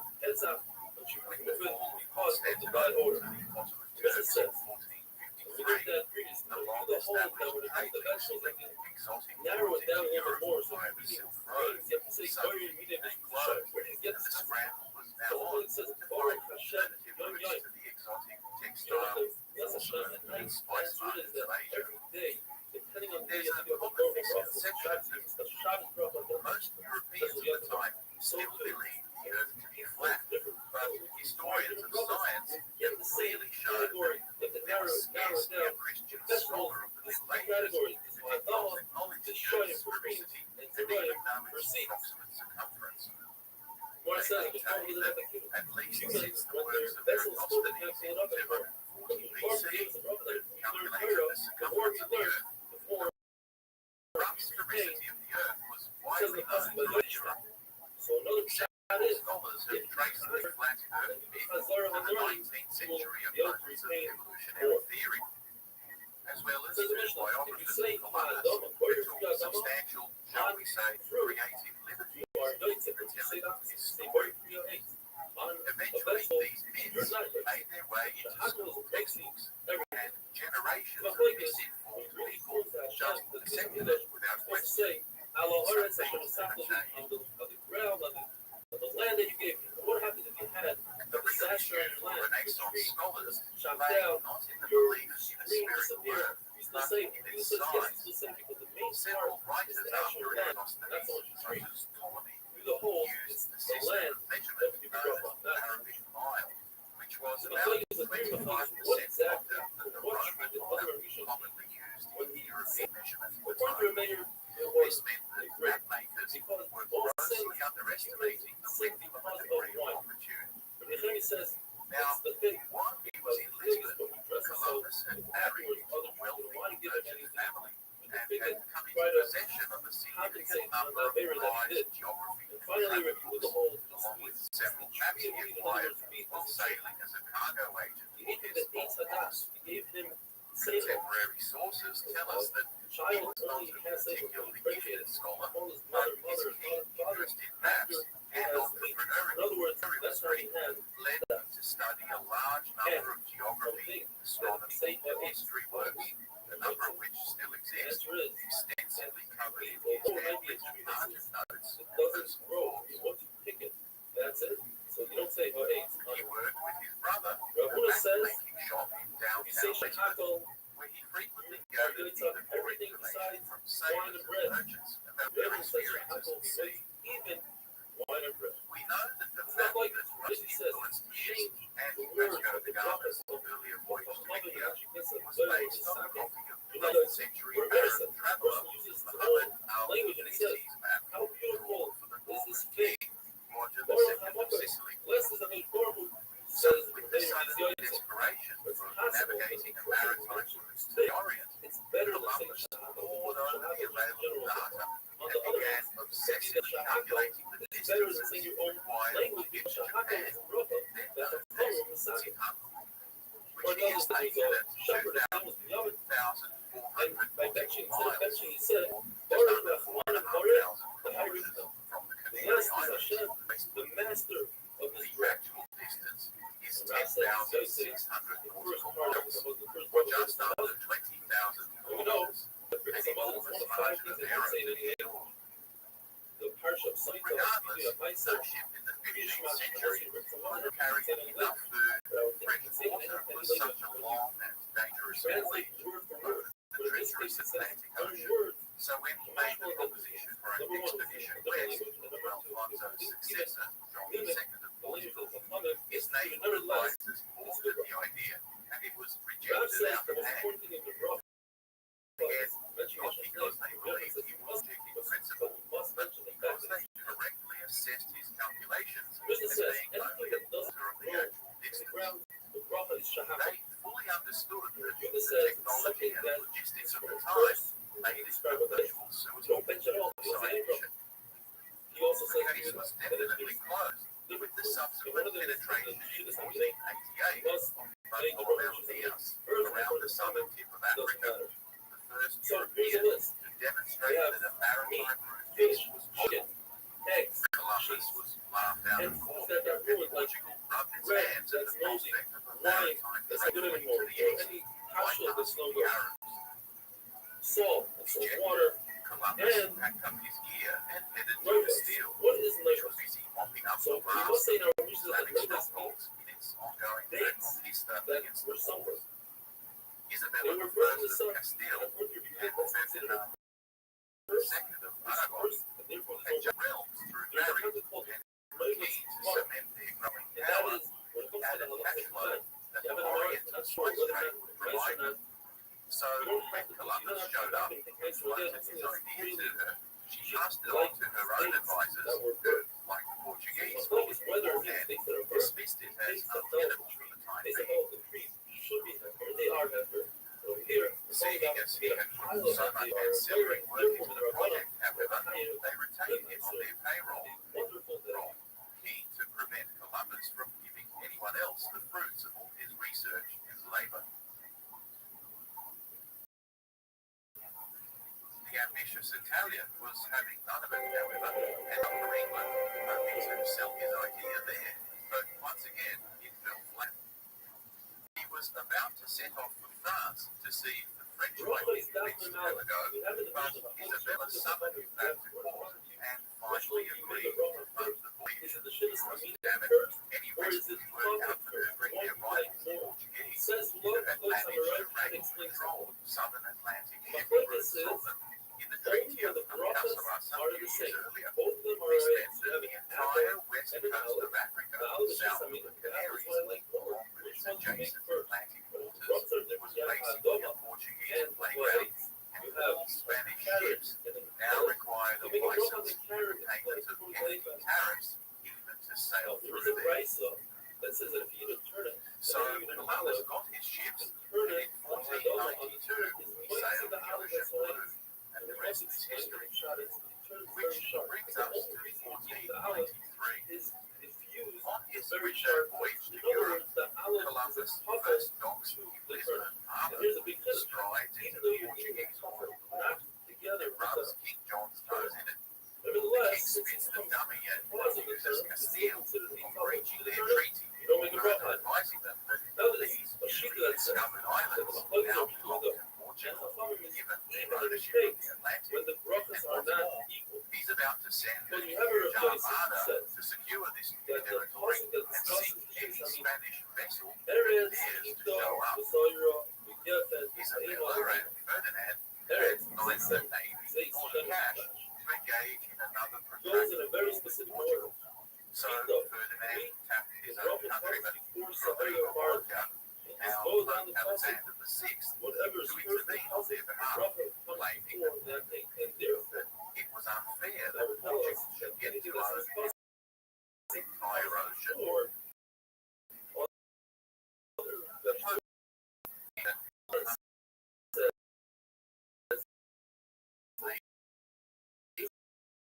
west of the Azores would belong to Castile. The Portuguese king knew better than to negotiate shipping contracts a little further west, which would effectively give him full ownership west of the straight line and last journey east into Brazil in what would become known as the Treaty of Tordesillas. That's the sheer today Achilles crest. Anyway, this created an obvious problem with the two sides eventually met up on the far side of the world, where the Portuguese had established trading outposts on the Spice Islands that the Spanish claimed were actually in their sphere of influence. You see, the Spanish insisted that the demarcation meridian of the Treaty of Tordesillas went fully around the globe, which, according to their estimation, would situate the Spice Islands firmly in their own hemisphere. But the Portuguese were indignant, and by the time it became a serious issue in 1518, the new Pope, Leo X, now a broker, and moreover, so decreed that the anti-meridian running through Asia, except at 17 degrees east of the Maluku Islands, this disparity would go on to see substantial conflict and rivalry between the two powers.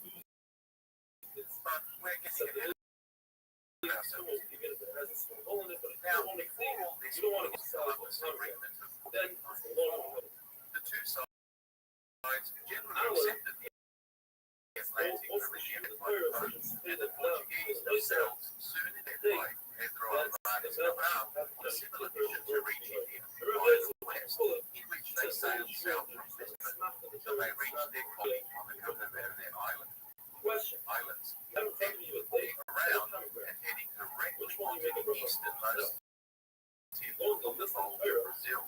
Scouting the coast for a certain cargo further south, they disembarked, traded indigenous ships, and then officially claimed the territory for God and King. This fortuitously accurate bumping into the easternmost promontory of South America has prompted some scholars to suggest that the Portuguese already knew about the existence of lands in the southwest Atlantic, but that they were keeping it under their hat to prevent the Spanish from getting into it. In fact, there has been some suggestion that they had already the logging industry bringing back Amazonian timber. Neither the other Catholic states of Europe nor the emerging Protestant ones paid any heed to the Pope's venturing out themselves and establishing their own colonies. These were both in the New World to the west and throughout the Indo-Pacific via the Cape of Good Hope in Africa. At times, coming into conflict with both Spain and Portugal, who were busy taking frequent potshots at each other or otherwise conquering the various indigenous civilizations that they encountered. The reason I go into this protracted background is to demonstrate the fierce rivalry and this day leads to Iberian kingdoms have for one another, which sets the baseline for the antagonists to come in the further expansion westward beyond South America by Magellan. But we'll get to that in a moment. Anyway, as the next few years went by, both the Spanish and Portuguese got busy enslaving as many of the indigenous people as they could and plundering the adjacent countryside for gold under the forced labor system called the encomienda, whereby non-Christian communities of the lands were expected to provide a permanent rotating workforce that was usually exploited to complete exhaustion through death. See my video on Bartolomé de las Casas for a more in-depth discussion of this subject. Says Rashi, that's talking about anything that you dip your bread. So spices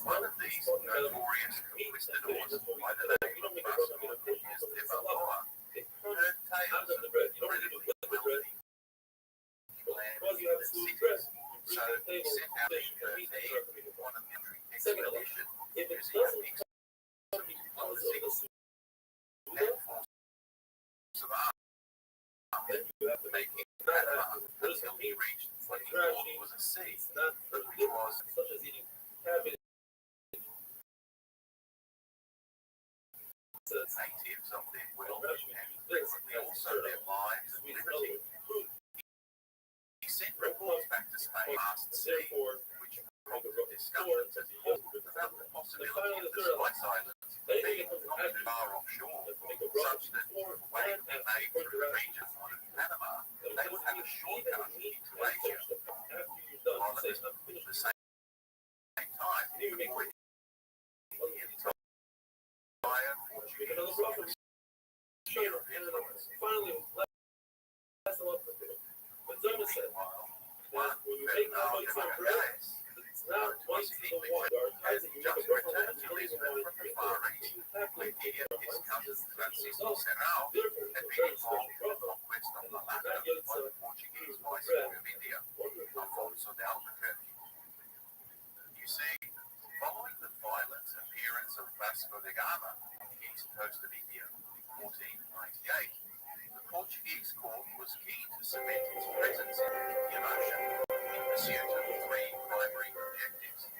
Firstly, to choke off Muslim sources of wealth and thereby cripple their power. Rocha is not been based on Secondly, the and bread thirdly, that comes to together with dominate the the entire spice trade back in to other Europe. words, it's a different type of bread. Rashi describes it as very The spice heavy on trade the was sweets, clearly on their nuts, highest very low on priority. flour. That's what the number that says don't even make a big list of Mace other were not only used as Rocha is preservatives showing and interesting flavors of the food, but were also If one thought to be the is to make a suda on it, only in other words, medicines that if he prevent for the base of it, black then death. we would have to make a hoitzin. In fact, in our life, That any so cake or whatever recently cookie devastated that the entire for the base population of of it, you would Europe. also have to make a hoitzin on that cake you cook. Consequently, You're the not going to price of make these such commodities on the open that is market just the was design. The astronomical, was and chasna if that made Portugal from could sun. secure a And viable they brought trade out route this to the source, and he said, it what's would this become wealthy beyond boy that I imagination. share? In other words, you heard people say hamoitzi. So, by It wasn't happy 1503, legendary Shmuel said naval you could commander Alfonso de Manila, Albuquerque which are had solid, managed to ally and assist the King of Kochi and to secure his because it rule is of the not, southeast it's not coast real of India bread. against It's his Muslim based on rivals, it. Then it's for real which the bread. Portuguese However, were I'm trying granted to favorable trade or rights do it. and I'm not making a big outposts deal. in the Indian land foundation for the Portuguese maritime trading enterprise. Or they're not meant to. Other people establish They real too they traded make enormous very amounts of common. pepper, and The concept of activities pesach then hadas, spread one slowly decides no south longer towards the Sri meal. Lanka, Even where if they you make discovered birka the source samaza, of the cinnamon if you trade. need more food out, he has to make a new By bread. 1507, What's pesach they hadas had built a before? series of One forts opinion is along once he the decides to entire go, African the coast, says no. blockaded All the ports of food on trade the routes table into are the actually Red moving Sea out of the way. and the Gulf, Rava was once at the Rish Golas, Islamic even though he was shipping over, to its in needs. his mind, he understood that the Rish Golas might Embassies be out were for food, and meanwhile therefore sent there's no further hadas, east and he didn't make to a bracha establish on trade the additional relations food that with came out after. significant The potential third opinion partners is such that as if Siam, you wash Malacca, your hands with and oil, even like you China. sanitize your hands, that signifies that it's the Malacca, if anything and that that after that point, they make it a flow bracha. from And finally, the China third opinion was is that it's make better up to wash your hands with population bread and meals over. You live in bench, you as go well food as after that immigrants point, and you have to merchants make from a all over the Orient, Or it says there are attracted four everything key from points. There are four silks, things that must happen porcelain, immediately to after the spices and The firearms. first one is The King of lean Portugal your head was on the keen to animal's curry head. favor with the Sultan You of must Malacca finish and made overtures of friendship and alliance if they would be allowed a trade concession in the city alongside the Chinese, Hindu, and Muslim merchants that were already there. You make a blocking. However, Finally, the Abai says, embassies initially if thought you welcome invite was soon undermined by disgruntled Muslim merchants who convinced the Sultan that the Portuguese were actually their enemy. And as a Muslim, he was duty bound one was before the meal not started, only to reject their embassy, one but to during the attack meal, them. that was in order to soak Consequently, the a surprise attack on the was ambassadorial after the fleet meal before, was because made and the hasty says withdrawal the back to Mishnah India. that if you make a bracha on the wine that comes The in your diplomatic before the meal, that's enough to conjure the line that comes after the meal before, which is above the same as the bracha on. So sort of appetizer, that's enough for the appetizer during the meal as well. This is called a base. What it says that one cup of wine, a bracha on a cup of wine, Chinese but merchants the same amount, cemented provided their ongoing support and partnership with Muslims in Malacca became after a new bloodletting base or for after them, coming out of a from which battle. But during Portugal the meal, projected its power one into cup the of wine has nothing to do with other cup for of the wine. next That's the 7%, bracha. eventually coming to control the entire trade in spices from the Maluku Islands of Like a Sulawesi. baya, then you would have to make a bracha. Ferdinand It's also on Magellan, the second cup of wine. like another, He didn't have a had wine. entered the When you drink the first cup, he's actually going to have a second cup. Portuguese Therefore, you have to make a service bracha at a young on the age. second cup as well. By 25, he was The in concept India of and making the bracha participating in the establishment of and you're Portuguese waiting to outposts over the course make of a the bracha next on 8 bread, years, you're waiting to prepare fighting in a number of significant battles, cake, a snack, including the Battle of Butte, but not that in which make the the bracha on Portuguese the fleet Paris. You're not waiting crushed of the bread. Islamic By bread is presence time in to the be borrowed, Indian Ocean, but they gave opening the the meal, way for eventual they'll say European they're domination of used Orient. to link down on their beds He on was the involved couches. in both the failed If embassy they were in a mission leading and the position, subsequent then one conquest of person Malacca, convinces everybody else. and then returned home to Portugal in 1513, One person catched up to the eyeballs from his participation in the sacking of the city, and now accompanied by a young Malay slave he purchased in his way in the this 14-year-old Malacca, possibly Sumatra, called Siu and Lam, who he baptized and named Trinket, remained by his side throughout his future voyages and would prove instrumental not only as a guide and translator, but more importantly, Enrique may actually have a legitimate claim as the first human to have circumnavigated the globe. But once again, we're getting ahead of ourselves. So while Magellan was living it up back in Lisbon, his cousin, Francisco Serrao, meanwhile, was sent beyond Malacca into the deeper Indonesian island chain to try and find the exact location of the Spice Islands. His ship was unfortunately wrecked in the recent war, but the crew managed to get rescued and eventually found themselves at the court of a local sultan who was keen to ally himself with a strong foreign power that might help him dominate the other regional chieftains. Serrao was well received in the sultanate of Tenerife, becoming a close friend and advisor of the Muslim lord Bayar Sidola. And they were very sad because they had nobody to ask. It felt like the resident wasn't Taking there anymore. advantage of the knowledge Although this the European Adler shared with Ahaba him, got up, Serrao and never forgot his mission. sure that already had Mission, been however, looked writing around, to Magellan back formed home another Kuya. information on So the sad exact that he had nobody to location ask. and Where it tells us political that the young situation of came the and Spice said, Islands in our suppose it was home. a prediction for the mission of Brad, so we had an answer and said, Now, with this new intelligence on the when Spice we get Islands together, arrived at the Serrao, pizza, as well as the recent reports coming in of the Great Panama you better by sit down Balboa, one, you might hear about it. Magellan began earnest lobbying of the Portuguese king for an expedition down the south coast of America to search for a passage around.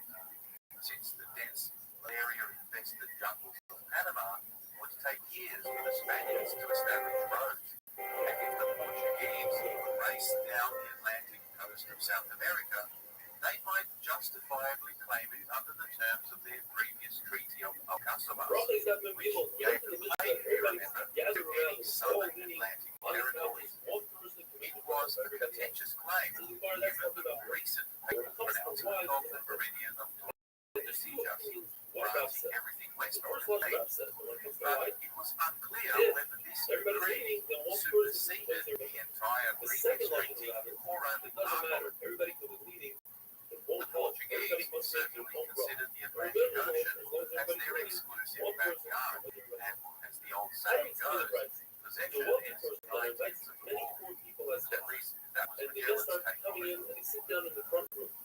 And they're waiting for the rest of the guests to Explorers come. had already As they're made waiting, it down to the Rio de la Plata in modern-day Buenos Aires, and Magellan was confident that the elusive cape was just a little farther south beyond the 40th parallel. If they could pull it off, Portugal would control both the eastern and western shipping lanes out of the And Atlantic, therefore, this room did not choke off consider Spanish pretensions to the islands for decades, had a monopoly on exotic origin trade via both the east and west, would make Portugal a superpower. In any case, by now, the Portuguese had already established quite a stranglehold on trade and shipping along the eastern route and thence throughout the Indian Ocean.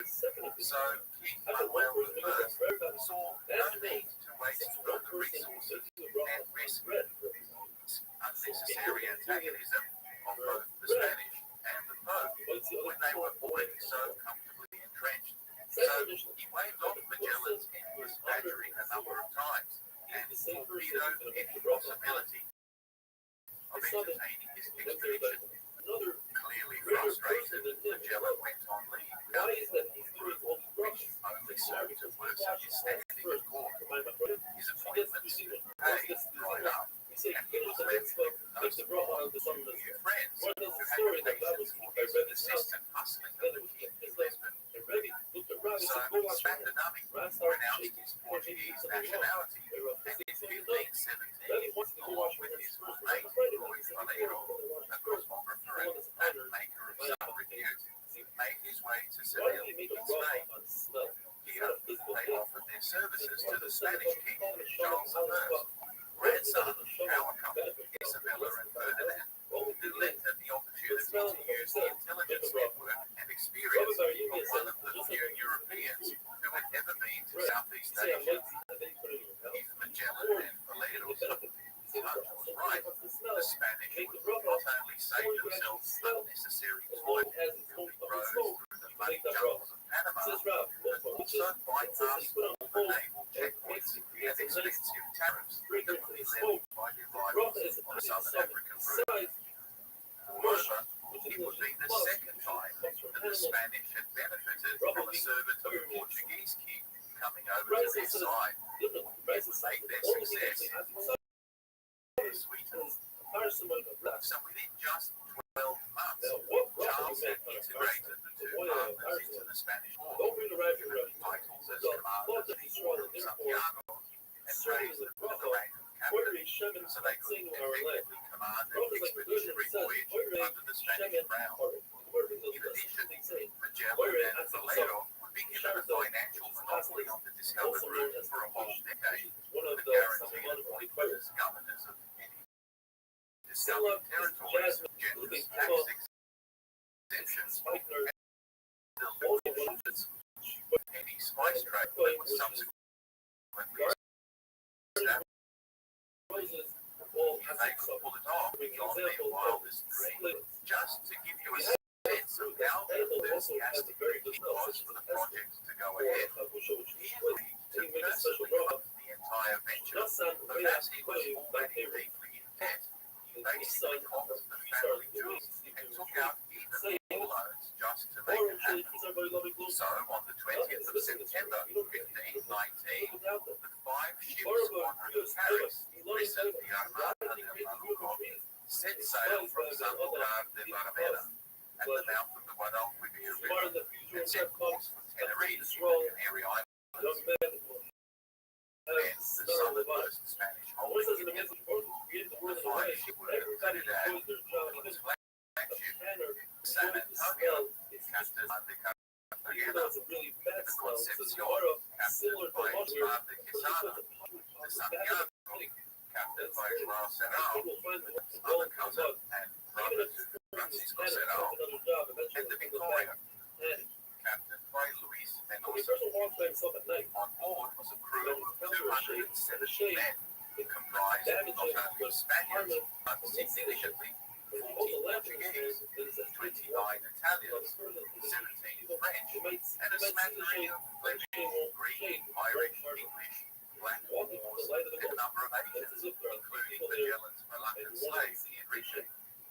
Valera, who was Magellan's co-captain and a designated astronomer/cartographer, was one of the first Europeans to accurately portray the principles of latitude and drew many routes to be used in the voyage. But lately, he appears to be descending into severe bouts of schizophrenic psychosis. So at the last minute, the king disqualified him from the mission and eventually pensioned him off for services That's like the rendered silver. around. Will says that that looks like a shadow. He was So replaced probably by a haven't heard new that from Rabbbi. That looks like the silver. and joined by another civilian, the Venetian scholar that Antonio Pigafetta, who would act as personal secretary to Magellan, and whose meticulous diary gives us the most substantial surviving record of the entire voyage. All trade and financial transactions would be managed by Juan Cartagena, skipper of the San Antonio, who stepped into Valero's vacancy as co-captain and CFO.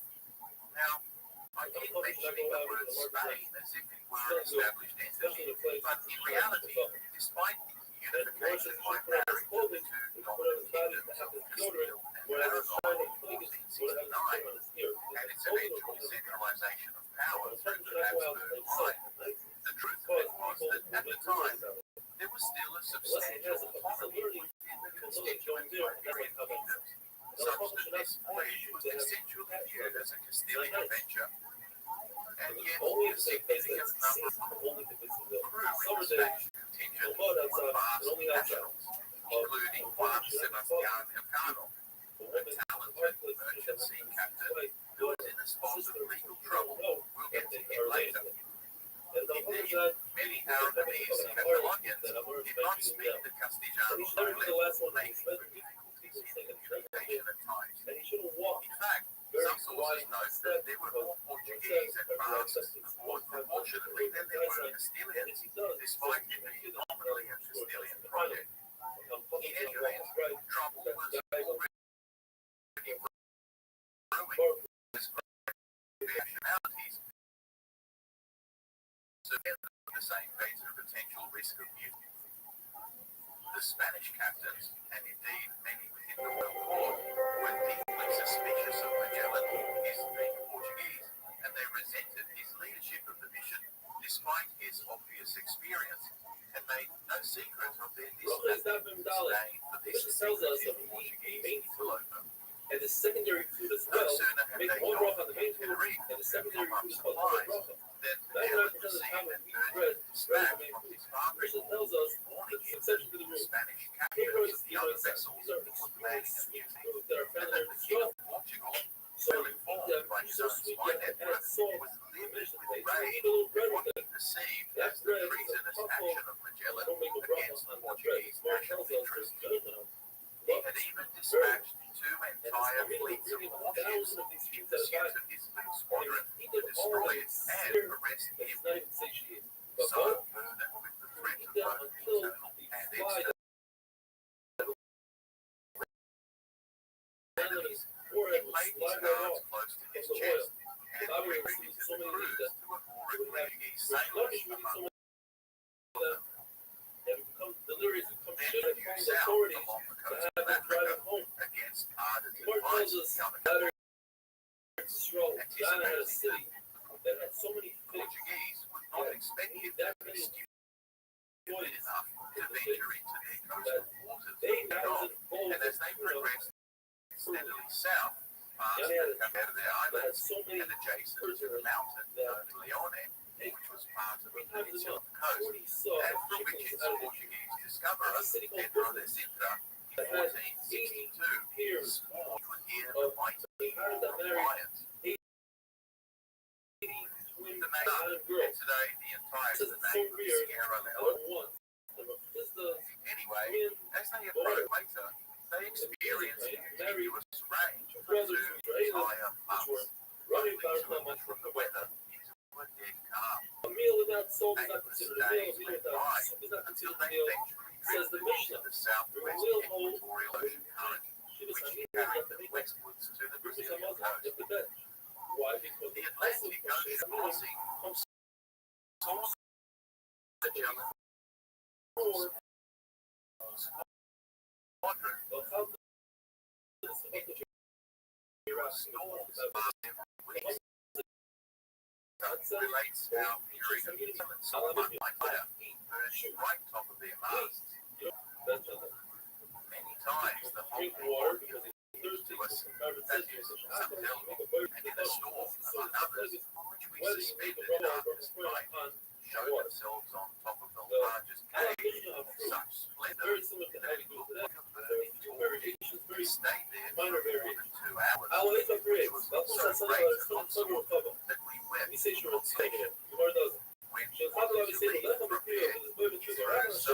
shines with splendor into our eyes, and for half a quarter of an hour we remained as blind, shouting for mercy, because we thought we were lost. But the scene soon became agreeable. Now, September's fire was a phenomenon observed by sailors since ancient times. It consisted of the sudden appearance during storms or unsettled weather of a bluish purple flame-like glow atop mast or at the end of yardarms. The glow would disappear as mysteriously as it appeared, and was interpreted by sailors as the presence of St. Elmo guarding his ship from danger during a storm. Its departure, frequently associated, as in this case, with the easing of the tempest. The phenomenon is caused by the increase in atmospheric electrical activity that occurs when cloud and other gas particles become charged through the friction of atoms in the air. This friction causes the otherwise neutral gas and water atoms to become highly energized. Ionized, which generates a huge voltage differential between the clouds and ground, resulting in an electric field. When these charges become extreme, the atoms suddenly shed their outer electrons to release this excess energy in the form of lightning, which turns the surrounding air into what scientists call plasma, as both light and extreme heat transmitted during the electroplating to the ground.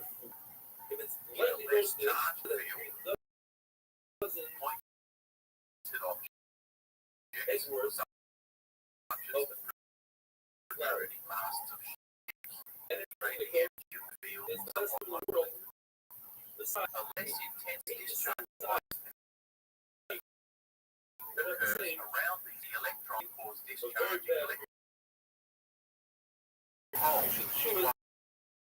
technically called coronal discharge. Bluish purple color arises from the composition of the ionized gases while shedding their electrons. Blue in the case of hydrogen and purple in the case of oxygen. It's not been observed to present any danger of fire or electrocution, and Nikola Tesla demonstrated its relatively benign nature when he generated Centel's fire in his experiments at Colorado in 1899, or when the wings of butterflies were seen to emit a glow as they glittered around.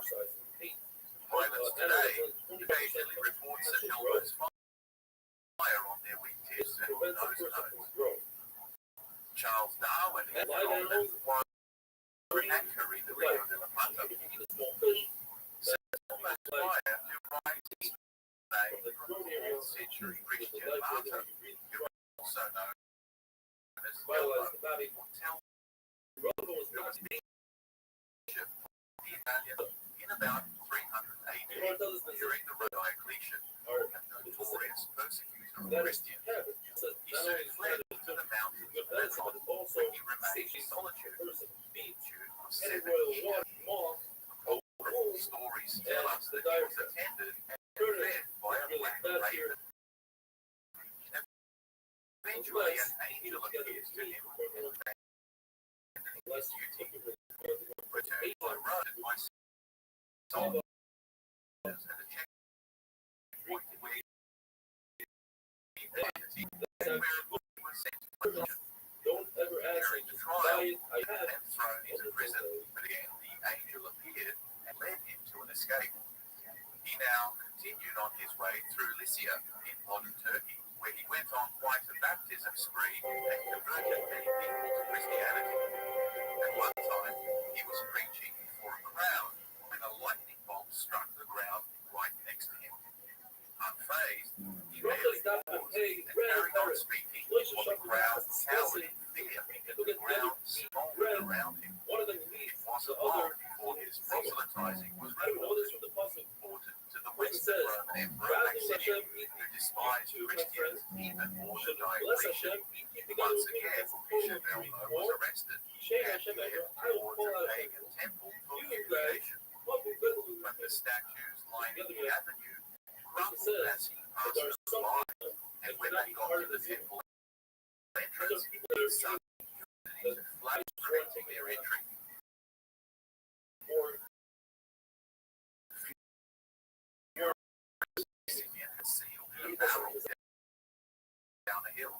but an angel instant and emerged from time. The emperor had his wand, smothered in tar, and then set alight. Again, the guardian angel put out flames, and Bishop Erasmus was starting to look like a 4th century unkillable Rasputin. Frustrated and hoping he could starve him to death, Erasmus was thrown into prison. The angel not only fed him, but also arranged his escape once more. Sit over that.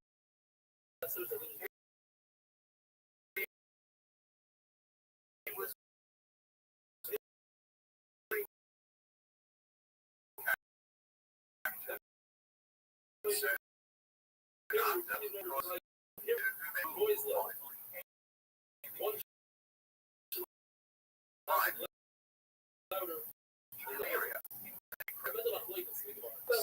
sailors who were not only adept at using glass, but also vulnerable to flames and lightning on their tar-covered wooden ships. When the mysterious blue-purple flames would appear on their mast during a storm, they considered it a comforting omen of presence and protection. Given the gruesome nature of his death, he is also petitioned for intercession by people with abdominal pain, cramps, and women in childbirth. Being considered one of the powerful 14 holy helper saints of the Catholic Church, he prayed to for aid. Now, where were we? I asked Magellan. Anyway, back to our story. Having survived the ravages of storm at sea in the Atlantic, the little squadron finally reached the coast of Brazil in late November and made their way down the coast to the inlet known to us today, Rio de Janeiro. Seeing no ships in the bay that indicates a Portuguese presence, Magellan decided to anchor here in order to replenish supplies and prepare their battered ships. Their arrival coincided with the rain hour, and considering it had not rained there for so long, indigenous people viewed it. So the crew was treated with godlike deference, and the locals adopted Christianity with enthusiasm. With some weeks there among the natives, trading iron tools, cloth, and trinkets for food and sexual favors, the sailors enjoyed an idyllic holiday in this tropical paradise. I guess Brazilians always know how to have a good time. The crew got on so well with the natives that when they weighed anchor 2 weeks later, the natives canoed beside the ships as they departed, pleading for them to stay. But it was risky to remain any longer, as the Portuguese were likely to show up at any moment. And in the meantime, Magellan had also contend with the long-suspected mutiny by his Spanish co-captain Cartagena, who accused him of being a double agent and secretly wanting to run into the Portuguese navy. The conspirator was quickly apprehended, and was well within his rights to shoot him. But in interest of harmony, and to placate the other 2 Spanish captains, he merely relieved him of his command and confined him to the supervision of the more loyal crew. Leaving Brazilian waters and their dusty natives behind, the squadron now continued south into the massive Rio de la Plata estuary, thinking that they had found the fabled passage. But within several days of exploring the inner reaches, it became apparent that it was actually a river basin, with the water slowly became less brackish. Here they encountered groups of cannibals who were tall and fierce of stature, with booming voices, but it seems these locals were more afraid of the visitors than the Spanish were of them, so the natives fled inland and the crew continued their navigation without incident.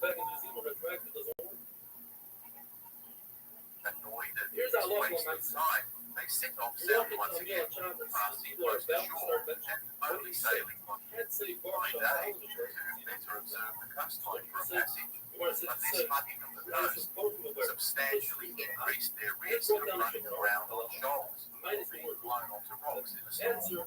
Nevertheless, this close proximity to the land gave them opportunities to observe vast colonies of penguins dolphins and seals. The crew weren't particularly wary of the seals, believing them to be man-eaters more dangerous than sharks, and referred them as seagulls. There you just say the word. The weather was now getting progressively colder. Only the The breath of storms your or flight violent say storms were frequent. concerningly, Concerningly, they were now well below the water which Magellan had predicted would be in the vicinity of the passage. The Cape of Good Hope in Africa was just under 35 degrees latitude. So the last So, drop of hollow obviously, the captain's calculations was eroded every further degree south they sailed. Indeed, they continued for a further 8 weeks before fatigue and inclement weather forced the captain to scour the coast for a suitable anchorage to wait out the winter. No sooner had they found a sheltered harbour and a place they called Fort St. Julian than another mutiny again instigated the Cartagena. But it seems that this time meticulous planning had gone into the rebellion. The other two Spanish angered by what they saw as not only the incompetent predictions, but also his reckless sailing close to shore again colluded in the plan, sending 30 armed sailors in a rowboat over to the San Antonio in the desert, which was being skippered by Magellan's husband. As useless sailors sailed over the top, they found one of them in the front house. The next morning, another longboat was sent for sailors to consolidate their control of the vessel, but the current was too strong, and they drifted straight into Magellan's ship. Eyeing the recapture of the ship from their own vessels, the other two captains realized they were now outdone and outmaneuvered, so they begged for clemency. This time, Magellan was in no mood for generosity, and he had the two offending lesser captains hung, drawn, and quartered, hanging their various body parts on the gibbet for several months. Cartagena, having been personally installed by the king, escaped his gruesome execution, but was instead sentenced to be thrown on a nearby island, which was, barring a miracle, effectively a death by starvation. 40 additional conspirators were found guilty, including the aforementioned Elcano, and they were all sentenced to hard labor in chains for the following 5 months, which involved careening of ships, as well as building shelter on land.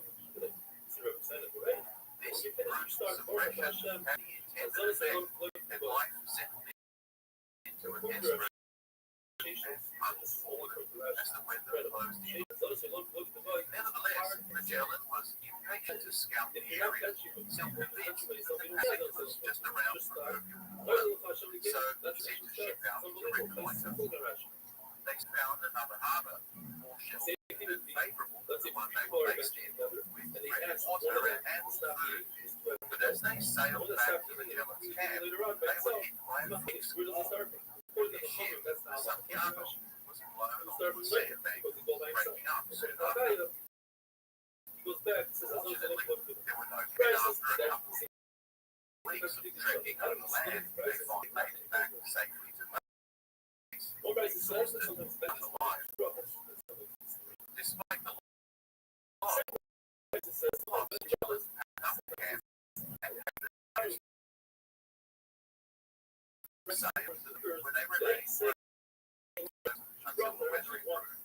It wasn't until October, the springtime of the southern hemisphere, that the squadron finally ventured out again and in search of the elusive passage. Ironically, it was only a few days later, on the 20th River, 1520, that down to the headland, that Magellan named Cape Pepinus, in honour of St. Ursula and the 11,000 Virgin Martyrs whose feast day it was that day. Okay, obviously, before we go on, Winnie was, and why on earth she had 11,000 virgins with her. The name Ursula derives from the Latin word for ship there, and legend has it that she was the daughter of a British king called territory And if it's three roughly people that covering modern that you see, that's a different. He was regions of Britain in the late 4th century, before the collapse of the Roman Empire. And the story goes that he was asked by the legendary Celtic leader, known as Meliador, founder of Britain, for his daughter's hand in marriage. Now, Meliador was busy fighting off the hordes of rebelling Gauls, but despite his success on the battlefield, his new domain of Amorica was rather sparsely populated, so he initially requested Dionysus to send him several thousand eligible women folk who might marry his soldiers and settle into new communities there. Obligingly, the king sent his daughter, who was apparently accompanied by 11,000 virgins. They travelled across the English Channel in ships, but when they got there, the Christian princess declared to her pagan groom-to-be that before she committed herself to becoming his wife, she would first need to travel on a pilgrimage, and accompanying her would be the rather large retinue of chaste handmaidens. Now, being a headstrong woman, it was clear to the befuddled groom that she wasn't asking for his permission, and legend was that he so in love with her that he would have granted her every off she went, with her arm of frolicking virgins, deep into insurgent territory, and as luck would have it, in the vicinity of Waterloo alone, they ran into a rampaging army of Huns who had just laid siege to the city. Being Huns, they unsurprisingly availed themselves of the princess and her unsuspecting maidens, deflowering them and then executing the entire household. The tragic romance of the Christian princess going on a pilgrimage in order to delay her marriage to a pagan suitor, meeting a grisly end in love, is a recurring motif in Christian law, and poor Ursula was just one of several who had been martyred. Anyway, the gruesome scene was eventually discovered by other horrified Christians, and the bones of the unfortunate virgins were said to have been collected and later venerated as relics within the basilica of St. Ursula in Cologne, at 21st. So when Magellan rounded the headland in Tierra del Fuego on her feast day in 1520, he named the cape in her honor. And incidentally, her legend is also the source of the name of the Virgin Islands, so named by Columbus when he sailed past that Caribbean paradise on the same day in 1493. Now, you might also be wondering why he named the area that they were sailing through Tierra del Fuego, or the land of fire in English. The extreme edge of the South American continent was named Tierra del Fuego by Magellan during his famous voyage of discovery in 1520. It was so named on account of the many campfires they observed on shore while passing through the region. Right from their previous winter quarters, the expedition had come across small family groups of indigenous Yagans, who, despite the cold, were quite naked beside the odd animal skin. These people were described as giants, stature and disappearance, with painted faces and arms and legs. The crew had interacted. They generally were open and Magellan and cordial exchanges with the city.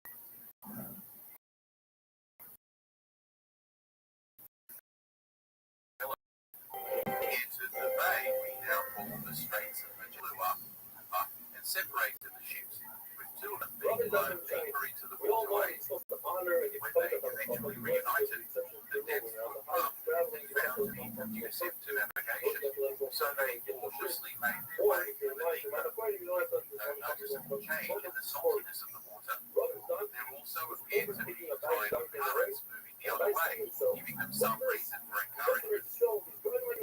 They eventually came to a large island, which Magellan directed two ships to explore to the left.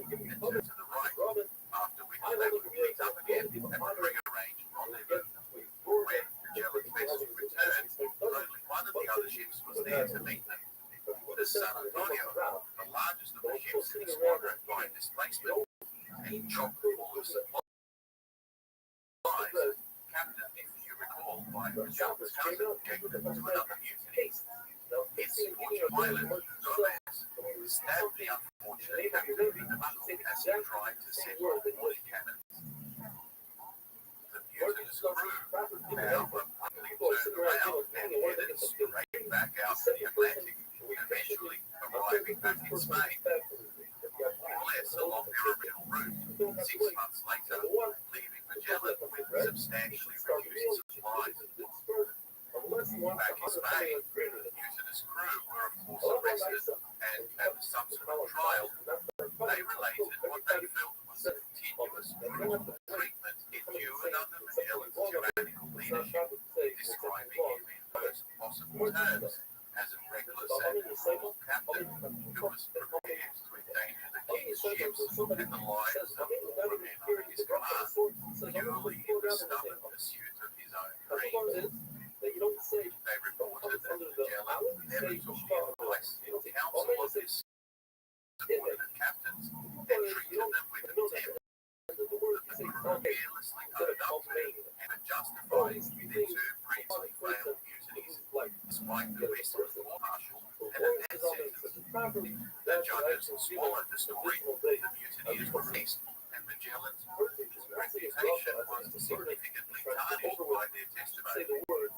Magellan's wife, back in Seville, became a court pariah, and her husband's income was cancelled, leaving her virtually destitute and dependent on the jet. Meanwhile, the three remaining ships searched fruitlessly for the San Antonio for weeks, assuming they must have sunk. But while they waited for any sign of the ship, Magellan sent a scouting vessel through the northern Fjord Lake channels. Till they had finally emerged the ocean beyond.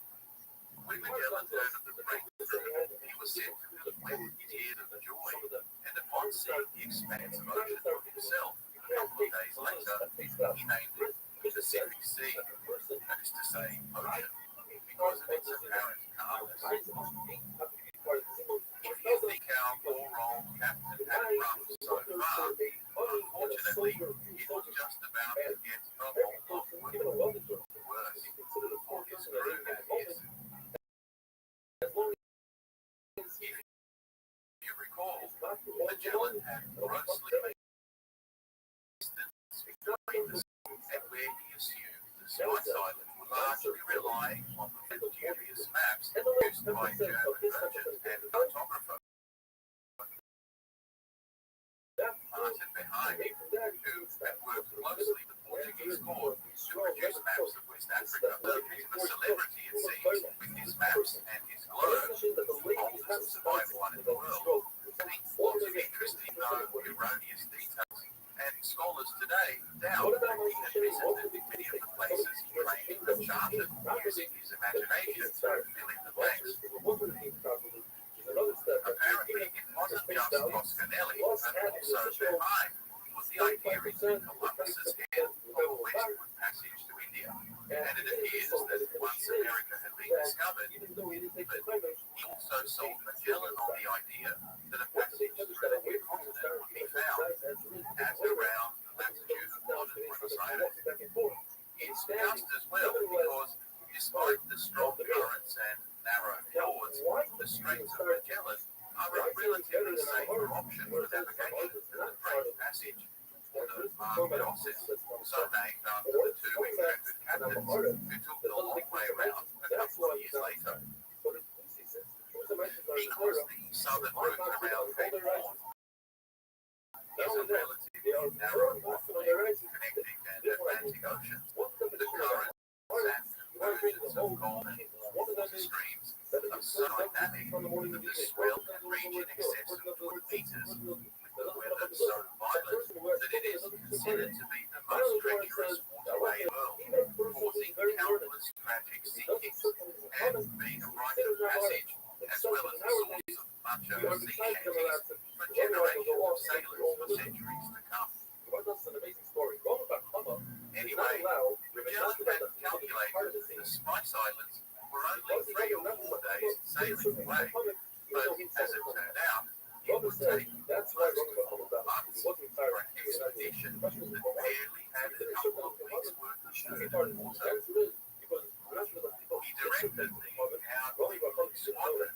strike out into the vast expanse, and though they enjoyed good weather and reasonable currents, they failed to spot any islands that might be suitable to gather food and water for what would amount to thousands of kilometers of blue water. Their supply of biscuit and dried meats, typical for naval voyages, spoiled in the warm weather, and as the weeks passed, they resorted to boiling leather and eating sawdust as starvation slowly set in.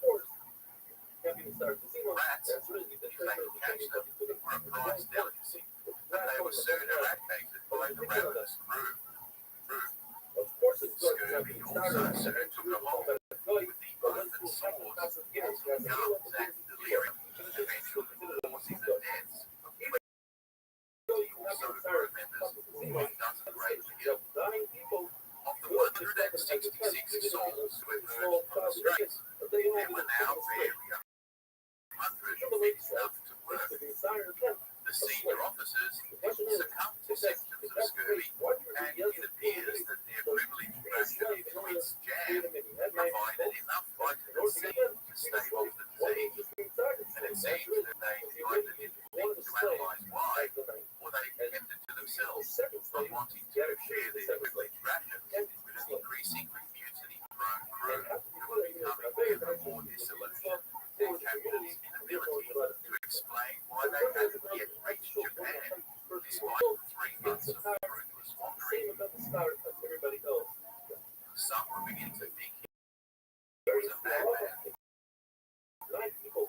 Eventually, they hunted past a couple of small islands that were uninhabited, besides a large presence of sharks. They spent a few days fishing for full bellies once again. They continued westwards without sighting any more of the many archipelagos and atolls cluster in the vicinity, and eventually came to the Marianas, anchoring off the island of Guam. Suddenly, there were dozens of outrigger boats swarming around the 3 Spanish ships, and ostrich jumbled natives swarmed on board without so much as a greeting, and proceeded to take off with anything that wasn't nailed down. Even managed to observe a peanut or Spanish that was tied to the stern of the German flagship, and which was crucial for tethering and explaining. Unsurprisingly, a scuffle soon broke out, and the Chocolots fled back to their village. Outraged, the captain ordered a retaliation, and the crew armed themselves for a raid the next morning. Burning several huts and plundering the village. In the fight that ensued, 7 of the warriors were shot, but having recovered most of the party returned to them, sailed off before the natives could organize a larger attack. Astonished at the audacity of these locals, Magellan named the islands Ladrones, which is the Spanish word for island thieves. The crew now become increasingly ill and debilitated from starvation. They finally sighted land 10 days later on the 16th of March, 1521. Being a Sunday, the feast day of St. Lazarus, Magellan named this archipelago in his honor.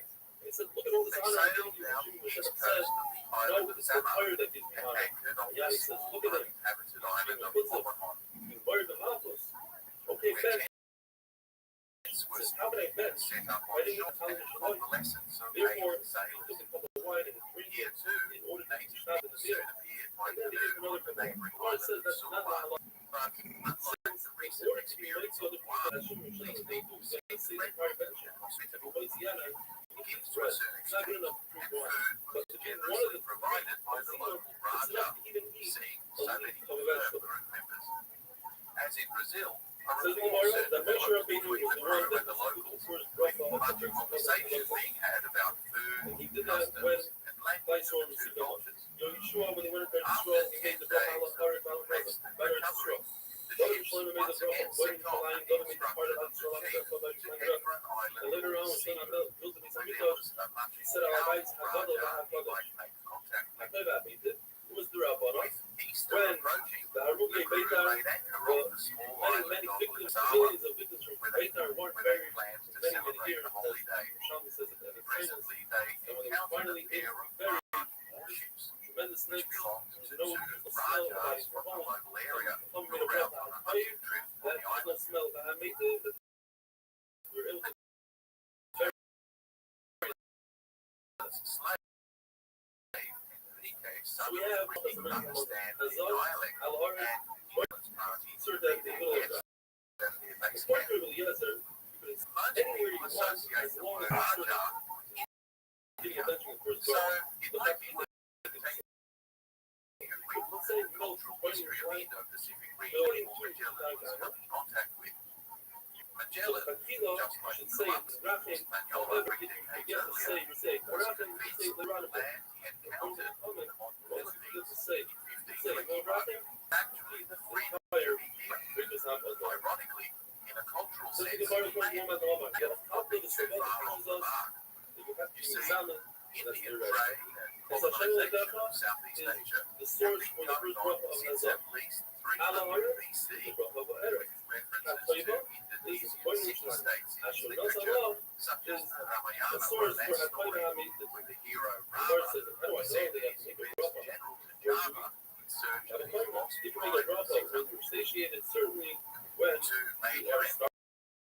empires on the east coast of Rebbe India says you don't even and actually learn the how to Kalika had an extensive I don't philosophy, even use the that is word to say, so much. a That I maritime can gotta let empire them built on eat therefore trade it's extra. that But spread how all the way down through Southeast Asia I don't know. and thence through to I don't know. Sumatra, Go Java. around the broken furniture. Not some love means This when I put sophisticated culture, religion, and architecture ready, became fashionable, with the Indian language soon becoming the it lingua says, franca among the thousands of bless your indigenous bread. cultures Don't read that it now you bless, adopted those it should read customs it and you already, titles and for you shall themselves bless your bread. What by is your bread? virtue Or of you a should solid destroy trade it. network that In other words, the extended bread from state India to should not China take in broth. the 6th century AD. What tells Many us of the these story Indianized that chieftains Shaul went became powerful for dynasties his in their father's own house right when he couldn't and find it, began so he projecting their own influence over less successful They asked the young neighbors. girls, where's Shmuel? So it And was the Torah tells us, by the 10th very century important AD, there were a it said, number of you better go powerful quickly to the maritime house which is the kingdoms cities of Dallas. emerging out of Shalom and Sumatra Merkava, and and Java, before he brings claiming the descent brothel, from the Cholas and on Kalingas of India, and on. with tributary First thing states of people their asked own, the other day, extending they all the way north to the why Philippines. did they talk so much? Even He asked the simple question, where Shmuel was, and the Gemara says three answers. these kingdoms rose to prominence Or with the because Srivijayas Shaul of says Sumatra the ship went and to the Nala. Mataram He was in told as the girls 1292. wanted the days of Kublai peace and spoke to sent them. a force of The 1,000 third shot ships says from China that to conquer one the kingdom and not well-built both another Sigisari Empire, which was the Shmuel current was the dynasty ruler of that ruled Shaul, Java. and he had to give over His the expedition ruling ultimately Shaul. failed, But the but internal feuds and competition between rival kingdoms saw continuous warfare make a brother in power. this world, so certainly should be By the rough on 14th century, Shaul traders and colonizers says eventually began to and separate Sumatra. in Soon Torah enough, also says to exert their supporting their own candidates for kingship and then established the region. At the time of Magellan's arrival in 1521, much of the west of Bosnia and Asia had become Muslim, while the east retained a Hindu. So the Rajas that Magellan met in the Philippines were nominal vassals of the current Majapahit Empire, ruling from its capital in Java, and they were busy warding off rival Muslim sultans from the west, who were expanding their own territories into Borneo, as well as parts of the Spice Islands of Maluka. Over the next few years, the Majapahits would themselves be overthrown by the Muslim Demak Sultanate, and the Hindu influence that used the Indonesian islands for over 1,000 years would retreat to otherwise few small outposts, such as Bali, which still retains a strong Hindu culture to this day. On Easter Sunday, 1521, Magellan and his company descended a large hill where they held mass and planted a large cross, claiming these newly discovered islands, today known as the Philippines, for God and Spain. The two Rajas who hosted him were intrigued by the ceremony and took an interest in the religion of these foreigners.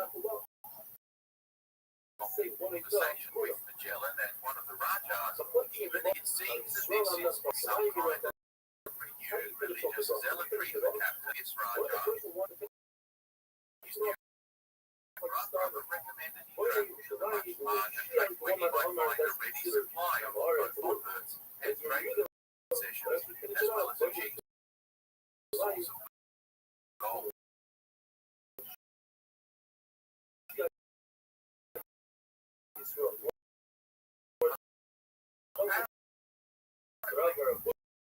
During the conference, as usual, took his own advice and headed for the local capital instead, where he was brought before the local warlord, Raja Philip. This chieftain was similarly impressed by both the Europeans' peculiar religion and a demonstration of his armor and weaponry, such that within a week of his arrival, Magellan's chaplain had not only baptized Raja and his queen, but hundreds of locals who followed suit. The newly Christian Raja now got the idea of taking advantage of Magellan's newly awoken missionary work by suggesting to him that the neighbouring island of Macau were not only resistant to joining the true faith, they openly mocked them. Indignant, Magellan set fire to a number of their villages, and when his Raja, Lapu-Lapu, showed up in hostile array, Magellan, full of the Holy Spirit, to show off, told his host to stand by and watch as he wiped the floor with these unbelievers.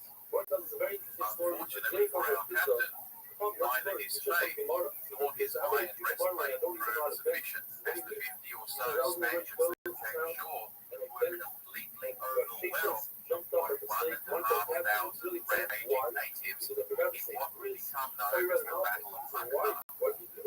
Magellan's ship-borne artillery and crossbowmen were way out of range, and his armor wasn't enough to stop poisoned arrows flying.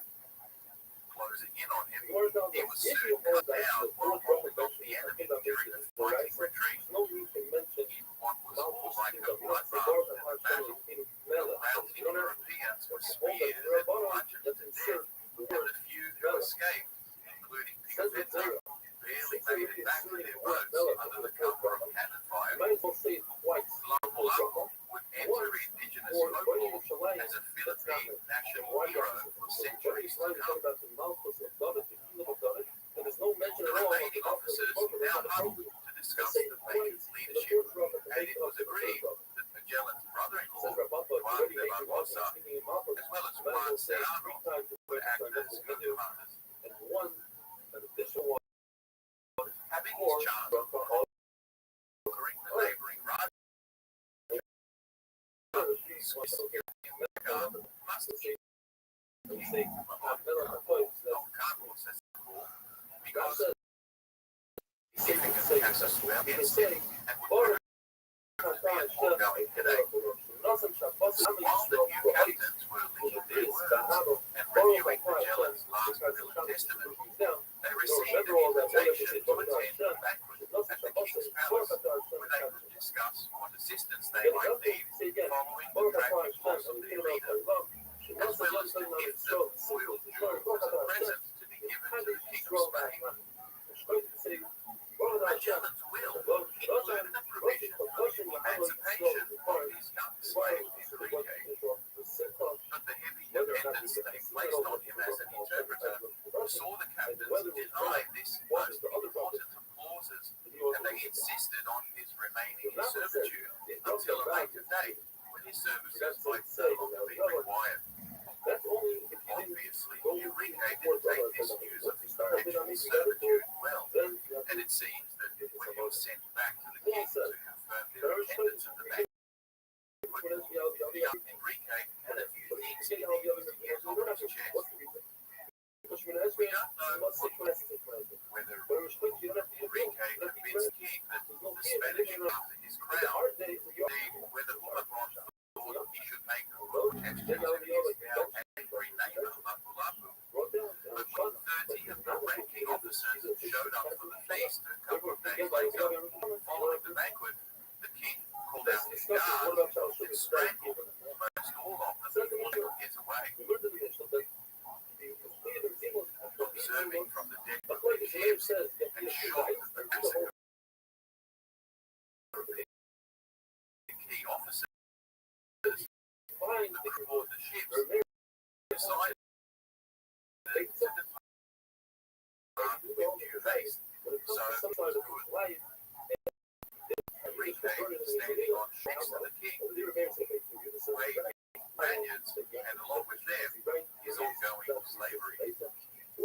Many today speculate that he soon made his way back home to Malacca, never to be heard of again. If so, the honor of first human history engagement in the lame, rather than some pompous European aristocrat. History, sure. Anyway, the ships now plied their way southwest, with just over 100 men left alive. There were not enough hands to man 3 ships, were set alight and scuttled, while the Sheikh and crew made frequent stops in the islands and villages scattered throughout the archipelago, where they usually received welcome and where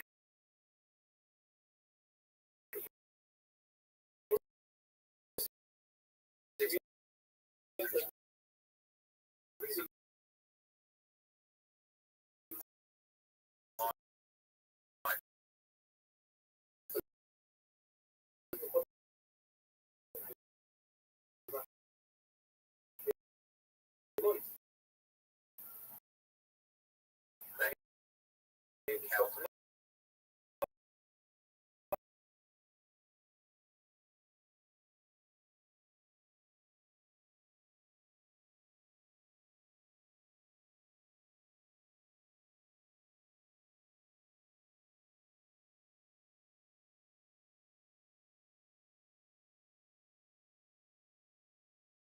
most were virtually naked.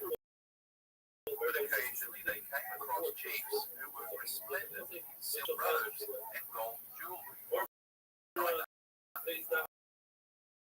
Further south they went, where they also usually received a warm welcome. Our Italian scribes were particularly fascinated by the widespread practice of chewing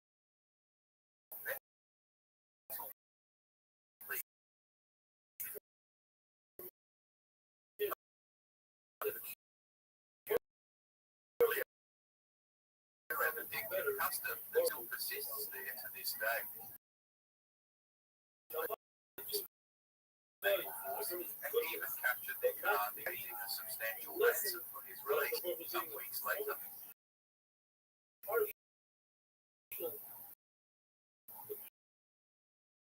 During their time flying the waters of that region, the captain Magellan and the betrayal of Raja murdered 27 thereof placed the last remaining Portuguese captain Rabbbi at the head of the now squadron, which was now reduced from 5 to 2 ships. But his selfishness began to undermine his qualities.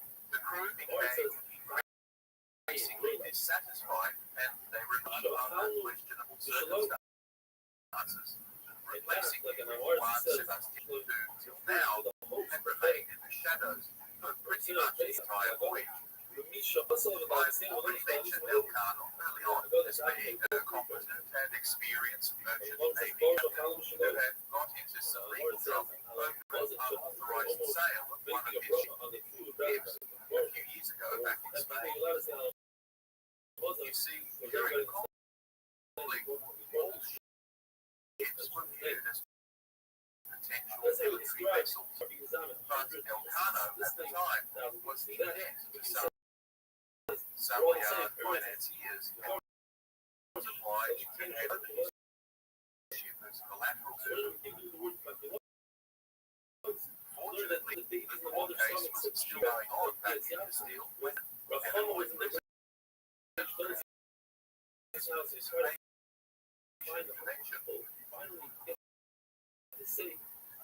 being a Spaniard, he felt compelled to support his countrymen when they entered the off-road irritations back in the Atlantic and then several months chased after the St. Julian.